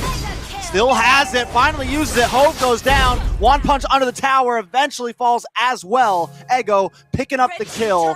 LaimiTop does get a lot of ground there, but Chacho on the top side makes up for it by getting a tower for themselves. One Punch throwing one too many there. He ended up knocking his own self out. But like you said, LaimiTop doing a great job of balancing and equaling out the macro up against Wasians. 3 for 3 for towers, only behind in the turtle count 2-1. Matching up on kills. Still down 1K, but like we said, that's not bad. Crossing over that 8.5 minute mark. The game is still close. It's still competitive. And the late game still favors heavily into the side of LaimiTop if they can keep their distancy and pacing. They had already opened up the middle of the map up against Wasians, which puts a lot more pressure on them. It looks like Wasians, though, is trying to take down their tower as well and alleviate some of that pressure. Yeah, I mean, Chacho, without the fact that Chacho hasn't taken any deaths means this Granger will start to pack a punch. But Flay as well has only taken 1 death for the gold lane, and I think when it comes to composition, LaimiTop does have a clear late game here, right? They have plenty of opportunities, plenty of set potential, all of that. Ooga Booga, on the other hand, yes, there's some set there. Yes, there's some damage, but CC is going to be the death of that Khalid, but LaimiTop has to execute it. Flay going to use the go away. Nice try. Ooga Booga drops a Sandstorm, but in comes Golem with the knock-up. Able to stop Ooga Booga there. Stuck behind the wall. Feather Air Strike comes down. Halei trying to get the finish. Ooga Booga pops, gets a little bit of health back. Will eventually go down. Halei finding the kill. In comes Mar, looking for Chacho now. The Petrify, the knock-up, takes him out. Chacho goes down. One Punch finding the kill. Merciless wants to keep it up. Dashing through, able to pop the ult. Mar goes down. Ego finding the kill. Assault may just be next. Merciless trying to pick up the pieces here. Ego falls to Halei though. It's 3 for 2 currently, and the battle will end at that. LaimiTop coming out on top. End of that fight, and also the end of the gold lead for Wasians. This LaimiTop has evened it up and actually taken a slight, ever so slight, a pinch of a lead, as they are also looking to pick up this first Lord of the game, Trex, but Merciless and Hove are going to look to secure some space. Ooh, Merciless will go down though. Newman on blast with Raging Sandstorm. Ooga Booga! The Boogeyman clearing things up. One Punch and Halei are down. Assault wants to try to find a moment, but Chacho takes the Lord. Desanada coming in, raging hell. This is looking rough for LaimiTop. They had it in their hands, and it slipped away. And just when you think Wasians is starting to fall behind because of their choice of composition, they show you exactly why it blends together so seamlessly. The Numium Blast with a Sandstorm from a Khalid, immediately wiping out members inside of LaimiTop and taking a Lord that should have been picked up by LaimiTop and throwing it into their own lineup here, as they have 6 members on the board if you count that first Lord. Ooh, nice knock-up on Hove, though. Hove taking a lot of damage. Flay able to pick it up. No, One Punch on the backside with the puncture through. He's going to get stunned, though. Desanada to help clean things up. One Punch low. Is still able to get away, but the Lord is still coming. Wasians want to try to capitalize on this mid-side. They're going to take the tower. Mar in the Black Dragon, trying to force Chacho away. Takes a couple shots to the face. Well in mid-flight. He's going to go back to the team. Recuperate, reposition. One Punch doesn't want to give up this purple buff just yet. Chacho wants to try to take it. Petrifying Ooga Booga. Knock up. Raging Sandstorm in the backside, but Ooga Booga still goes down. Mar will fall next. It's 2 for 1 on the map. Lord finally down. Play. Still working on it, actually. Should be able to take it out with these, though. And we're back to a stalemate. That's right. You know, something interesting to note that I saw got picked up there. Mar going for the Malefic Roar, almost a necessity, as there is not really a marksman outside of Chacho, of course, but able to find some defense. But hang on. Ooh. Assault doesn't have the Feathered Air Strike, so can't make a huge play off that wild charge. Watch Hove and Chacho holding down the map. They really want this tower here. That's right, but like I was saying, though, the Malefic Roar, having to use it because not only do you have the 2 fighters in the side lane, but Granger able to lock in armor. We know the Brute Force is going to come out at some point as well on Chacho if it hasn't already been picked up as we cross over the 12.5-minute mark. So it's a lot of defense to deal with, a lot of armor, right, that Mar's going to have to work with, especially as a backline diver on this Yu Zhong. But hang on, Ooga Booga. Ooga Booga low. Starting to see Flay pack more and more of a punch, and now Golem in a bad spot. Merciless pushes him to the side. One Punch hanging out, though, along with the rest of the team. Here comes the conceal play. Hove looking for it. On Mar. Does have the Feathered Air Strike. Hove shouldn't go too deep here. He needs to be careful, and they decide to back off. Weren't able to find that concealed play that they were going for. So a little bit of a utility out of the way. You could say the surprise is gone from the side of Wasians, but since they do still have control on the map, the bushes are still in their favor to make some of those caught off guard moments. You can see them starting to stack up here and put pressure on One Punch. Feathered Air Strike, maybe a little premature there. One Punch still unable to take his purple buff. Ooga Booga actually gets that one. Definitely does. But you know, it's interesting to note, One Punch isn't having a bad game, though, even though he's losing the purple buff. He is 6-2-1 on a damaged Lancelot, something that's starting to become a little rare and rarer to see out on the land of Dawn. But he's making it work perfectly. But LaimiTop needs to make this team work perfectly to go ahead and take down Wasians. They have the range, but it doesn't feel like they've been able to abuse it just yet up against Wasians, as now the teams are pairing up to contest for the Lord. But Mar is missing, and the XP is rotating from the side of Wasians. Golem. Backside. Golem taking a little bit of damage there. Lord down to about 20%. A little bit of action on the top side, though. Merciless trying to get in. Assault doesn't go down. Merciless falls first. Lord still up though. One punch in a very bad spot between both of these members though. Golem gets a knock up on a Chacho. Lord gets reset as One Punch goes down. Comes Raging Sandstorm with the flicker though. Finds delay. Home wants to try to follow up. Golem falls next. Double kill for the Boogeyman. Chacho should have a first Lord here. A free Lord here. Is ridiculous, Trex. You know what? I know you like to see this. I am aware you used to be a bit of a Khalid one trick your own. This got to be amazing to see. That flicker capability with the Raging Sandstorm was amazing. Hey man, that's one thing. Wait, here comes a nice replay. There, right. That was Chef's kiss. Yeah, disgusting. That was disgusting. Putting him in a sand bucket, bearing him away. That's Sandman from a Spider-Man, if you will. Ooga Booga is a freak of nature just like him. Able to make the plays, the double kill to open up that Lord for the side of Wasians right now, making the impossible look possible. Trex, who would have thought Khalid would enter into the competitive scene and put quite the dent in these matches? I always had faith in him. I always had faith in him, and now he's here under the team of Wasians. I mean, the unexpected happens when you watch this team play, and right now they're pulling it off. LaimiTop up against the ropes, back in their base, being oppressed by the Wasians themselves. That's right, and right now they are positioning for a huge siege with that enhanced Luminous Lord Boogeyman. Looking to play the macro and open up that mid side. Lord is going to crash here. Mar with the Black Dragon, trying to help create space so they can melt down the Lord. Play, able to do that job, but not before the turret falls. Ego, trying to find an angle, but in comes Golem. Big wild charge, but they all get pushed aside by Merciless. This could be bad for the side of LaimiTop. Mar, One Punch, and the Numenon Blast falls. Ooga Booga trying to clean things up. It's Assault and Golem. Next will be Golem to fall. The Immortality Paz Chacho will get the finish. Ego finding the kill, and now it's nothing but Assault against the world. Trying to clear these minion waves. They got one tank minion. Should be enough. It's going to be 20 seconds till the rest of the team comes up, and Wasians are looking to finish this out. Well, there's Assault, but then there's Battery coming in from the side of Wasians. Trex, they're not going to let this go. They're looking to push in onto the Crystal. And minions are coming up. Decenata comes out, pushes Assault away, and the base will go down. Ladies and gentlemen, this is going to be it for LaimiTop. One Punch actually trying to come up. Wait a second. He's puncturing through. They buy enough time. Wasians can't get the finish on the bot side. Mar looking for Ooga Booga. Doesn't have the Petrify. Play does pack a punch though, and Mar gets the shutdown. LaimiTop lives to see another day.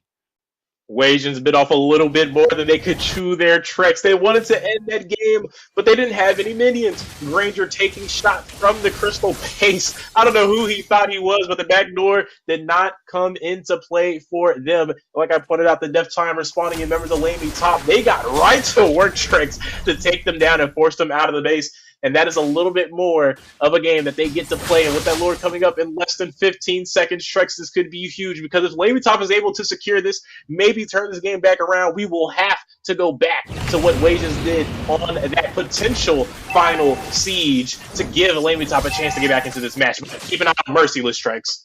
Yeah, he's trying. He's funking right now. He's funking. Keep your eyes on Ego and Chacho, though, and Hove with a nice position from the backside. Does have the Numenon Blast ready to go at any moment. Lord getting low. One Punch isn't taking enough to hang out. This is bad. One Punch goes down. Hove picks up the kill, and Chacho finds the Lord. Merciless looking to clean up here. Lay with the go away, but it's not enough today. Will find Chacho, but Ooga Booga wants to clean things up. This is bad. Ego looking for a possible finish along with the Boogeyman. Mar and Golem are alone, and Golem goes down. Now it's just Mar. He's in the Black Dragon form. Wasians don't want to make the same mistake as last time. It's about 30 seconds until the rest of LaimiTop is up. By then, the Lord shall have made it, broken through, and finished the game. Wasians trying to fix the mistake they made last time. They're going to lock on this base, and when a blast comes down, in comes Mar with the Petrify, trying to last long enough to help the team out, but it's not enough. Wasians take game one. Woo! Rex, what a match from Wasians. Even though it felt like their composition was going to come up short when you're talking about the range, when you're talking about the late game, somehow, some way. Well, actually, Trex, I know what the answer is. The Boogeyman.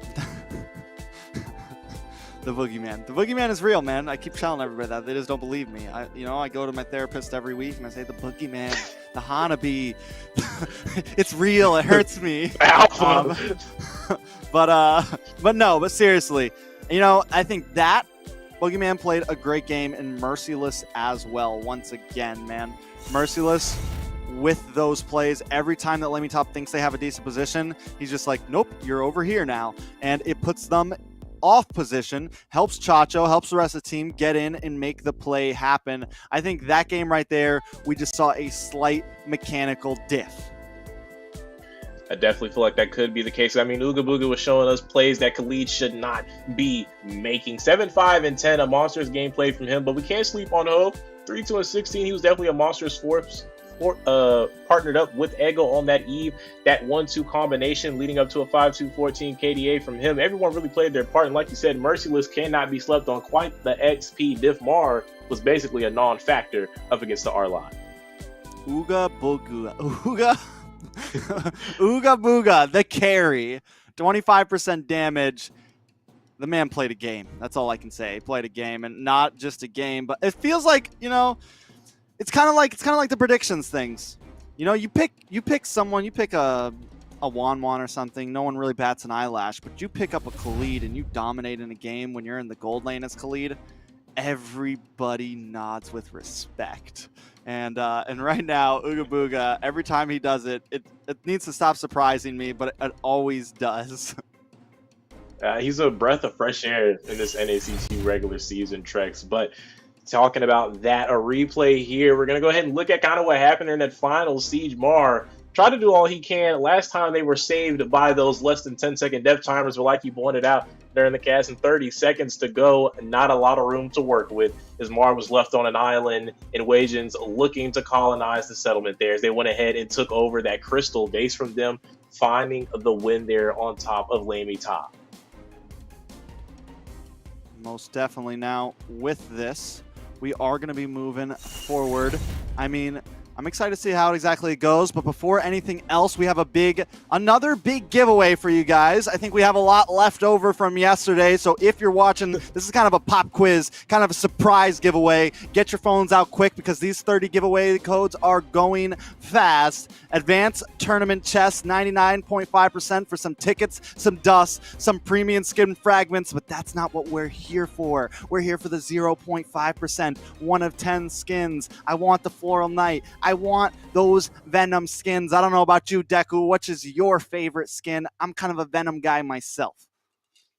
You give me an option to pick skins, and you have a gun to my head. I want Layla Saber skin. I like it. Hey, I like your style, man. You're pulling the Ooga Booga here. You're keeping it classy with some off-meta drafting. And speaking of drafting, we're coming into the second draft. LaimiTop sitting at a deficit just like their gold last game. It's looking a little bit rough. They need to get the reverse sweep if they want to win this. Let him cook. Trex, what was that? A little bit of shade over there to the side of LaimiTop. Thought we wanted them to win. I voted on them. Photo mercy, but something to point out here, we got some pickoffs being taken out there. Kaja, Fanny being banned out from Wasians and LaimiTop respectively.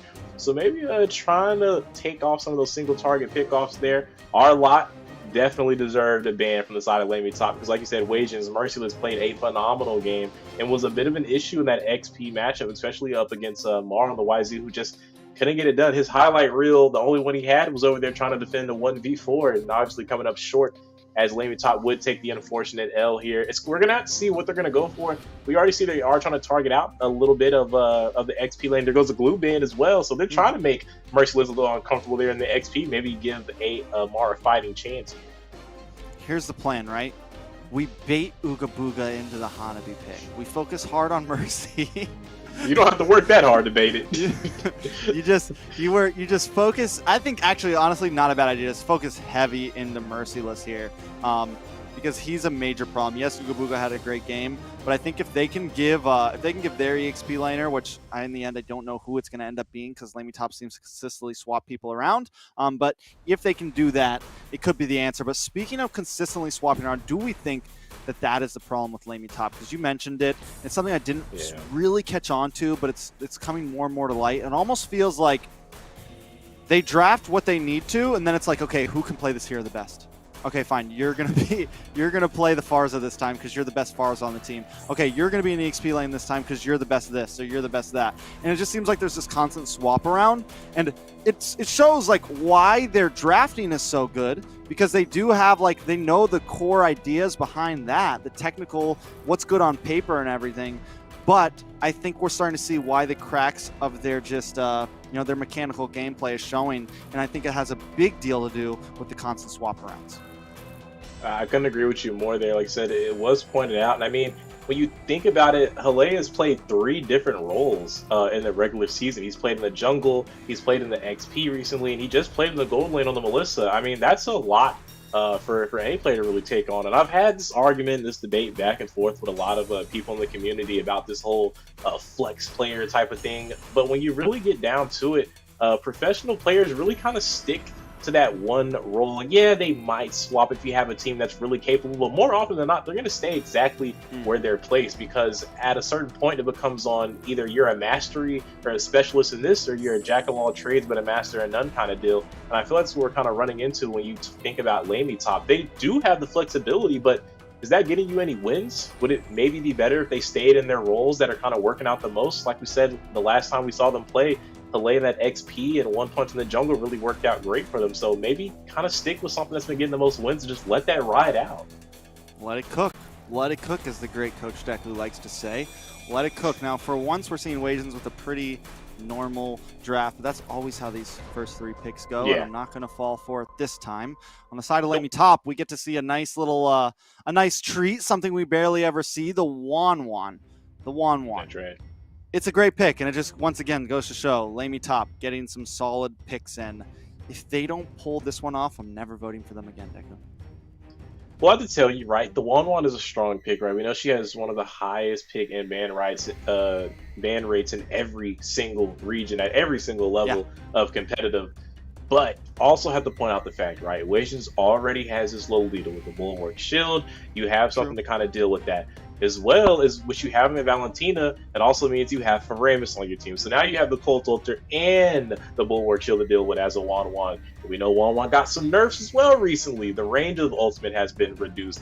Obviously, you know, she still has to use the crossbow attack on whoever she gets the marks on initially. There's a lot of things to work against, and we haven't even seen what Ooga Booga is going to pull out on the gold lane yet to try to counter this out, because it's definitely not going to be something standard. I'd imagine if Ooga Booga takes something normal to counter out this Wan, I'd be amazed. But I'm expecting something just off the hinges from this man to deal with Wan. And with all that on the table, while Wan's a strong pick, I feel like it's going to have a hard time here up against Wasians.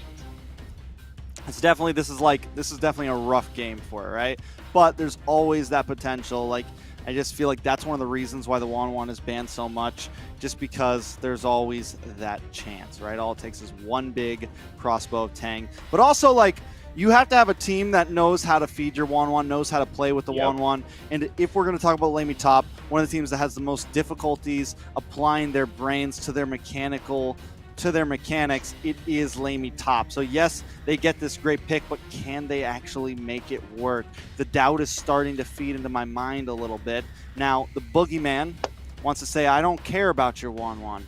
Because you know what I got? You know what I got, Deku? I got a Hanabi. And Hanabi go brr. Right. Hanabi goes brr. All those sounds. Wang, wang, wang.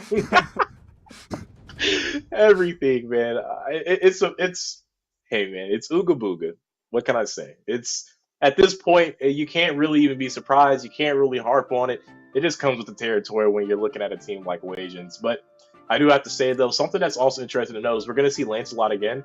Last time we saw LaimiTop pull out the damaged Lance, right? And while it has some successes finding the kills, we noticed, like, on that last Lord fight, got taken out nice and early, immediately. And right there, that's where that tanks a lot, is kind of why the reason why it's rose to prominence and why it's become so legitimate is you're able to survive in that pit.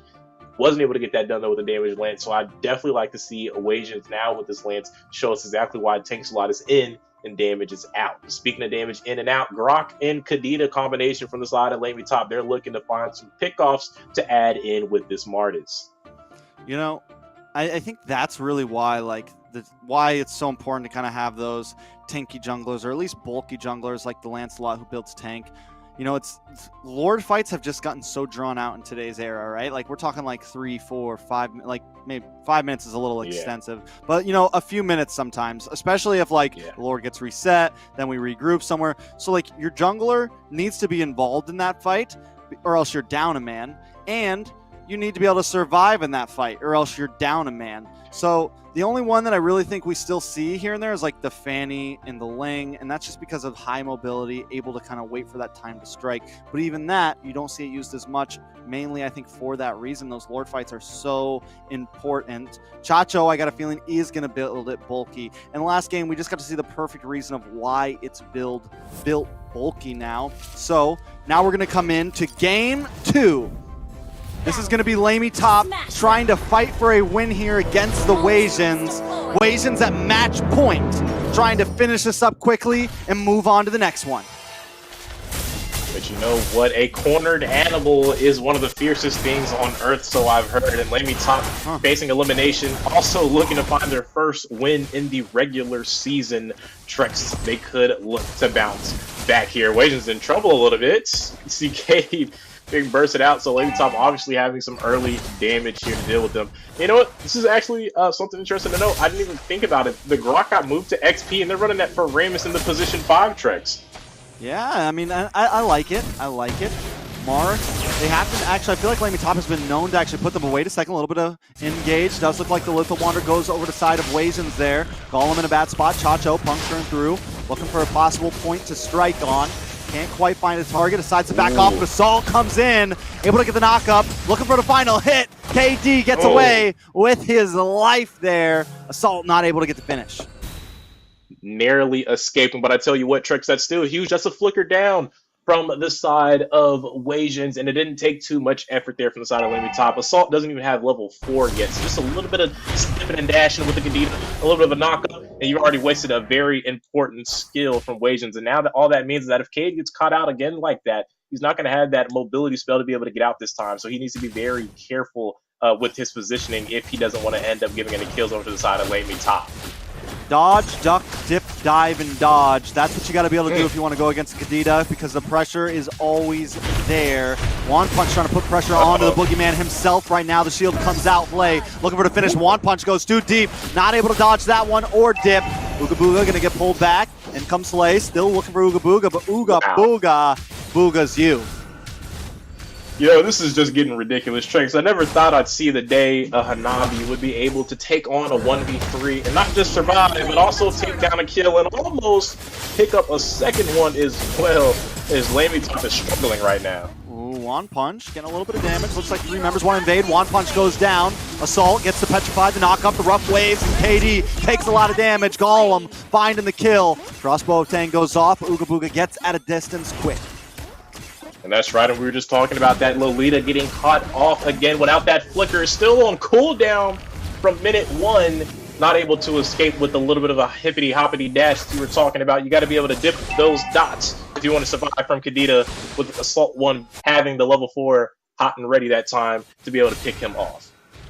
Most definitely. Now, LaimiTop find a kill, right? They're not too far behind on gold. Turtle about to come up. First one goes to Wasians. I do think this Turtle LaimiTop needs to contest. I think they have some opportunity, and if Assault can keep on finding the pick onto KD here, it could be good. I like the rough waves there to get away, but now they're down the utility.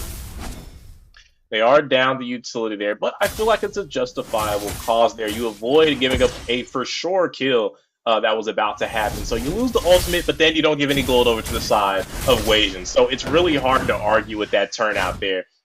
It was just a necessary evil there to be able to escape death. The good thing, though, is Kadena's ultimate isn't really that high. And when you're talking about a rough waves for a Numian Blast, I'm kind of okay with that trade, because you can still set up a kill with the knockup, maybe the S1 Petrify combo coming in from Kadena.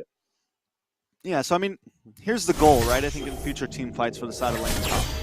Assault takes out KD, which is going to be hard when the mid game comes, but if you can take out KD, you have free roam for your 1-1 to just pop off. Other than that, Not Olay popping off on the bot side though, able to pick up a kill. One punch, looking for something here, not quite able to find it though. Merciless a little too tanky. Merciless wants it, Merciless gets it. Merciless does fall though. It's a 1 for 2 on the map overall. LaimiTop coming out on top. That's right, and coming out with that is a Corrosion Scythe into the hands of Halay. So he's having a nice gold lane phase right now. He's 1-0-1, hasn't found a death, has picked up a kill. He's picked up a core item. Trex, things are looking good for the side of LaimiTop right now, looking better than most of their matches so far. And Wasians needs to be careful not to let them get ahead in the lead. Like we said, they have a hard time playing from behind, but most of these teams, per usual, don't have too much of a struggle playing when ahead. Most definitely, Chacho going to be able to take that turtle to secure their lead even more. Now playing Golem in a bit of a bad spot. Keep your eyes on KD and Chacho. One punch found Chacho though, so he's going to need to back off. Over on the mid side, Merciless and Hogue in the 2v2. But wait a second, Ooga Booga about to go down. Crossbow tank goes off. Locks onto Chacho next, but they find the boogeyman. In comes Newman on blast though. KD looking for Golem here. Golem gets stunned. Life bar reset, and the Phantom Execution comes in. Golem goes down. Merciless rotates all the way to the boss side to help find that kill. And now LaimiTop looking for Merciless here. KD low, the decimation comes in, but Mar finds the kill. Nice response from LaimiTop there, taking out KD and Boogeyman. Wasians still holding the lead though. That's right, they are holding the lead, but the roamer from the side of Wasians kind of being punched a little bit. He found a good Numian blast though, right? To go ahead and lead into the second half of that fight. It was a very long fight down on the bot side. Trex, but now Merciless in a little bit of trouble here. He is playing that melee matchup. But speaking of matchups, oh, what happened there? What happened there, Deku? You know, I'm not really sure, but if I had to guess, Chacho wasn't playing no games as he looked to invade the purple buff, but he found a little bit more than that. He took down one punch, looking a little bit of a habit. He's already 0-4-3. We were talking about matchups, and right now Chacho easily running away with this one. Trex. Ooh, Golem does not have a rough way to escape that one. Hove gonna pick it up, splatter him down, looking for the next target. Assault in this push, looking for a target himself. Gets the assault. Waves come in, but the damage still not high enough. KD gonna respond with the stun, and Hove now with the rough waves of his own, gonna take out Assault. Well played from Wasians. Definitely using that Valentina to max potential there on the kill. Trex, something to note though here. You asked what happened, and I think I kind of got the answer. If you're looking at the XP levels here, Chacho's up 2. He was up 3. Now he's right back up to 3, 11-8. It feels like he's been doing this all game, and all we saw was a 1v1, a bully ball match into the favor of Chacho. That's kind of where the deficit is coming from on the side of LaimiTop. Yeah, I mean, one punch is 0-4-3, not where you want to be as a Martis. Golem and Mar getting focused in from Chacho and Merciless, the bullies of this game, as you said. Chacho looking for something here, or at least going to hold him in for a while there. The Shadow Stampede comes out, but Chacho able to dash away. Up in the top side play, looking for something himself, goes down to Hove though. Assault not able to help out. Not able to help out, but they're going to need some help right now if they want to be able to take this match up against Wasians, or maybe not all of them, but definitely some help to one punch. He's been getting taken down by Chacho in kills, in neutrals. He's not exactly a winning piece for the side of LaimiTop. Yeah, Assault able to get the Petrify though, but Merciless is Merciless. Coming in, Cult Altar comes out, Golem able to help out, but wait a second, big flicker, pulls them both onto the tower, but nobody's there to follow up. Mar finally rotating over to mid, maybe trying to help out here. Chacho comes in, punctures through, clears the wave. This is giving them free roam over this tower if they want to take it. Hove with the Terrified Mar here. Merciless trying to drop this falling Star Moon, looking for a target, comes on to play, still looking for a target, but KD takes the tower. LaimiTop pushed more and more into a hole. That was a good play from him to zone that off. And you know what, Trex, that Flicker Shadow Stampede might have been good had he had damage at the position for Ramus. Chacho finds Assault, walks away with his life. This should not be happening, but KD drops the Numion Blast. Merciless went into that wall with that one, but okay. I support it. Play, keeping eyes as well. Definitely, but eyes onto this tap. Hang on, Halay committing. Oh, come on, come on. Dead it off, dead it off. Does not get the finish, and down he goes. Hove gonna find that kill. Not enough today, and this is the problem when you have certain heroes like this. when you fall this far behind, the damage isn't there, and it doesn't matter how OP your picks are. Not at all, but Trex. Big damage. Hove goes down. Assault finally finding one. Make it 2. One punch picking up a kill. A huge setup there from Mar with the flank. Got a nice wild charge. Combo that in with Assault 1 on the Kadita with the rough waves. Able to find something on the board there, but Trex are down 5k right now. Like we already pointed out, One Punch is definitely getting jungle gapped here. He's down 3 levels. Man needs some help, some milk, and a couple other things if they want to get back in this matchup against Wasians. You can fight as hard as you want to, but when you're talking about going for those neutrals, if you're down 3 levels, hang it up in the rafters, the retreat battle will really not go into your favor. It's definitely a 70-30 into the hands of Chacho right now. Merciless. I mean, this man, this is like the Esmeralda we all used to hate playing against. And a lot of players have been making it work recently in the current meta. And it is a problem watching Merciless. Wait a second, One Punch goes out in one punch. Ooga Booga picks up the kill. Mar and Hlei trying to just secure their orange buff. That's the only thing they can take right now because everything else is being oppressed and taken. Wasians working on the Lord next. Golem trying to come in. Hlei looking for an angle as well. Mar with the wild charge, not able to connect to anyone though. Hove does have a wild charge of his own. Mar taken down to the backside. The Boogeyman finding another kill, putting him at 3-1-1. Hlei in the mid side needs to be careful not to get picked off here. This Lord should go to the side of Wasians.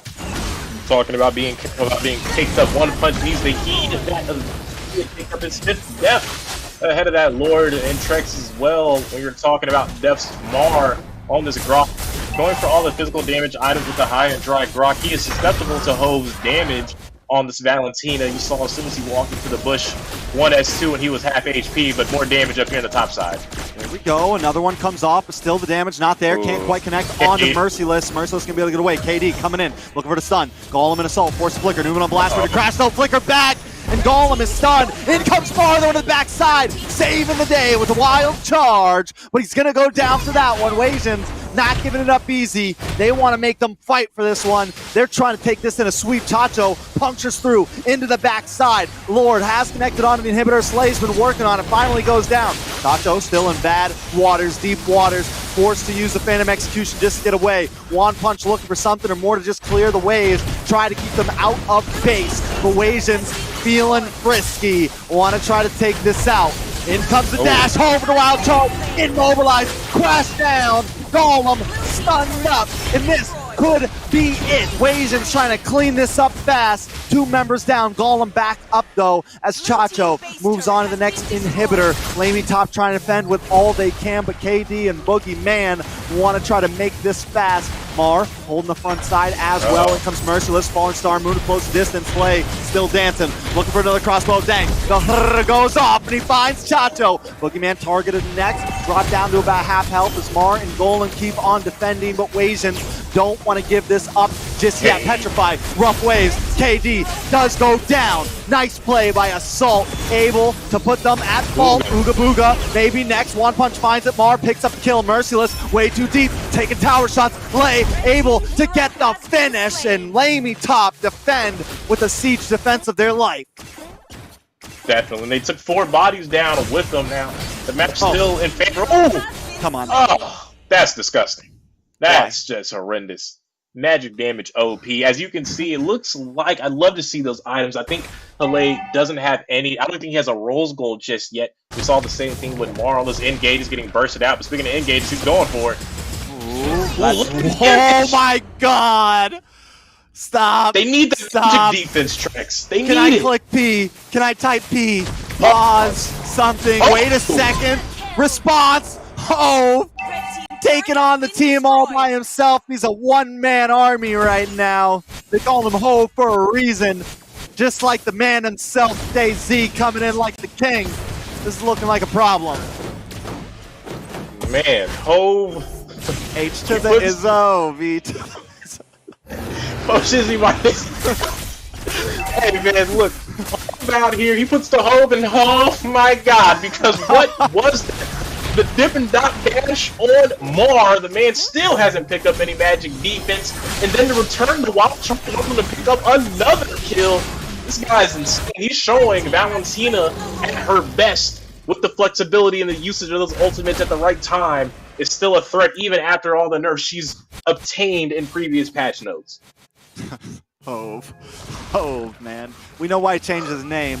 We know why he changed his name because it is working out. Mar able to get the knock up. A lot of damage. Assault. Chacho does go down. Lay able to find that one. Merciless though. Looking for the flank. Locking onto Assault. Bringing him down to about half health. Chacho trying to stop up Merciless just a bit, but watch our eyes on Hove. He's dashing in. The damage is still there. Lord coming soon down the mid side. LaimiTop on the back burner right now. They got to defend this. They got to try to hang out a little bit longer. A lot of weight is on the shoulders of Play here. Need one of the best crossbows Tang's ever pulled off, but he may not be able to do it. In comes Hove. Big damage, big burst, big knock up, and down goes LaimiTop. They still are up. Ooga Booga tries to lock onto the base. It's down to a sliver, but it goes down in the end. And Wasians, Boogeyman, Hove, all of them take it in 2-0 fashion. What a filthy game we just saw from Hove on the Valentina. Forget HOV Trex. We need a POV from this man's perspective because that was some top tier Valentina gameplay. And I mean, what more can you say? What more could you want from that pick? All I got to say is, oh my god. Oh my god. Oh man, that's gotta be it, man. That's crazy. I mean, look at it here, right? Looking at Hove, he doesn't really have anything crazy. I will say he went for full damage though. There is no durability. He went for the clock, the trunch, straight to the double pin, and to finish that in with the holy crystal. No enchanted talisman. He's going all damage here. Forget the CDR. Forget any defense. Just all the damage he had, and it played well. And if you're looking over at the side of LaimiTop, the itemization did not come into play. Hale or Mar, neither one had any magic defense. And at some point, you have to respect what the Valentina is doing to your team. Yeah, it was a problem. I mean, it was a problem. And I think Assault had a good target at first, but then it's like, wait, do I target Hove? Do I target Chacho? Do I target Tay-Deep? Ooga Booga? It's just, Wasians eventually just kind of, they flooded over, and Hale, it took way too long to come online for Hale. Hale had 32% damage, but still not enough to deal with Hove at 42%. I mean, just ridiculous. That man almost had half the damage for the team. And I really have to give that not only to his exceptional gameplay on the Valentina, but then the poor choices from LaimiTop to not respect the damage and go for at least some components. Not even a rose gold, just a magic blade from one of them, a magic robe, something to deal with the damage. They just never took advantage of that. And here, we're going to see it again. We were talking about it. Look at the engage from Mar, but look at the Uno reverse from Hove. You think you got me? No. Dip and dash, smack, smack. He's out of there. And then not only from there, he still has the Grok ultimate on standby. And what does he do? Makes the call to go for another engage. A bit of anything you can do, I can do better as he slams into the wall again. Grok meets Grok on the combination there to take out this Kadita. And that's just the power of the Valentina when you put it into a strong player's hand such as that. LaimiTop tried their best, but the Boogeyman came a knocking, and also HOV was at Hove. He will be taking the MVP this match. What do you guys think of that? H to the is O, V to the is O. Yeah, but Hove definitely. I mean, after that, that play is gonna go down in history. Deku, yes. Hove, Jay-Z, the Valentina, the blueprint. Oh, if you don't know, you don't know. But that's a good one. That's a good one. If you need to go listen to it's Jay-Z's. I'm like, Jay-Z's album. It's alright. It's okay. It's okay. Just go listen to Jay-Z. You'll find out. It's good. But anyways, Hove is an amazing Valentina player. To sum it up, nonetheless, and he is the blueprint for all Valentinas right now. If you want to learn how to play it. He's the bee's knees, for sure. He's the HOV. And right there, I mean, even he was playing Rome in game 1. And even then, Hove and Boogeyman making the plays to take the game.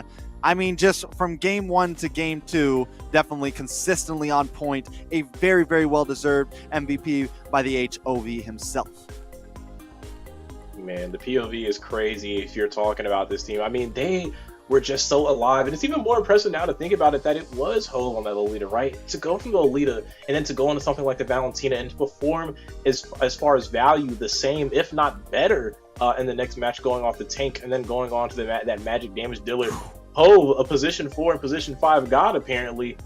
Wasn't really expecting that, and I don't think LaimiTop was either, Trex, but our hearts are broken because all these clips remind us of is that our prediction was wrong. LaimiTop were not able to find the 2-1. Instead, they get 2-0'd. It seems the power of Wasians, the unconventional, the unimaginable, and the unpreparedness from LaimiTop brought us into a loss for them and a victory into the hands of Wasians. Yeah, I mean, and we just see them. I mean, in game 1, they looked, I mean, no matter, I mean, I don't know, man. They always bring some spice to each game, but they do kind of have the skills to, you know, to back it up a bit. I wonder how well Wasians would do if they didn't, you know, if they I hate to say it, but didn't pick the Hanabi, you know, like imagine they had the Wan there, imagine they had something like that, but they really want to just break the boundaries here. They take out LaimiTop, a little sad about that, but it happens. Now, Xina, tell us about this giveaway. Yes, before we go on, let's do a quick giveaway for our lovely community. On screen, 40 codes right there for the fertility god Rafaela. Put it in right now into your phones before it's gone. But right now, guys, we are gonna go into a quick break before our next match, which will be the Empire versus Area 77. But we shall see you in a little bit, guys.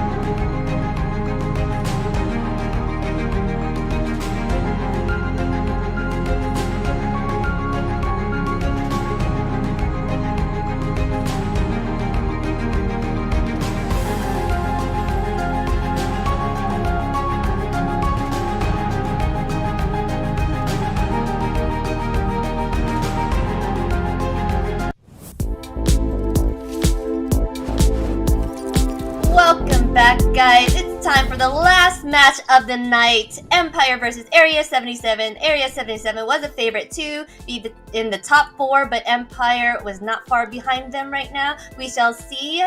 We wonder what the casters' votes are. What is it? Well, I'm hoping this brings me my first correct guess of the night. No, I had one right, I think, in the second one. But either way, everyone seems to be on the side of Area 77 here, Deku.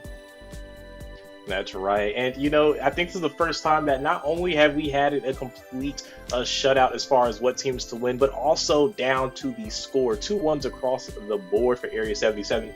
But I got to be honest with you, Trex, earlier when we were looking at Ohio and BTK, you felt like this could easily waver to the other side. And that's kind of how I feel about this Empire matchup, right? Area 77 has been kind of on a decline a bit, right? They kind of struggled in their last outings ever since they took that 0-2 loss. I believe in week 3 on that Saturday, a grim day for them indeed. And Empire has been kind of one of those teams kind of on the upswing as far as improving. They could definitely walk away with this this win in this series, which would be huge for them. Yeah, it would. I mean, it'd be huge in a sense of like Area 77, they lose. Their number 4 spot is even more for contention. Oh yeah. Yes. I'm actually be interested to see how that goes. It does look like, yeah, if Empire wins this, it'll be, they can have a big chance of getting to 4th, so we shall see, right, guys? Yeah, I mean, Empire's like fighting for it, right? They're definitely fighting for it. Area 77 also now kind of on the line here. They've taken some losses. They lost to BTK. It's been, you know, it's definitely been some trouble. If they take this loss here, they're looking like Fallout for a minute here. You know, they're slowly on the decline. So let's see how it goes. I definitely think Area 77 still has it in them, but it's up in the air, right, Xina? Yes, it's all up in the air. Area 77, they have been doing good. But we are ready to get the game started, guys. We're going into the draft. Take it away, casters. I love it. I love it. Draft, final series of the night, Deku. Empire versus Area 77. Now, you said it. Could go either way. I'm kind of on the boat where I'm wondering, like, I think it could also go in the way of, like, Area 77 sweeping. Like, I think even though they've had some rough games, I think if they come in this strong, it could just be, like, clean. Don't get me out. I'm not counting Empire out. It's just after the games, after the emotional damage I felt tonight, I feel like it could really just be, like, over, which I'm okay with. It's been a long night. Boogeyman still haunting me. BTK takes a 2-0 loss. It's been intense, okay? It has been a rough day for us up here on the desk. But I have to say, while we're looking over here at Area 77, Empire has moments of reminding you a bit of Area 51, how strange they get in the draft, right? One of the teams that have not only flexed out from using a traditional marksman in the gold lane, but have even branched even further using something such as Alice, who's had less occurrences than Khalid in the gold lane, thanks to Wasians. So they're one of those teams as well that you can see the double fighter lineup. You could see a triple fighter lineup with the Phobius in the mid lane. It's a lot that they could go for that can maybe throw off the side of Area 77, who is kind of more, I'd like to say, used to the traditional things. Area 77 has a history out here in North America, right? One of those top premier teams, but in those top teams, you normally see the usual things as far as drafts. And I feel like that's where a team like Empire can throw a wrench in the fold, right? Show them something they may not be used to. A lot of the top teams don't deviate too much into something particularly crazy. Not as crazy as the way Empire could maybe make it. So I think they have a shot there, maybe at least for a game 1 gimmick, right? To get an early lead. Maybe you hit Area 77 with something they aren't aware of, something they don't know about. Maybe force out some bans in game 2 to kind of deal with that. But speaking of bans, we have a couple on the board. Melissa, interestingly enough, has been taken out by the side of Empire, already starting to work on Amara Cutie's gold lane pull there to kind of slow down Area 77 on that side of the map. I mean, it's a good position to do that, right? I say it all the time. When you're first pick, you normally have a little bit of flexibility to throw a couple target picks out, and Empire not showing any fear, right? They want to, let's focus on Mark Cutie. Mark Cutie is a good gold laner. I think if you pressure him enough, it could break him. you know, it could be the possible answer here. And the Melissa is slowly like just taking this rise up, right? I think one player, and I think one player that Empire doesn't really want to focus on is like Poggy, right? Because Poggy's shown that he's willing to pick a lot of different things. We've seen him on the X-Board, we've seen him on the Roger, we've seen him on Lancelot, we've seen him on all different types of heroes. So if you're going to target someone, Marcuti, a decent one at that. Definitely, but I also think it's kind of one of those hints as well to Empire maybe gearing up to not only limit the pool, if that's even the end goal here, but maybe just to take the traditional picks off the wall. We haven't really seen Marcuti branch out anything outside of a traditional marksman, but again, Empire has and will if given the chance. So they could be taking off those prominent marksman picks and still go for something that's not a marksman themselves, which allows them to do this in the first phase of the draft, because if they have no intentions of picking a marksman, everything can be off the board for them. They can take off the Melissa, they can take off a Wan, a Brody, something along those lines in the draft or in the bans. Most definitely, and they are going to take out this Arlaw, which the more we were debating it earlier in some earlier series, and the more I see it played, I'm like, yeah, I doubted it for a while, but I'm starting to see its appeal, right? I'm starting to see why a lot of teams are considering it prio. It is starting to show up, and it can definitely be a problem. But with heroes like this being banned out, with new heroes coming in being banned out, it goes to open up the board more, right? It goes, a lot of things are now able to get picked that we used to not see. The Valentina still consistently opened up. Fredrin now consistently opened up, even though it's not as good. I'm wondering if the Tanksalot is eventually going to join into this ban phase at any point, maybe in the playoffs when we get to like best of fives, because I do feel like that is a major issue in the right hands. Like best player earlier was a monster on it.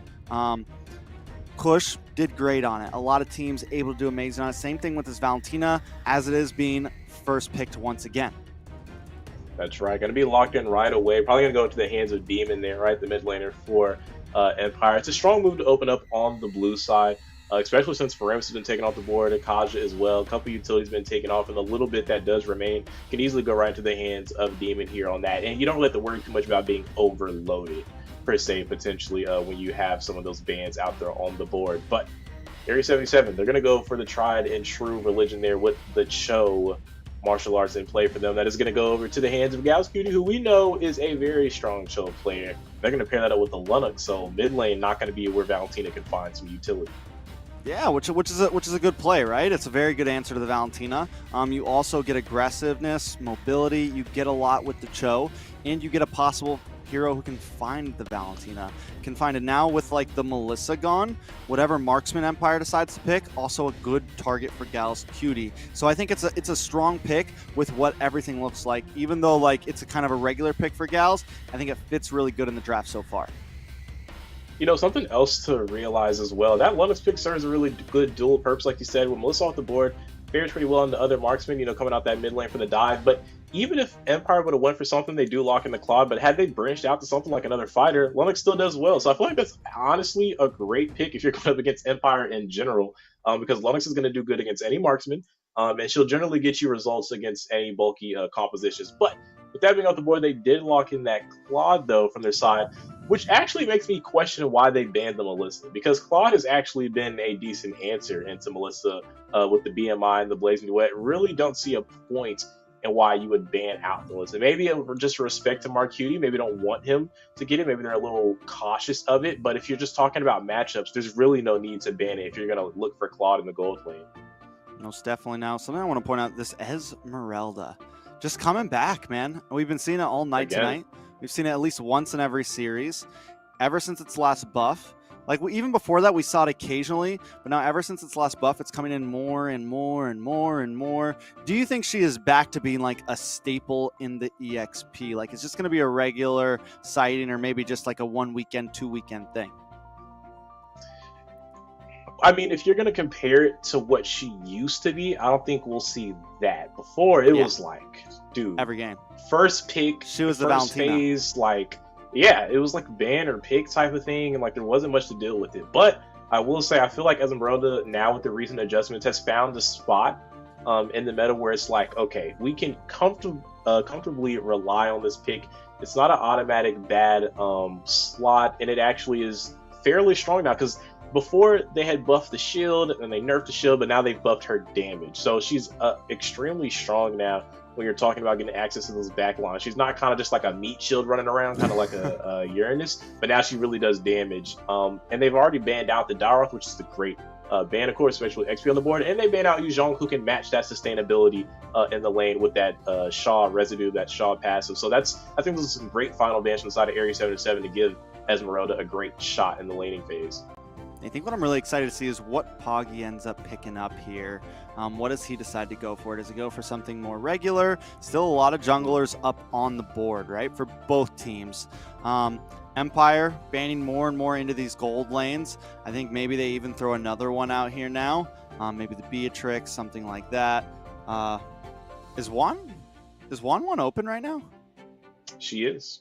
Wan is open right now, huh? Yep. That is. Which means it may Leslie gonna ban. You know, well, we have a second. I think we may get to a point eventually where Wan like may stop being so prioritized. Like, fun fact, over in Indonesia, she's like 100% ban pick rate, but her win rate's like 10%. It's like super low. But like, and I just think it's, and like you said last game, like some picks can defend against it. Sometimes it's not always the, like, I don't know. I'm just wondering, like, at what point are some other picks going to finally be like, all right, maybe we're not worried about this. Maybe we're not stressed about that. But it is still open. Mark Cutie could still pick it up. It could be a possible threat here. And, you know, I feel like it goes back to some of those points I had made in the last game, like you pointed out about some picks do well against her. I feel like it's a combination of people realizing there's picks that can counter out the Wan as well as the nerfs that came to Wan. So it's like you're getting nerfed on one side by the devs, and then the players are figuring out ways to counter you in the actual gameplay, which obviously equals out to an even harder time slotting it in. And right now, it's going to go unpicked. Trex, the carry gets locked in from the side of Area 77. They want nothing to do with that Wan pick here, and they're going to put that up against the Claude, which is a great answer in response in that gold lane.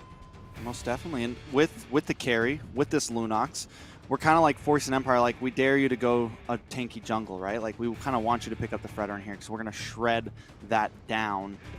So does Empire go for something a little bit different? Lancelot is still up.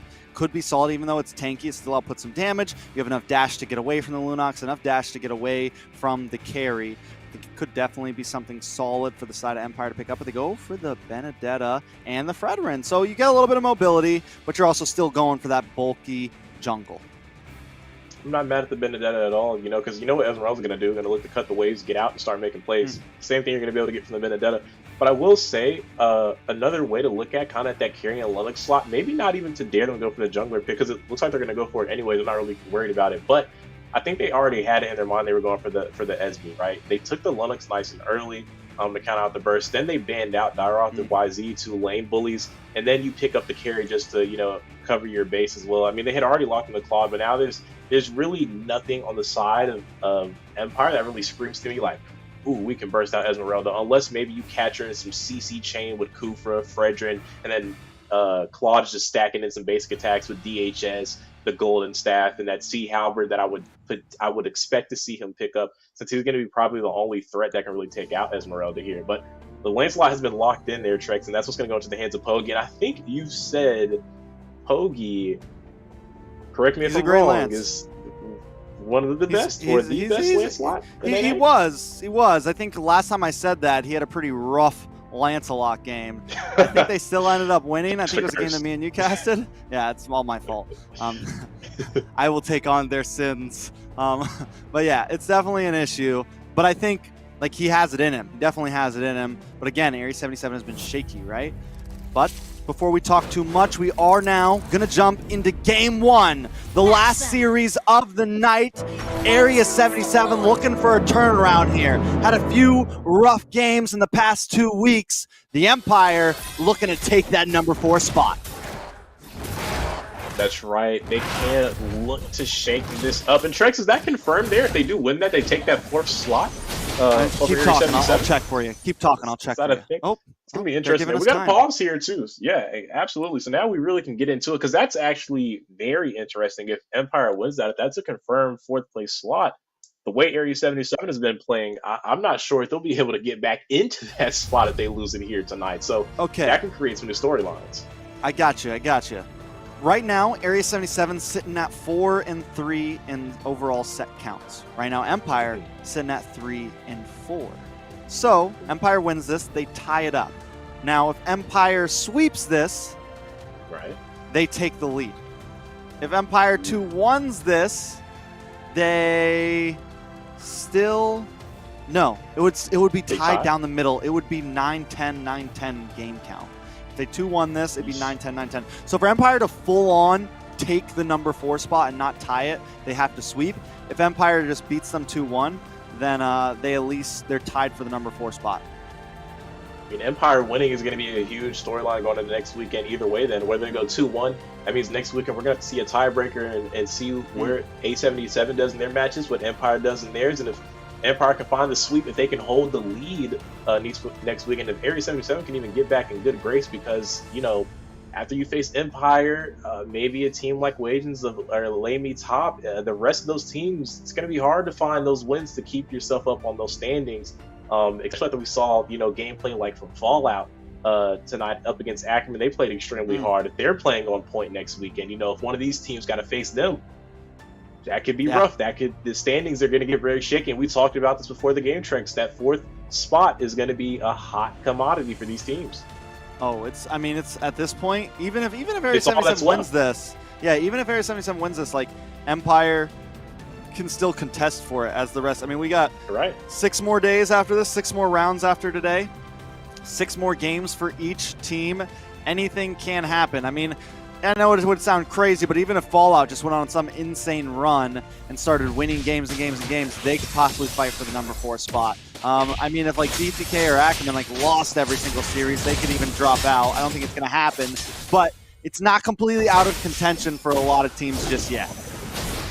Not at all, but like you said, focusing in on this match as the Flicker gets forced out from Lava Cutie on the Linux, there's a lot riding on it for the 4th place. This is going to at least set up the pace for how that's going to work from this weekend into next weekend, Trex. So a lot riding on the line here. And it's going to be decided in between Empire and A77 who's going to kind of make the standing brace out for next week. Because like you said, everything from 3 and up is kind of set in stone at this point, but 4th place is all that's really going to be left. Yeah, I mean, I know like all the other matches were really hyped up tonight. At least like the BTK TOB match. Right. But this one, of course, honestly kind of has the most on the line for these two teams, right? Like this one actually has a lot of meaning behind it. Gay Cutie will go down, Demon picking up the first blood. So Empire already to a good spot to start. Stacking on to what you're saying, right? Like you said, a lot of the other matches were hyped up, kind of more so because of the storyline, more the narrative, pride, ego, more than anything. But when you're talking about actual impact, visual changes as far as the standings, this is that match. Empire and Area 77, one way or the other, someone's going to be securing a spot, someone's going to be losing a spot, or someone will be tying up and have to figure it out on the next episode of NACT Spring 2023. I'm definitely looking for an Empire win potential. I'm hoping for that. Obviously, everyone voted for Area 77, but the storyline only gets juicier if Empire can find the win. And I think with this composition that they do have a pretty decent chance here, but it's going to all fall on if Linux and Mark Cutie here can find these high HP targets. If Kogi can maybe reclaim himself as one of the best Lancelots in North America. Yeah, Demon has taken the Lunox ult, ready to possibly in a bad spot. The Reckless in the backside. Lava Cutie will go down. K-Cutie finds Jordan, and Mikasa finds the Turtle. It's a 1-for-1 trade, but the Turtle does go to the side of the Empire. And they created themselves a little bit of a lead, and that's really courtesy from that first blood they were able to find on the top side. Demon, with the rotation to XP nice and early, was able to strike first up against Area 77, and they find the Turtle. Claude has already picked up his Demon Hunter Sword.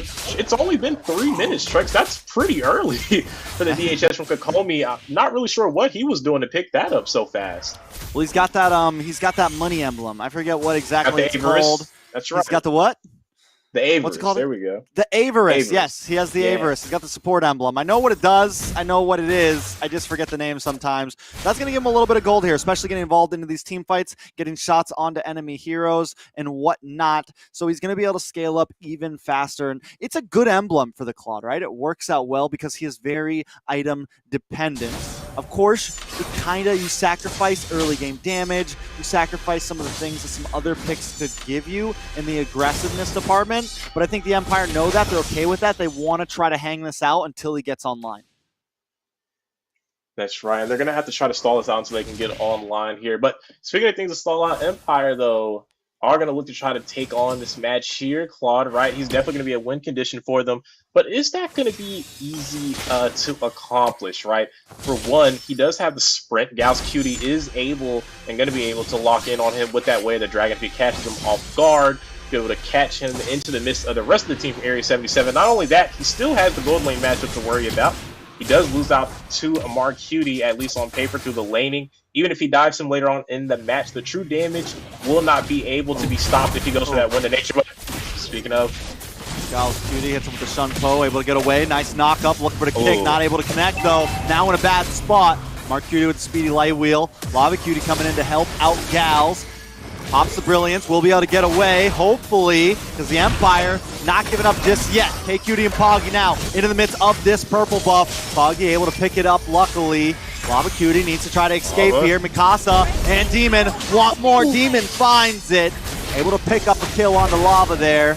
Reckless down to about half health. Jordan looking for something as well. Eye for an eye, looking for more. You take mine, I take yours. Mark Cutie in a bad spot. Pops the speedy light wheel though. Jordan forced to run away. Still fighting it out on the mid side. Poggy trying to engage, gets caught by the balancing ball. Knocked up. Brazel's Wrath comes down, but Poggy escapes with the hair on his chin. Able to get away from that one. that was almost a crazy play from Reckless. Went for the S1 with a flicker to extend that to catch Bogey off guard. I think that tower range was a little overzealous. He kind of pushed him over way to safety, but you can see the creativity from Reckless on the Kufra. I actually believe he's a pretty big Kufra main, if I'm not mistaken, but hang on, Demon in trouble here. Yeah, Demon, let's see if you can get the outplay like Hove does it. Don't know. Looking for something, walks into K-Cutie, dash through the wall. Still low on health. Lava Cutie with the brilliance, but K-Cutie picks up the kill. Able to rotate down. It seems like K-Cutie's a little bit ahead of Jordan on these rotations every time. He definitely is, and you know, I kind of wonder why that is. I feel like Benedetta should be able to get out the lane quick and fast, but you're also seeing that she hasn't really been cutting either. Look at her right now. If you're looking at Benedetta on the map, I'm not really sure what they're doing. That's probably why they're not able to rotate, wasting a lot of time going for silly maneuvers. And look, Jordan behind right now. K-Cutie already making a rotation, or at least going for the cut here behind the tier 2, but Turtle being worked on here, Trex. Yeah, Cutie does a great job of finding Reckless. Watch Reckless trying to come in. Mikasa able to take that turtle. Reckless decided not to make the play, but another big thing, Golden Staff locked in for Kokomi.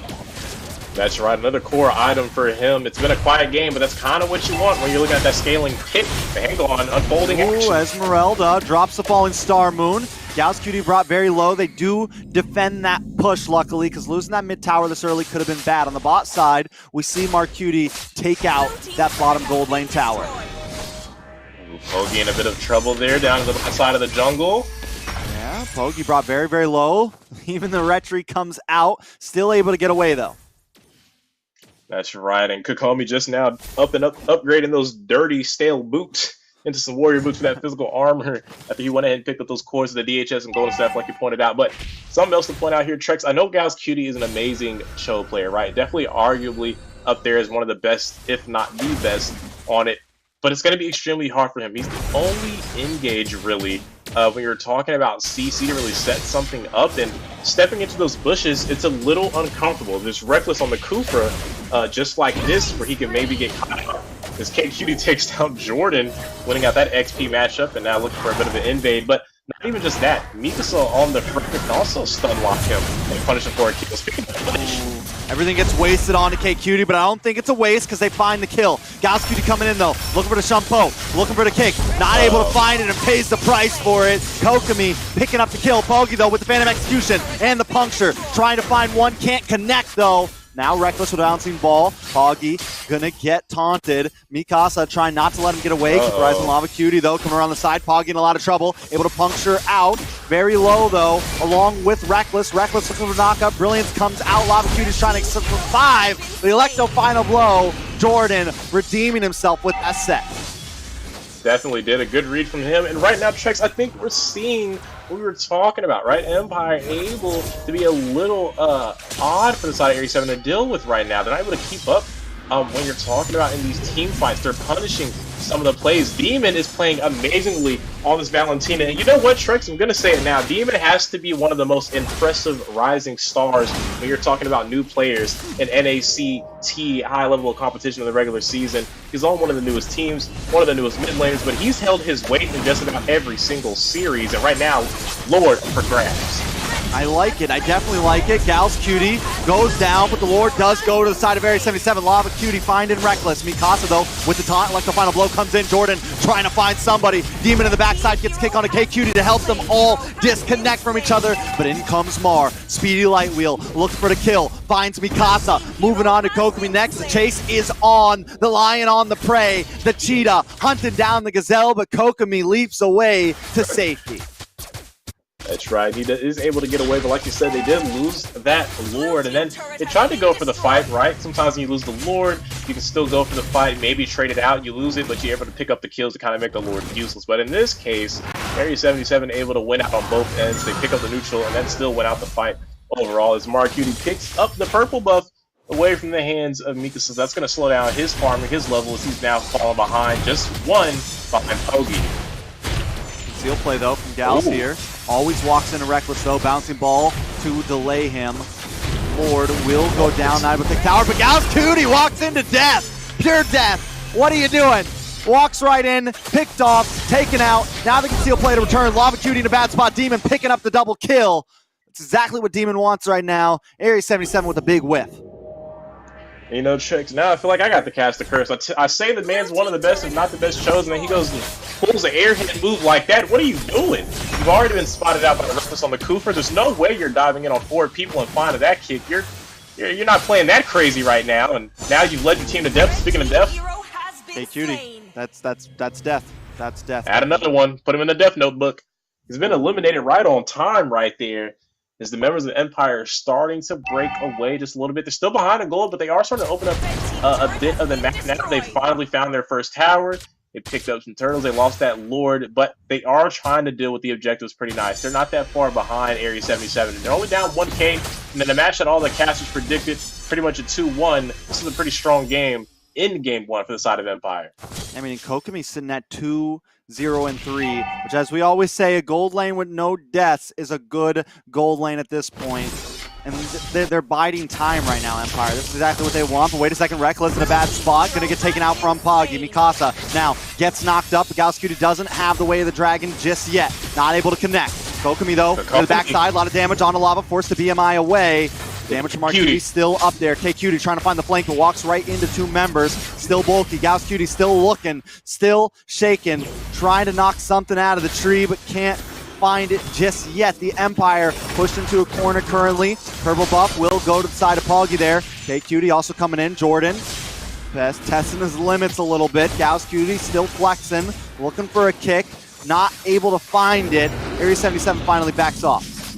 That was a long fight there, Trex, but no one falls, and that just shows you the level of these two teams. We talked about it earlier when we were watching some earlier series. These teams know their threshold, they know their limit, they know when to give it, and they know when they can't take it. They're able to back out ahead of this Lord that has spawned in. It's going to be the second Lord of this match now, Trex, and it's going to be interesting to see if the Empire can, this time, be able to pick it up. I love what they're doing, though, right now. They know they have the availability to be able to pick up this tower on the bot side. It's going to be huge if they can play the macro right.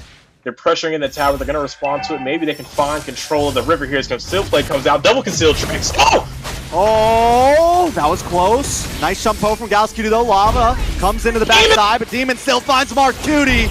That's big for the side of Empire. Kokomi find Gals next. Now they've taken this Lord. Blazing Duet with the back into the backside. Lava Cutie goes down next. Jordan Cutie with the Electo final blow.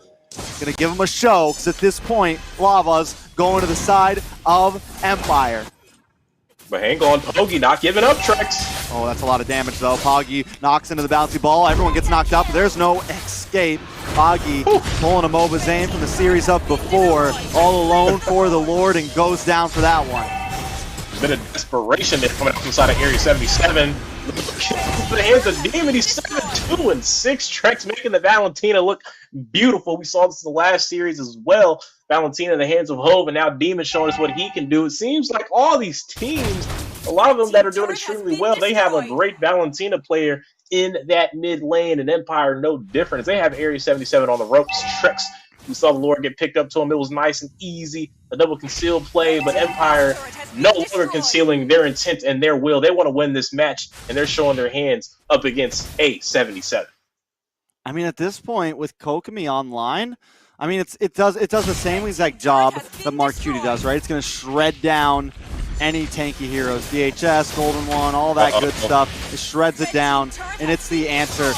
The thing that's better about it is you have so much more mobility than Mark Cutie has. Now, going to BMI away. Demon looking for a possible pick. Lord gets the crash into the top final turret. Mikasa holding the front side. Gauss Cutie and Kay looking for something. Kokomi able to take the Lord.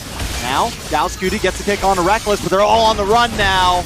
Kay Cutie in a bad spot. Looks like the Empire wants to try to finish this. Foggy dashes in. Lava Cutie finds Kokomi. Mikasa will fall as well. Area 77 fighting back. Nice Terrify. Mark Cutie, Poggy, and Gals looking for a possible strike, but at least they get him out of the base and reclaim some of their jungle.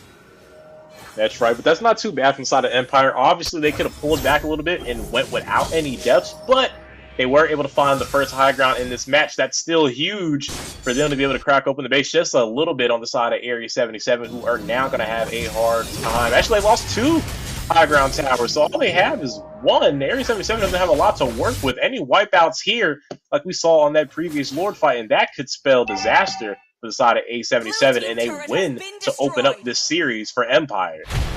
Yeah, but I mean, even with that quick response there, they were able to take now another tier 2 tower, so they're leveling out the playing field a little bit. I think even though the gold's a little bit in the lead of Empire, this could still go any way at all, but Reckless swerves in, able to get the pick off on the Lava Cutie. No time to ult, no time to response. Now the Empire smells blood. They want to strike. Mikasa trying to get the taunt onto K Cutie. Reckless looking for the knockup. Goes a little bit far to the right, but they still find a Demon able to pick up the kill. Kokomi now into the backside. Does have that Blazing Duet. Going to use it on the minions. BMI back and clear out some more waves here. Area 77 on the brink of destruction in game 1. That's a great pickup from them. They were able to take out K Cutie here, Trex, but hang on, they're not done. Oh, Immortality pops. Gauss Cutie get knocked up right when he comes back. Taken out. Kokomi picks up the kill. Jordan to the backside. Down goes Mark Cutie, and down goes Poggy. Lava Cutie tries Ruby DD in, but it's not enough today. Empire taking game 1. Things are getting scary here. Trex and Bomb A77. Standings on the board, on the line, in trouble. Empire coming out to play. Trex, they open up this with a banger. They're up 1-0, and now A77 facing elimination. It's definitely very interesting. Empire coming in stronger than ever, and we've all kind of seen them from their ups, their downs. I think a lot of us put them down here at first. Now they're contesting for the number 4 spot, and not only are they contesting for the number 4 spot, they just dominated a team in game 1 that a lot of people put at second, third place team. So Area 77 kind of they need to calculate. They need to rethink this. They had a good start in that game, but they were never able to get a pick onto Kokomi, and that man ended up at 5-1-5, 12,000 gold, full build at 16 minutes.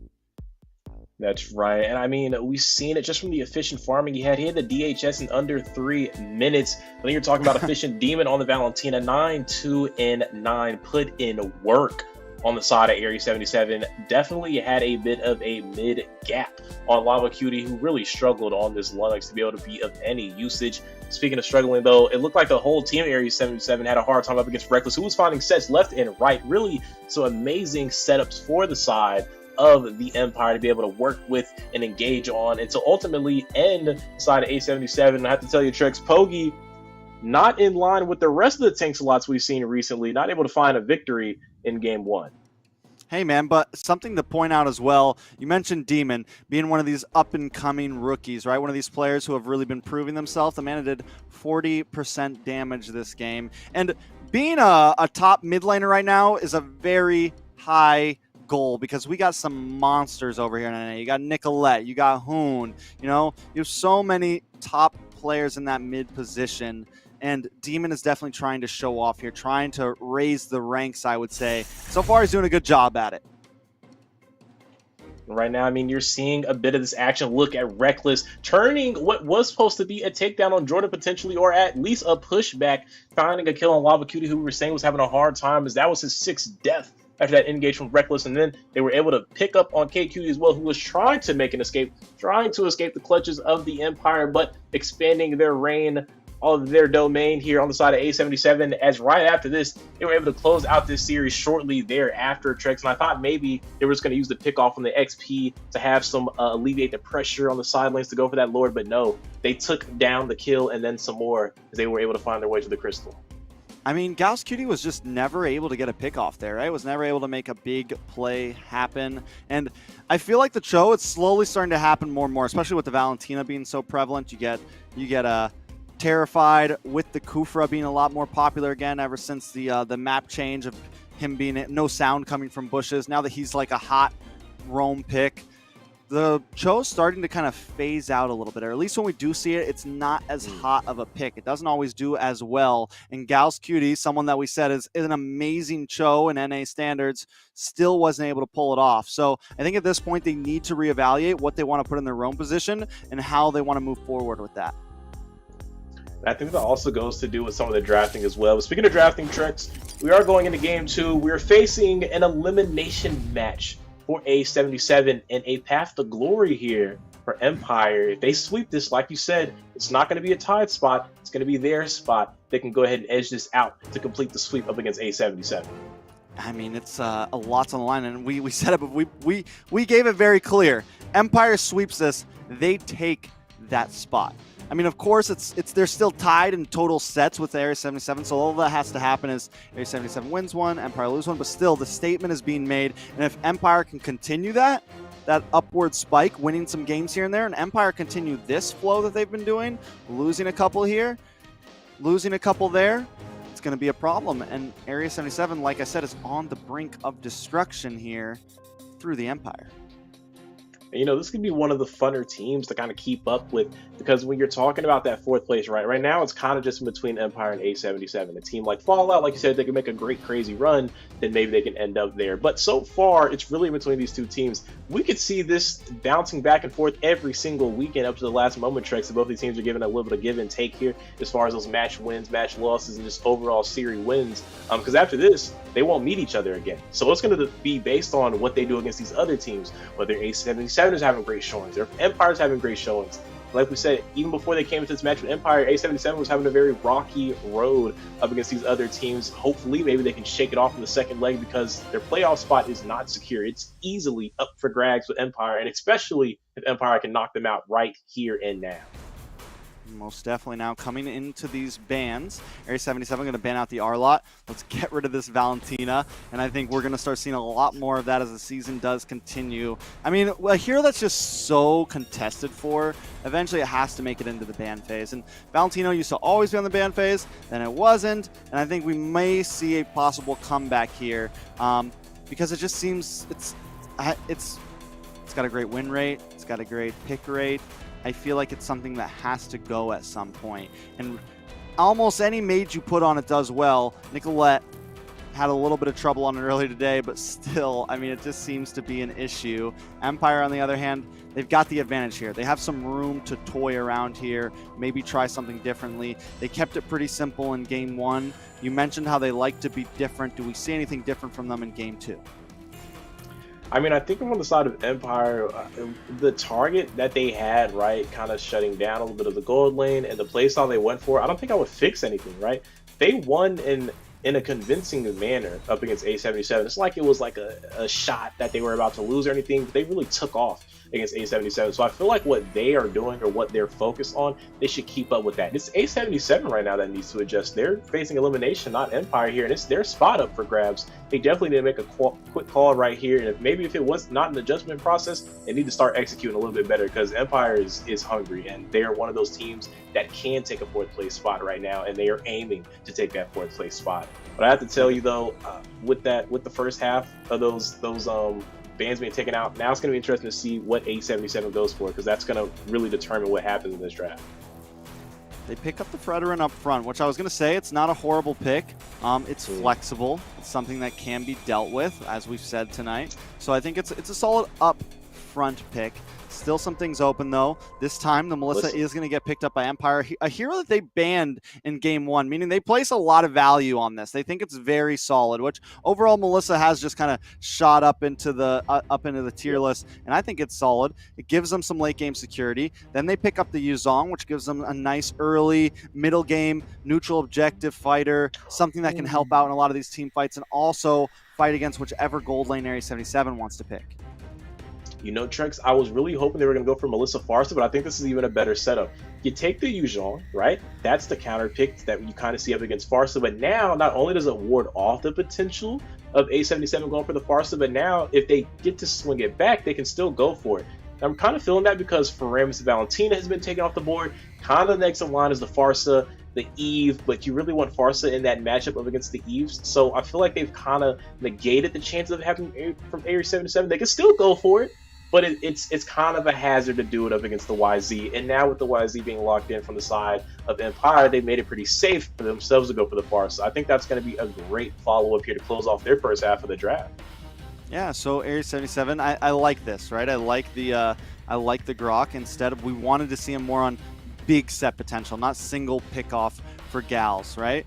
And again, we've even seen the Grok be flexible, and I wouldn't count it completely against KQ here to use that for himself if he wants, even against the Yuzong. So Area 77 looking, I like their draft, but I like their draft last game too, and they just kind of got washed. So they need to kind of apply this. They're looking like a LaimiTop situation right now, where they bring in some good heroes, but then their execution is a little bit off. And I kind of feel like what it's been for the side of Area 77. It feels like things have been off. The execution hasn't been there. We know they're a team that can do it, but it hasn't really been happening. And that's an interesting pickup from the side of Empire there, because we haven't seen them put much emphasis on the damage jungle, right? They've had Alex kind of locking in on those beefy tank jungle options, specifically the Martis that they have been running a lot of. But now with the Hayabusa locked in, this is an interesting change of pace for the side of Empire. Most definitely, and I like it. It's like the Hayabusa we know is solid. We know it's good, and especially against the Farsa. We saw Kushrlu. We've seen so many Hayabusas just abuse the Farsa. It's going to not really have too many issues with the Grok. It shouldn't have too many issues with the Fredoran, as long as you don't stand still for too long around the Fredoran, which Hayabusa doesn't really do that. But yes, there's a little bit of threat there. I think a solid pick. I would say like maybe Franco for Area 77, but they've already got this bulky tank. But if they wanted to get really crazy, they could pick that up, have a really solid front line, and just put a marksman in the gold. I mean, when you're looking at it, I kind of said like Area 77 could still go for the Farsa. I didn't think it was going to be the best option just because of YZ, but now you got the Hayabusa out there, like you pointed out, right? That's just a double whammy right there. That's extremely tough for this Farsa to play in. And Lava Cutie already had a hard time on the Linux, who has that light ult, some vulnerability, and now you're putting it on the Farsa up against the Yuzong and Hayabusa. Things aren't looking well if you're going off from game one here. They're really going to tighten that up. And I feel like this was kind of a setup. Maybe this could have been a great read, maybe from Coach Wader from Empire. Like, whether we take the Farsa or they take it, it's a win-win for us because we already have one answer. If they take it, boom, we'll stack on the next answer with the Hayabusa, who not only plays good onto the Farsa, but is a nice matchup up against the Fredrin as well. So it feels like either way it went, this Farsa pick being slotted from either team went into their favor, and now they've locked in Kufra on Reckless again, another heavy hitter up against the Farsa pick, Trex. Yeah, I mean, the Kufra was nasty last game. I got a feeling it's going to be nasty again this game. And Farsa, poor Lava Cutie here, is literally just draw a big target on Lava Cutie's head right now because everyone is aiming for them. And honestly, whatever gold laner they pick too, I'm glad they didn't go for like the carry this time, something short range. They're going to pick up this Beatrix instead, which has a little bit more range, a little bit more utility in a sense, can pull out the sniper, isn't going to be as easy as a target for some of the Empire's picks here. Potentially, but you know, Yuzong used to get locked in a lot overseas just to match up against the Beatrix. There's the Franco pick. You did call that for Area 77 there, Trex. You didn't think they would do it, but they did. I thought they would do it. I didn't know, like, because it's a hard call, beefy. man. It's well, they're very beefy, but in a lot of teams, that's a that's a big brain play in a sense. That's something you see like, all right, we're gonna flex this Grok over to the XP, pick up the Franco, we already get the Fredder in. And I think it's something you only see in like top tier. Like a lot of teams wouldn't make a pick like that, I feel like, after already having the Grok. At least not here in NA. Something you see overseas. That's right. And I think it's just a good pick, I think. Can they execute it though, right? This is definitely, I don't know. I like it. I like it a lot. I think it's very solid. I think I kind of agree with it as well. I feel like it alleviates a lot of pressure. Now that the Bloody Hunt has been picked up, it kind of shifts a bit of the dynamics. Now the Yuzhong, when you're landing out of the Black Dragon form, there's a Bloody Hunt that can catch you. That allows for you to be countered out on those engages. Same with the Hayabusa as well.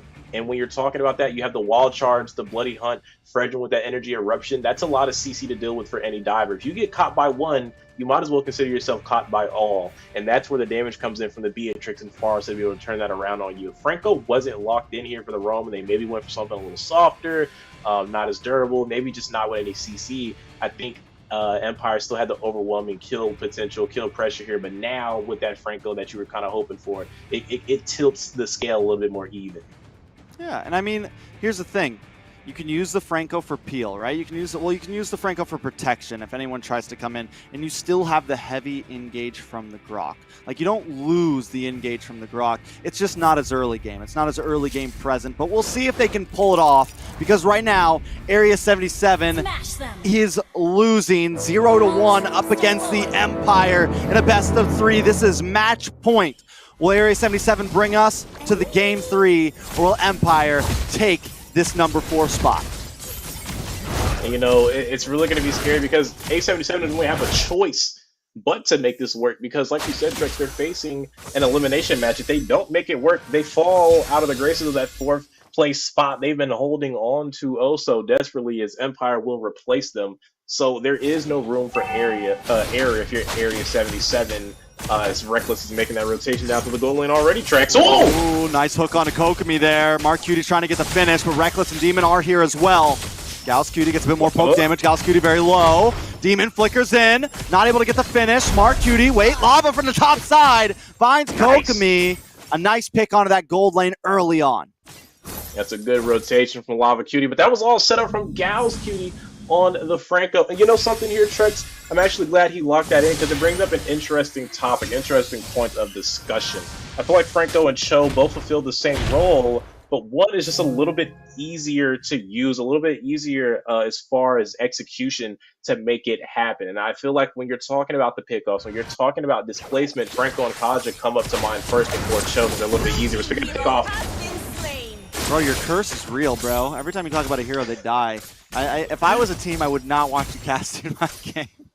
But you could take that. You could take that. It's a roam, but you still got first blood on the marksman. That's huge. It is still huge. Now, you mentioned the Cho and the Franco.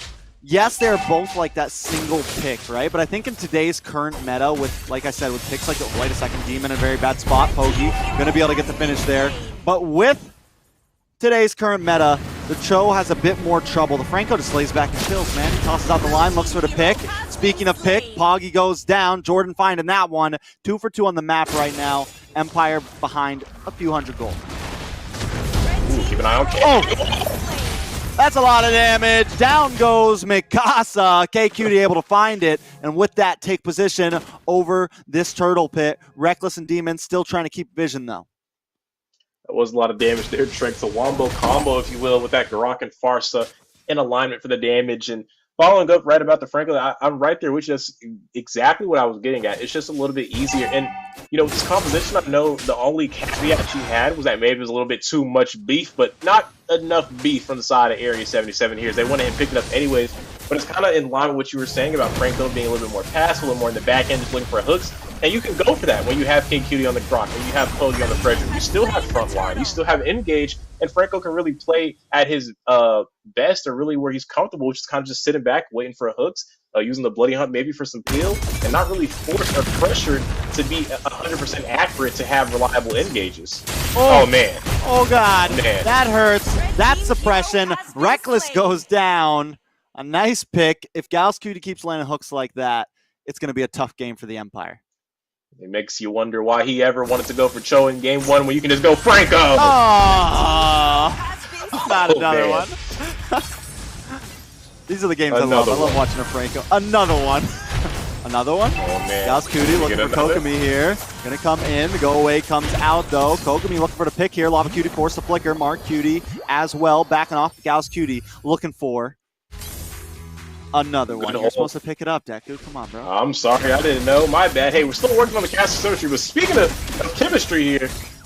Boggy getting the taunt. Kokomi keeping the range as well, but nothing too major happening yet. Nothing major happening just yet, but something that is brewing is Area 77 has created a bit of a gold lead. They're up 1K. Hang on, Mikasa looking for Pogi here. No, Mikasa. Not at all. Bro. You know what? Not over. Wait a second. Gauss Cutie goes down. Jordan able to pick up the kill. Lava Cutie and Mark Cutie want to chase down Jordan though. Reckless hanging out. Looking for the possible knockup. Jordan goes down. Reckless is like, nope. Not getting involved in that one. Shit, I was gonna say, it's kind of funny because I kind of pointed out about the whole Hayabusa thing earlier on, where I was saying you kind of dive into this team and they have the Bloody Hunt, they have the Wild Charge, and we always saw the Energy Eruption, and that was enough to be able to take out Hayabusa. So just think about that, but in, 3 times the odds of that being happening in those team fights when you have Frederick, when you have Brock and Franco present, Hayabusa's gonna have an even harder time. That Iron Hook was so close there, Trex, from Dallas Cutie to pick up another kill on Kokomi. So close. And, we look at Area 77's composition, and some might say too much bulk, too much appeal. But when you got Mikasa jumping around right now, I feel like it is the perfect amount, because every time Mikasa comes in, he's either getting taunted, he's either getting walled or wild charge, or you're getting bloody hunted. And, literally, it just completely cuts off what the Empire wanted to bring this game. Reckless comes in, you're getting caught off. Anyone tries to dive in, it does so well against the dive composition that Empire has right now. Speaking of, in comes Reckless, shot down from the sky. Another pick for Area 77. That's right, they're having their way up against Empire right now. And I think that's a blend of a lot of things here. I think the pick-off pressure from the side of A77 with that reliable engage they have, it's a lot to follow up with up against Empire. They can really stack their engages as much as they want to, and then they still have, extreme backliners when you're talking about the Farsa, you're talking about the Beatrix. Speaking of backlines, Lava able to save that flicker. And a good flicker. Material down, but they've already taken the turtle, so they're looking good right now. A77 holding a big lead at 6 minutes in. Uh-oh. Okay. Oh, Petrify. K-Cutie able to use the wild charge, trying to get away, but Mikasa now involved in this. K-Cutie will go down. Empire finally finding a good pick for themselves. They find the kill up there, but still the gold lane is not in their favor. Oh, Reckless, very low. Nibiru's passion comes out. Kokomi forced to run. Reckless comes in. Mark Cutie able to get the mega kill, though. Farming up at 4 and 1. Oh, my God. Flickers in. Beautiful. Mark Cutie Trex Marquee Gaming on the gold lane with the Beatrix. This is extremely impressive. He is completely decimating Kokomi and winning this matchup easily. He's 5-0-1. That's a scary side from the side of Empire. They were already losing the early game, but now you got Mark Cutie running around fed and untouched against their team. K-Cutie's ready. He wants Mikasa to come in. Yeah. He is waiting for it every time. Last time it was Pogi, this time it was K-Cutie and Trex again. It's kind of what we were harping on about. Every time Hayabusa goes in, it's just immediate CC, and that's just with one target. Well, speaking of CC, though, Reckless trying to get Tyrant's Revenge. Not able to pull anything off, though. Kokomi's taken 2 deaths already, and the damage just isn't there. It's going to be a while until we see the Melissa, if ever, get online. I'm trying not to tell you, though, we were talking about Mark Cutie on the matchup up against Kokomi on this Melissa. Nothing cute about this game, and this is straight nasty. This is ugly. This is savage here. Trex, what the Another one. Down goes Kokomi. Lava Cutie. We were worried about Lava Cutie. We were worried about Lava Cutie, bro. We're worried about Lava Cutie right now. Lava Cutie's 3-0-4. There's just no way to Lava right now. And that is what's going to really be the big thing. There's no way to Mark Cutie right now, and that is going to be the problem for the Empire. I mean, it's hard to not play good when you got Gals, Cutie, AK, DJ to lead on your team here with another one and another one and another one. Trex, it feels like every time we look at them, another hook has been landed onto the members of Empire, and it's been leading up to a lot. What is Lava Cutie doing? Just in case. Now, just in case, I guess. A little bit of precautionary warning, but look at Reckless charging up. That was the just in case ult, you know? You never know. Foggy trying to get the taunt onto Reckless. Gauss Cutie swinging out the hook, does not land though, but Area 77 are in the groove right now, having a party in this bush, camping it up, toss out the tent, bring out the hot dogs, because we're ready to find our next target. Oh, and there it is! Reckless pulled in, Mark Cutie with the damage, Foggy dashes in as well. Reckless does not go down, but a big knock-up. Kokomi will be the next to fall. Jordan trying to pull something off, looking for the Petrify, moving on to Mark Cutie, finds Lava. Mark Cutie drops next, Demon picking up that one. Gauss Cutie now on the run, Demon finds another. It's a 3-for-3 trade, but Empire finally evens it out in a team fight. That was a great re-engage there from Jordan. It looks like they were going to lose on the edge after they were able to find Reckless nice and early, but a lot of resources to use, right? Wild Charge on top of him, Feather Airstrike as well with the Bloody Hunt. Didn't have nothing to stop Jordan. Once he landed, he found Mark Cutie on the Beatrix and took him down quite easily, paired it up with Demon, like you said, to be able to even it up for the first time in one of these fights, found the 3-4-3. They're going to lose the tower, but they haven't lost the desire and the will to win this match. Most definitely Area 77. I mean, at this point, if Area 77 can keep this up, if they can keep this up, we may go to Game 3, but the way that Empire just played out that last team fight, it gives me a little bit of hope. It makes me think that maybe they still have some tricks up their sleeves here, but the damage from Lava Cutie is going to lot. The wings by wings in, able to sidestep Reckless, does drop the Tyrant's Rage, and comes the Shadow kill. Mark Cutie finds Reckless, but Demon responds with a kill of their own. Mark Cutie able to find another one though. Jordan trying to get the re-engage, but not quite able to this time. Kokomi comes in with a go away. Shattered down. Mark Cutie's on fire. The taunt, but not enough today. The shutdown and a triple kill for K Cutie. I have to tell you something there, Trex. That Wind of Nature picked up by Mark Cutie at the end of that previous fight, right in that mid lane after Wisey was able to find him. I didn't even know he still held on to it after I saw Mikasa diving with the Hayabusa. Kept it in the last minute as they were looking for Kokomi with the Wind of Nature proc, and they weren't able to take him down there. They were able to win out that 5K Cutie, pick up that triple kill like you pointed it out. Speaking of point out, both of them picking up a Malefic Roar right now. So any defense that it seemed Reckless or Jordan were going to be working on are going to be a little bit behind, if you will. Maybe even potentially useless, as double Malefic has been locked in from these damage dealers on the side of A77. Yeah, it's a lot of pen, it's a lot of damage. Reckless can't even, he can't bush check right now. He can't dive in, because if he does, he's immediately getting locked up. He's landed a few solid, he's getting the plays, he's making them happen, but he's just so squishy right now. He's immediately getting melted in, and anyone else that comes in thinks that they have the advantage, then it's immediately turned around, and Area 77 comes on top of the fight. It's 20-10, 11.5 minutes in. Next Lord is up, and Area 77 has a clear advantage in 5K gold lead. Definitely have that nice gold lead, and I have to tell you, Trex, Kokomi just now picking up that golden stab. That second item, as we're about to cross to the 12-minute mark, is not a good sight. That means he's extremely behind. Mark Cutie's been online since he started the game. He's 9-1-4. He started out on fire. He's still on fire. He's only died one time. Kokomi has fell 5 times in this match, Trex. And we talked about this before. That is extremely bad, detrimental to a team when your scaling pick has suffered so many losses out there on the lane of Dawn. It puts you further and further behind right now. And Area 77 is looking to put Game 1 behind them, as long with Empire in Game 2.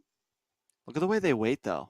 They don't take setup. the Lord. They don't want to force it. They want to try to make Cutie. a play, but it might have been a bad play at that. Kokomi does go down. Casa doesn't even want to force it.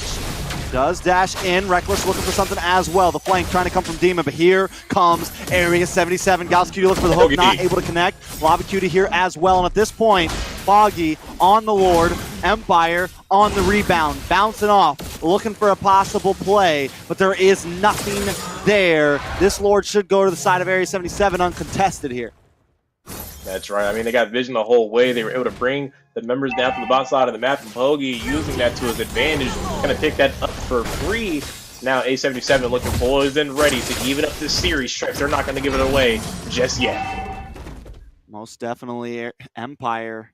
I mean, it's looking a little. I just feel like there's no exact answer for them right now. Like Reckless would have to like shoot a curving arrow to get past KQT, to get past Poggy. You'd have to pull a real Robin Hood here to try to even find a target on Lava or Mar. There's just no way in, and as long as Mar and Lava have free roam, there's nothing they can do. You said he needs a heat-seeking Tyrant's Rage, basically, to be able to get a win from the side of the Empire. A Mark Cutie seeking Tyrant's Rage.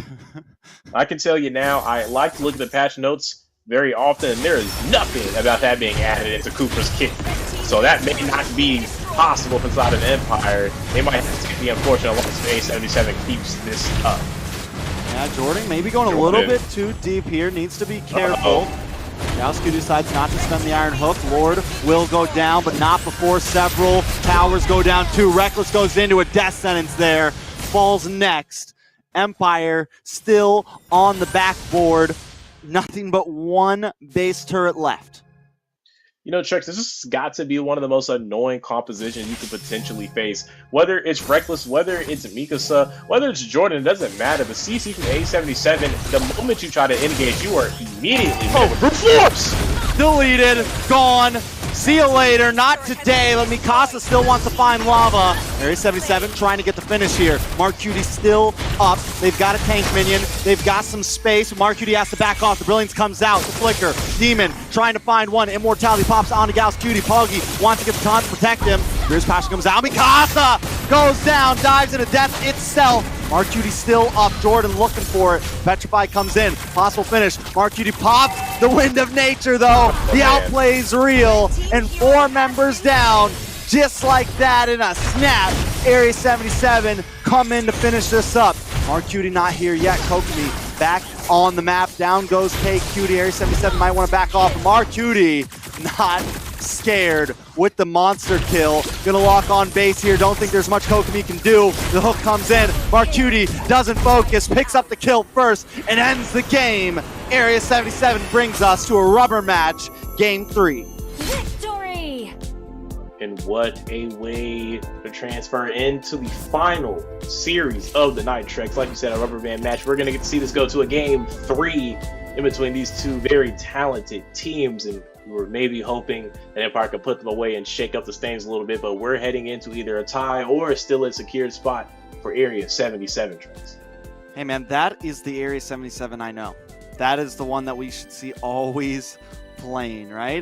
They definitely had a shaky game 1, but this game they came in with just a textbook draft. It almost feels like they were planning it from the start, but when things got a little hot in that draft, they made the play, they made the choice, and it worked out perfectly. KQT on that Grok, Mark Cutie on the Beatrix, just phenomenal play all around the board.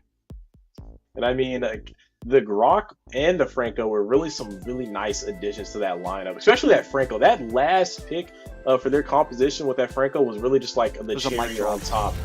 It was, yeah, it was. I mean, they walked away with that flawlessly when you're talking about the draft game. I mean, it just felt like Empire, they just had no way to breach the front line to even get a whiff, a sniff of Mark Cutie and that Farsa. Every time they try to engage, caught out by the CC. But speaking of caught out, let's catch up with what really happened. And it was a lot of a goal diff right there for Mark Cutie. 14-1-6. I mean, the man was online as we were crossing into around the 4-5 minute mark. He was already ramping up the damage, ramping up the items. I mean, look at him leading the way with 39% tricks. What a game for Mark Cutie. I mean, the rich guy, the carry. I think early on, I want to say it was like minute 4, minute 5, something like that, when he picks up the kill on a Reckless and then flickers in and got that kill onto Kokomi. I think that was the moment where I was like, oh man, Mark Cutie's moving this game. He is moving this game. And from there on, it was over. Now, we are going to come in to the third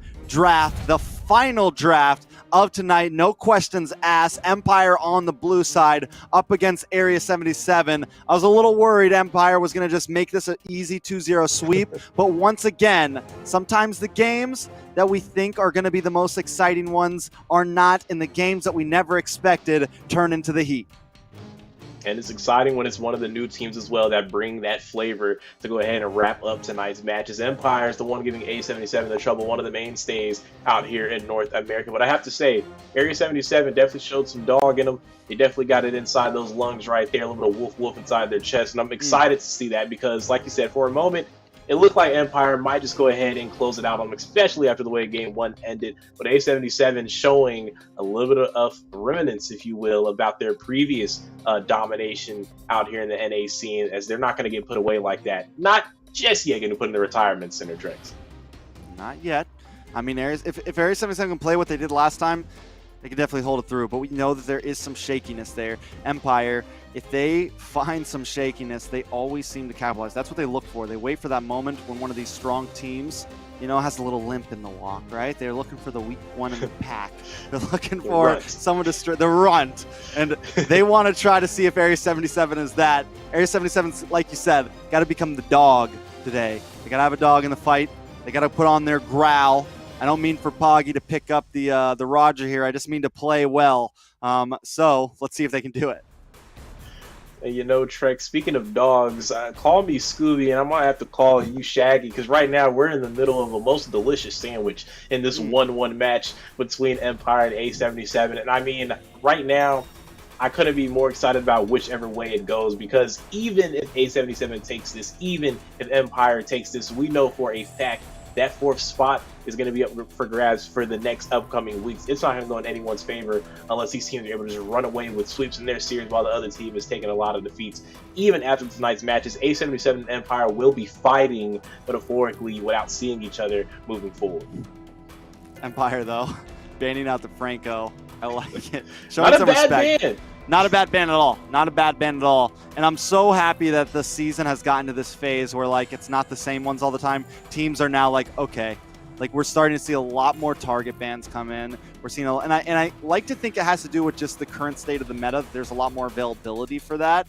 Like, it just feels like a lot of things are, I mean, I hate to say it, but it feels, and I don't hate to say it, but it feels like a lot of things are kind of level right now in a sense. Like, there's nothing that's just like completely broken. There's nothing that's like, oh, we cannot let this through. Even the heroes that are constantly banned, like the Joy, we see lose when they get picked sometimes. The heroes like the Wan that are picked, we see lose sometimes. Kaja, Faramis, all of these picks are not just like a pick and win type of hero anymore. And I just feel like we're in a great place right now. Great time to be casting. Yeah, absolutely. I mean, one thing I always hated was seeing kind of the same old band, same old picks, or one team gets this, it's kind of like an auto win, it's kind of like who gets to it first type of thing, or who's just going to ban it out and go for something different. But like you said, right now, things are pretty level. It feels like no matter what gets picked up, there's always an answer. There's always a draft that can deal with it, always a play style. You know, there's a caveat for everything that gets picked up. And like I said, it's a great time to be a caster. It's a great time to be a player as well. For everyone involved out here in esports, man, it's just a great time for MLBB, especially out here in North America, where you got teams like Empire putting it down on A77. Like you said, this is an elimination match for both of these teams. This could go either way, Trex. About to tell you, I'm very excited about the picks. We got Glue coming out first, nice and strong from inside of Empire, but then on their swing back, Fredrin and Farsa, your front and your back for A77. I mean, they're very similar to last game, right? Literally the same 2 picks up front for Area 77. This time they're on the red side. And we said it in Game 1 that after Game 1, Area 77 had to change up. They had to adapt. And now this time, Area 77, let's keep it simple. Let's just kind of rock it the same way we did last time. Empire's forced to try to swing back here, change up their draft, find a new way in, maybe not pick up the assassin hero. I mean, with the Franco gone, there's some opportunity there, but still, Area 77 is showing that they're not scared to get different, right? They're not scared to just put everything in the hands of Mark Cutie and Lava as long as they can protect those 2 players. And I think this Eve is going to be really good. It allows you to create some space. It offers you some team fighting capability, and it's definitely going to help set up for this claw that's been locked in as well later on in the game. Obviously, when you're talking about range, you get beat out by Farsa here, but it's a bit of a give and take. Farsa obviously going to have a lot more for damage, and since she has the range, a lot more in the side of zoning. But Eve still has a lot of control in those team fights when you're talking about that slow, especially after the Ice Cream Wand has been picked up. You get the Enchanted Talisman, and now you're spamming the slow. It becomes almost like a CC. Both of these mages have their give and take advantages here, and it can go either way just depending on how one of them plays. I definitely like they didn't try to repeat for that Lummox pick. I did not feel like Demon was comfortable on it at all. We saw him, he did die to Pogi underneath tower with the Lummox early on in that match, and I was wondering how that was even possible. They weren't even level 4 yet, and you're getting chased down into your tower in the mid lane and dying to a melee fighter. It was a lot to question. So I think this mage for him is going to provide a lot more when you're talking about the scope of the match. Yeah, Demon definitely just feels comfortable on kind of whatever he picks. I feel like he has a decent enough hero pool, and I think the rest of his team just needs to kind of, pick it up a little bit. Kokomi seems to have some good games, but a few other players seem to suffer from that same syndrome of once I fall behind, I'm kind of out of the game. There doesn't seem to be a big answer later on. Now, this time Gauss QD is going to pick up the Kufra for himself. Still need to see a roam from the side of Empire. Wondering exactly what is the option here. Brock's still open. Few picks possibility. That's right, but something else interesting to talk about here. I pointed out in the last series about the whole no Alex, no Martis type of thing, no tank jungler happening so far. We saw Hayabusa come out from Empire, which is very, very different from what they've been going in for the majority of the season, and it did not look good. That Hayabusa got worked. Yes, you could say a lot of it had to do with the composition that A77 had, with a lot of quick stops to those engages, but at the same time, it's not like any other Hayabusa that never met that kind of resistance. Maybe he could go for the split, maybe he could go for such and such, but it seemed like he just kept trying to find the kill, and instead of finding himself on the short end of the stick, finding himself at the caster's deaths. I believe he had, 7, 8 deaths. Like, it was getting up there. It was getting pretty bad when you're talking about a jungle. Like, there's just no way you can be dying that much when you have Retri in your hand. You're too important for the team, and I really feel like maybe they should go back to the roots of just that's utility. I don't know if maybe it's a pull thing, and Mikasa maybe not able to pull it out, but something, maybe, I don't know, maybe like an Akai or a Barat, something to lock in there in your jungle that's not really assassin. I feel like we haven't really seen the Barats a whole lot lately, right? Same thing with the Akai. It's kind of fallen off a bit. I think the Barats is still pretty viable. I think any of those picks, as we said earlier, like a lot of picks are still viable. It just has to fit in correctly. Second ban phase is over. Area 77 up front. I mean, Beatrix still open. Mark Cutie had a great game on it. I think it'd be solid for him to pick it again. Yes, it's a little bit different this time. You're up against someone with a bit more dashes with the Claude. It's not as immobile as a Melissa is, but still, Mark Cutie runs it very well. So it could be something solid for them. They decide to go for the Yuzong here. Nice counter to this Eve. Nice someone to get into the backside and maybe even try to target Kokomi. And again, they're opening up with a lot of the engages here. I mean, you're talking about engage. You got Kufra, you got YZ, you got Fredrin. Last game, it was the Fredrin, the Grok, the Franco. I mean, it seems like A77's kind of got this down to a science now, what they want to do up against Empire. And that's really shoved down the CC, shoved down the engage potential up against them. Or even if they try to engage, you have the CC to answer right back against it. Because getting past a Magic Ball, a Tyrus Range, a Tyrus Revenge, an Energy Eruption, you name it, a Furious Dive with Petrify, it's a lot. Farsa can even stun you out on the engage. It's a lot to deal with. It's like dual purpose. They have the potential to engage. They have the potential to stop your engage. And I feel like Empire's a little rattled by that. They don't have an answer to deal with when they're trying to go for the engage. But there it goes. It went in for that Martis again, falling back on old habits. You want to create space. You want to move some people around. The Martis can do that job. Same thing with the Grok there, right? So now we have something to kind of break through that front line, give Kokomi some opportunity. As long as Demon has a decent position, we also have some ways to trap people inside, hold them inside of that real manipulation as long as possible. And to add it all up, you got the Glue, who does all of those things in one. So I like the Empire's draft here. I think there's definitely some possibilities. Claude has been a monster all tonight in a lot of people's hands. Once the DHS gets locked in, once that Golden Staff gets locked in, we're going to see Poggy having a little bit of trouble dealing with him, not being able to just hold down in the front side. So I think Area 77 are on a little bit of a clock here, especially depending what they pick as their gold laner. They decide to go for the carry. And I want to talk about those last 3 picks there from the side of Empire. I really like that combination of Grok, Martis, and Claude. It's a lot of instances where they really cover for each other. I mean, you got Claude. He's really good at putting in that initial damage with that Blazing Web, but he's not the greatest at finishing the kills. He's not a great Reaper. Martis is exceptional at reaping with the decimation, so if you can open up the fight with the Blazing Duet, get a couple targets low, now you can talk about sending Martis in that last critical piece to kind of chain up those kills with decimation. Same with Grok to kind of open up the fights. Grok can open up the opportunity for the Blazing Duet. Blazing Duet opens up for Martis. They kind of just stack with each other. Even when you're talking about neutrals with Fredrin, he doesn't have any CC immunity. Grok can go in there, get the wild charge, and you can talk about immuning CC with Martis with the Mortal Coils to be able to pick up the red tree. It's a lot of different here and there interactions they can have to make those three pieces just alone extremely strong. But Trex, draft has been finalized, and without harping too much on, we're heading into game 3. Trex, this is going to be the final match of the night, and the final match to determine what the 4th position on the leaderboards looks like tonight. Yeah, I mean, at this point, Area 77 wins it, right? They win this, they hold their position for another day. The Empire just trying to tie things up at this point. No matter what, it's a 2-1 for them, but winning this puts them even closer. It gets them even closer to trying to secure a playoff position. So I think they're going to be playing this game to the best of their ability. Can they take down Area 77? It does feel like Area 77 kind of got their groove back. Over on the boss side, Jordan will have a bit of an advantage. Don't you just hate that? You got to hate going against that when you get stuck in that position. It's like if you're playing Mortal Kombat with somebody and they keep spamming the same button for the same attack, and it's like, bro, against the wall. Show me something different. Yeah, it's like spam, spam, spam, spam. And like they just keep knocking you down. And I feel like that's what you get with glue.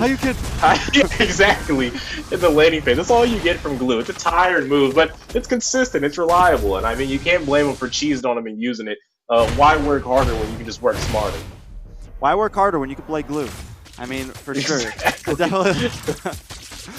Now, up in the gold lane, Kokomi should have a little bit of an advantage here, right? Does look like Mikasa's kind of hanging out up in the top side too. They went opposite roam jungle pathing. So it will feel like Area 77 will have a little bit of prio over this turtle, but it seems like the Empire want to go for the gold lane instead. Gauss Cutie will get the knock up, sees it coming. Nice wall comes out. Decimation. There it is. First blood to the side of the Empire. Jordan also having a little bit of trouble on the boss side, but they're not able to get the finish, so no response. Pick off from Area 77. That's right. Not even able to get a lot of that gold plating there, so definitely coming up short as far as the trade. Turtle, though, up on the map in between both these teams, it looks like the Empire has greater control of the river right now. They're quicker to rotate up from the mid than Area 77 from the bot side. But Trex is a 3v3 right now. Glue is about to join back in the mist to make it a 4v4, especially after Gals potentially rotates with the Cooper. But A77 has the prio on their side of the turtle pit. This could get dicey. Neither team looking to give an inch. Reckless has the flicker ready to go. He's looking for the possible knockup. Reckless takes it. With one click of the first skill, one spin. Where was the retry at? Boggy did pop it, but a little bit too early. That's going to get the turtle over to the side of the Empire. That's right, Trex. Where was the retry? Fire both these junglers. Reckless says, I'm going to get it done myself. I'll do it on myself. The roam. I'll do it myself. Yeah, I mean, it's a great play from them. They already found the first blood. They find the first neutral in this game. It's great pacing from the side of Empire when you're talking about having a great shot of being able to win this match. Yep, and here goes Jordan and KQT once again with the Street Fighter 1v1. Here we go, nice stun. I think he's going to be able to pick that, the grab, the slam, the split.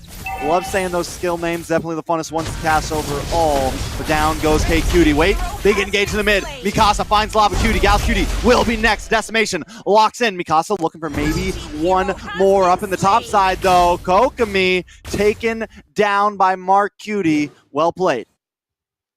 That's right. I mean, Kokomi having a little bit of an issue there up in that gold lane, but we know this is kind of how the laning phase goes. Carry has a great advantage up there, up against Claude, at least early on. But when you're talking about advantage, you have to address the side of Empire with Mikasa running around 3-0 on at this Martis in the jungle. And you know what, Trex? Old habits don't die hard. They are alive and well. Why break the mold and go for the assassin junglers when you can just slide into Martis and still find kills with a decimation?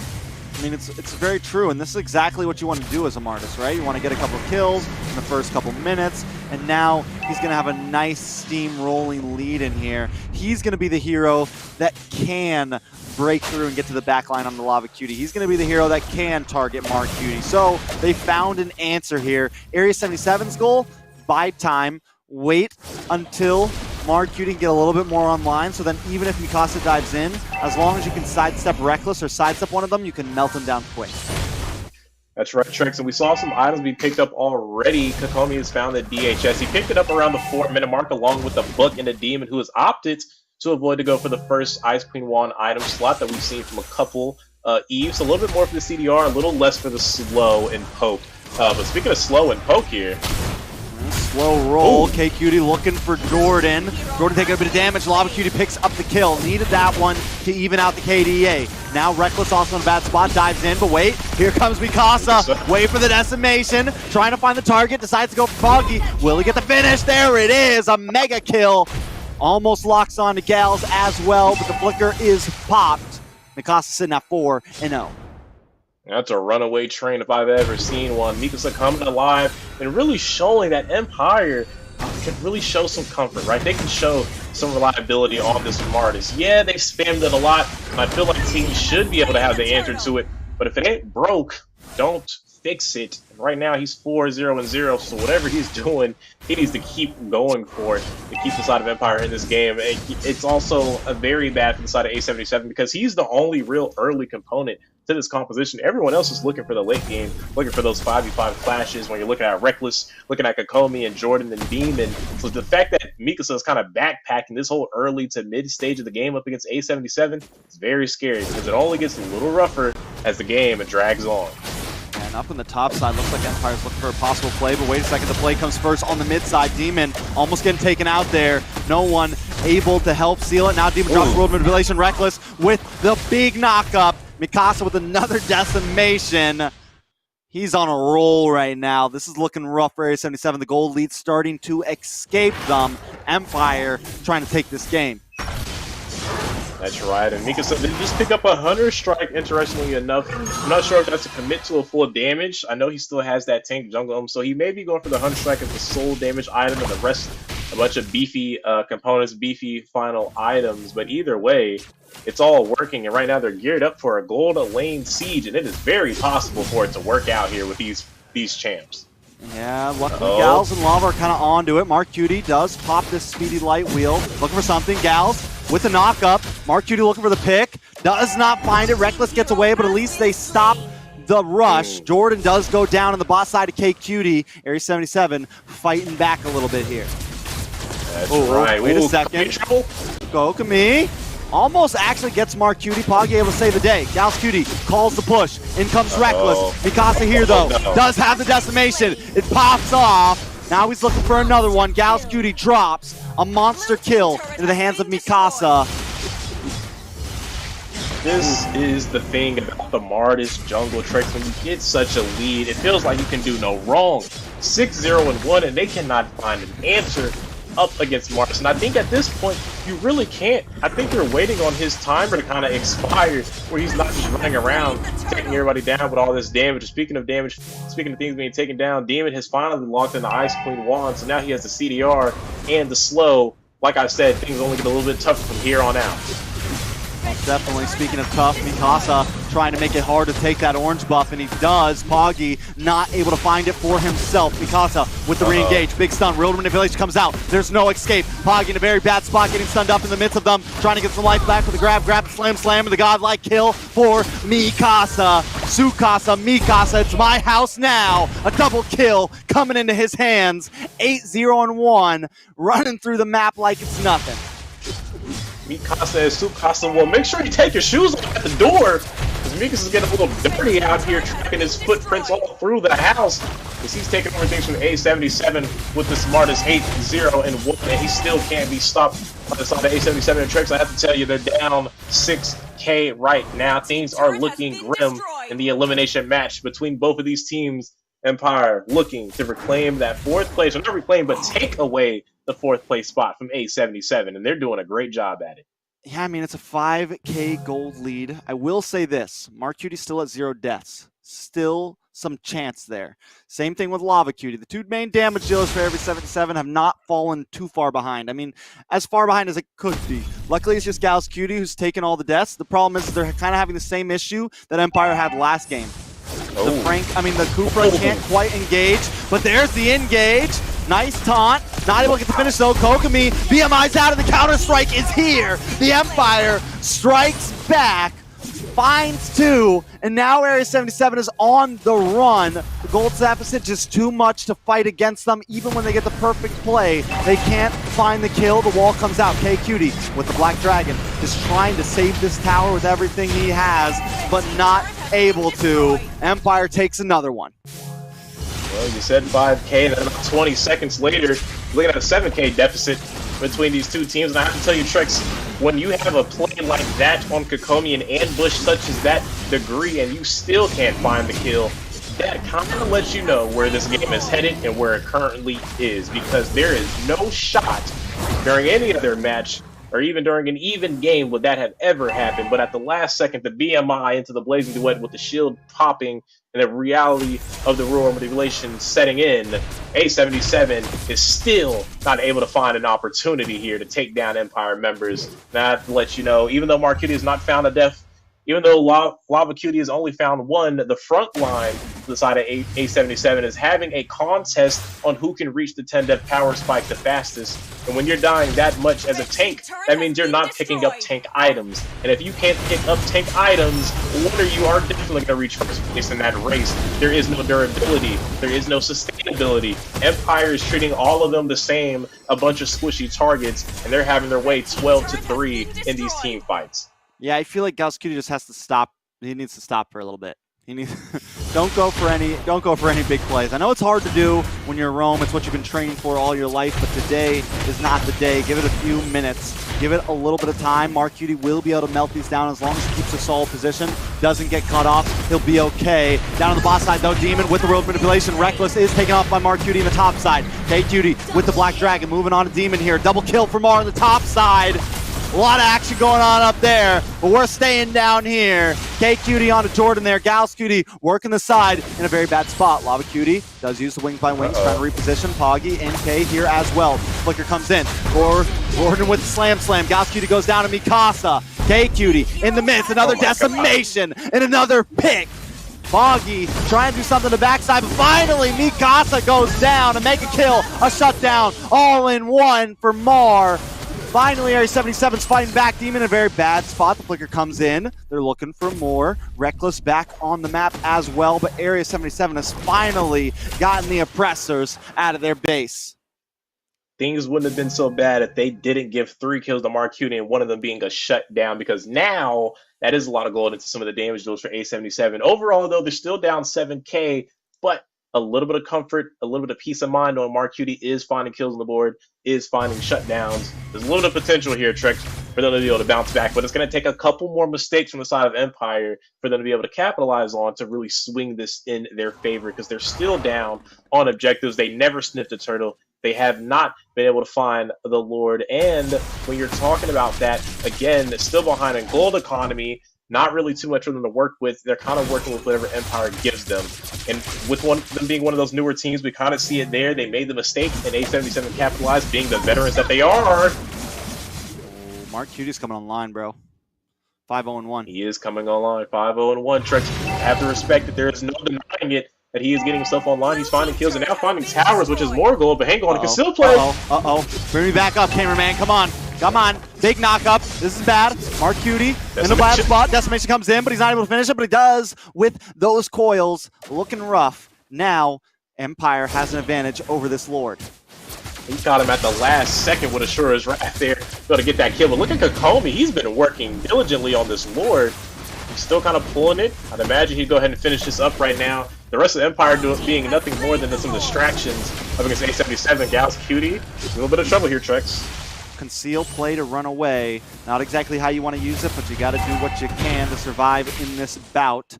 Try to defend this tower, but at this point, the Lord is crashing soon. 2 inhibitors at literally nothing on the side of Area 77. Can they defend this, though? I feel like the only way A77 wins this right now if Empire makes an ill-advised mistake, a bonehead mistake, if you will. Because when you're talking about it, you have Kokomi on this quad. If you can let maybe Jordan go take some tower aggro, maybe Reckless, a free Blazing Duet awaits them along with the Eve, with the seed potential, with that real-world manipulation. It'll be incredibly hard not to walk away with every single high ground turret. But again, this is a newer team to this level of competition, a mistake can be made at any moment for A77 to capitalize on. Yeah, and literally every inhibitor drops. Area 77 against the World Lord, has locked in Mark Cutie, pops a speedy light wheel, almost gets a finish on Mikasa, but just doesn't do it. Base down to 50%, still trying to defend, but the Lord is still up. Don't think they can. Empire contesting for playoffs here. This is huge. They take the 2-1 win against Area 77.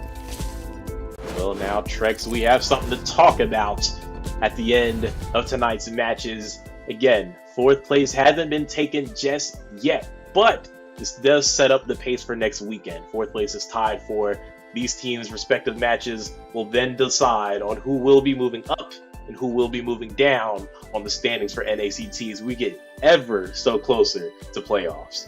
I think what we really need to talk about is that every caster was wrong in that position, and I feel a little bit no, I don't think so. better today. Move to the next segment. Empire upsets everything. But yeah, man, I mean, Empire has been on the tip of our tongues for a while. We've been questioning them, and today they proved even more. I don't want to put it on the fact that like Area 77 had some rough games or this or that. I think Empire has earned their right 100%. To say they beat a very strong team, because yes, Area 77 had a rough game 1, but they played hard in game 2. They played hard in game 3, and today Empire played better. Yeah, I mean, Mark Cutie went 5-1-1. He definitely put all his effort into that carry, but just wasn't enough. As Empire put up a cohesive effort to be able to take on this game, and Demon 1-0-12. We were talking about it, Trex, not so great on that Lunux. They put him on something a little bit more suited to his playstyle, and he rose to the occasion to find Empire not just a match win this weekend, but a series win up against A77, no less. And then not even just him, but Mikasa. Now that guy was insane. Trex 12-1-3 on the hybrid. Martis there with the 100 strike and a couple tank items. He even almost led in damage there coming up behind Demon. But Trex, what a match from the side of the Empire. I mean, it's funny. You called it in the very beginning. You mentioned how Mikasa was going to reap, right? And it just goes to show, because it felt like Mikasa was doing everything that game. But the real thing is Demon with 31% damage here. Mikasa just came in and got the finishes. When they were low, all right, decimation, run around like a madman, decimation, do my job correctly. But Demon definitely was a star.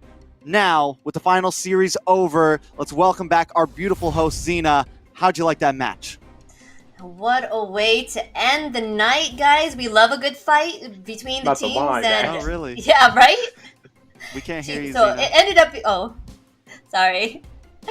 So what a way to end the night, guys. But we love a good fight between the teams. And it ended up being the last team of the night to actually be the best battle out there, right? The Empire fought hard to move up the ladder to try and steal forth from Area 77. But they were able to just tie it out because our MVP Demon said so. What do you guys think about it? I like MVP. I like it a lot. Deku was hyping him up. Demon with the MVP, well deserved. A new and aspiring player in NA, and it's always nice to see a name that I haven't seen over the past year become a player on this MVP list.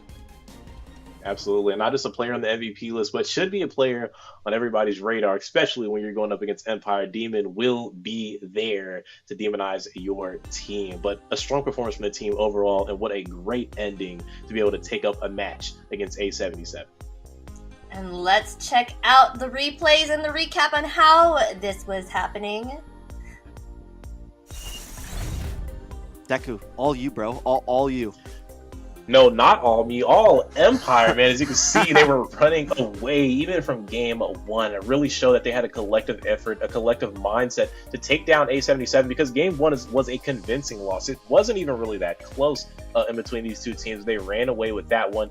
Game 2, though, we saw A77 answer back with the Franco pick, the hidden recipe, the secret sauce, if you will, to finalize their draft and to finalize the hopes of Empire finding a sweep, which would have put them in the 4th spot on the standings, but they had to walk away with the 2-1 because of players like Gals, Cutie with the iron hook with the bloody hunts, but not even just him, K-Cutie as well. Look at here with this wild charge, you're going to see a quick example of what Control-Alt-Delete looks like on your screen as they went to end on this crystal base. I mean, both of these teams gave it their all. We saw moments of excellency, brilliance, and straight heart and determination from both sides, but of course, Empire was able to fear not and run away with the series overall. An amazing performance from them, an amazing performance from A77 in Game 2 to try to bounce back.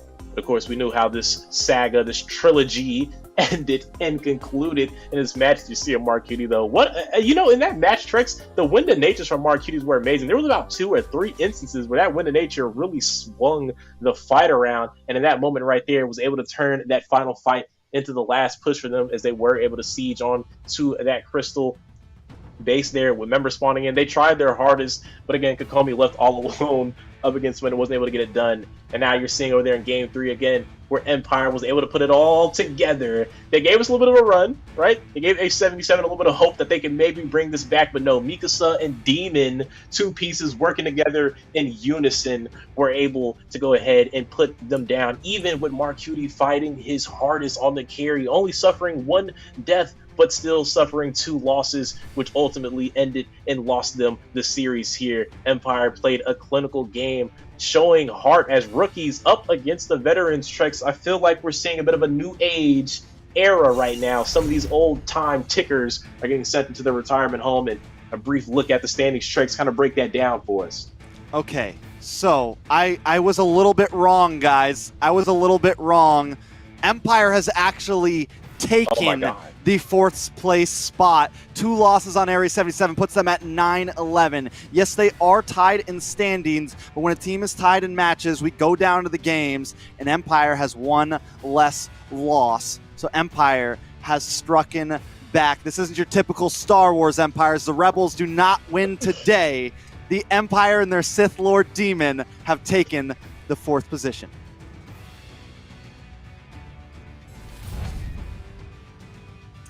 Super exciting stuff. Empire being able to take it, take it from Area 77. What do you guys think? I love it. Sith Lord, that's a great nickname. We came up with some nice names tonight, Trex. Hey, man. Okay, that Sith Lord is a hitter. We're going to keep that. Sith Lord Demon. Great job. He's with the Empire, I've been waiting for that. I've been waiting for that for the past few days, not gonna lie. Didn't know if anyone would get the Empire joke, but Empire strikes back. Xina? And for next week's schedule, I'm super excited to see.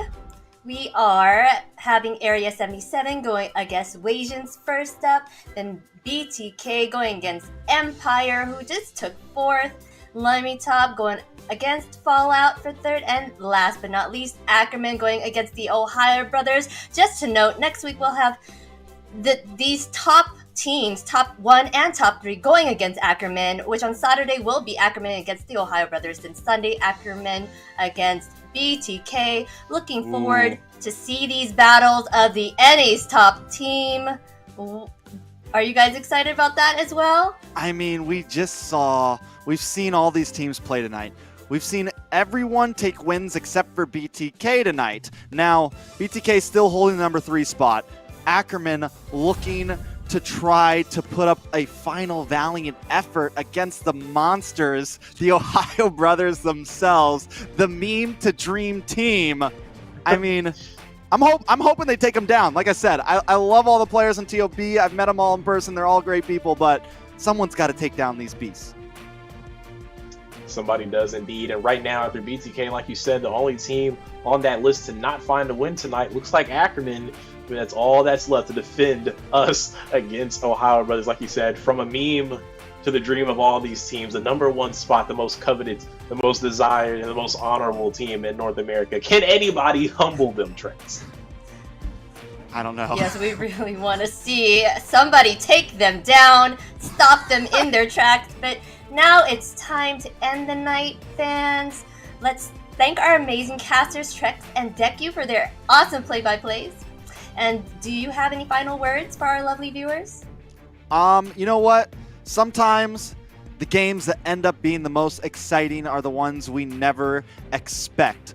All 8 of these teams have been showing their grit, have been doing an amazing job, and don't sleep on it on every other team in NA, because as we saw tonight, some of the funnest games to watch are the ones that are kind of underrated at first. Trex, I really don't have much to say. I feel like the games spoke for themselves, and we're going to have to see what's going on next weekend for NACT Spring 2023. Yes, really fun matches, and I'm looking forward as well to next week. But thank you everyone for watching and spending your Sunday with us. We hope all of you have a wonderful upcoming week, and good night and goodbye, everyone.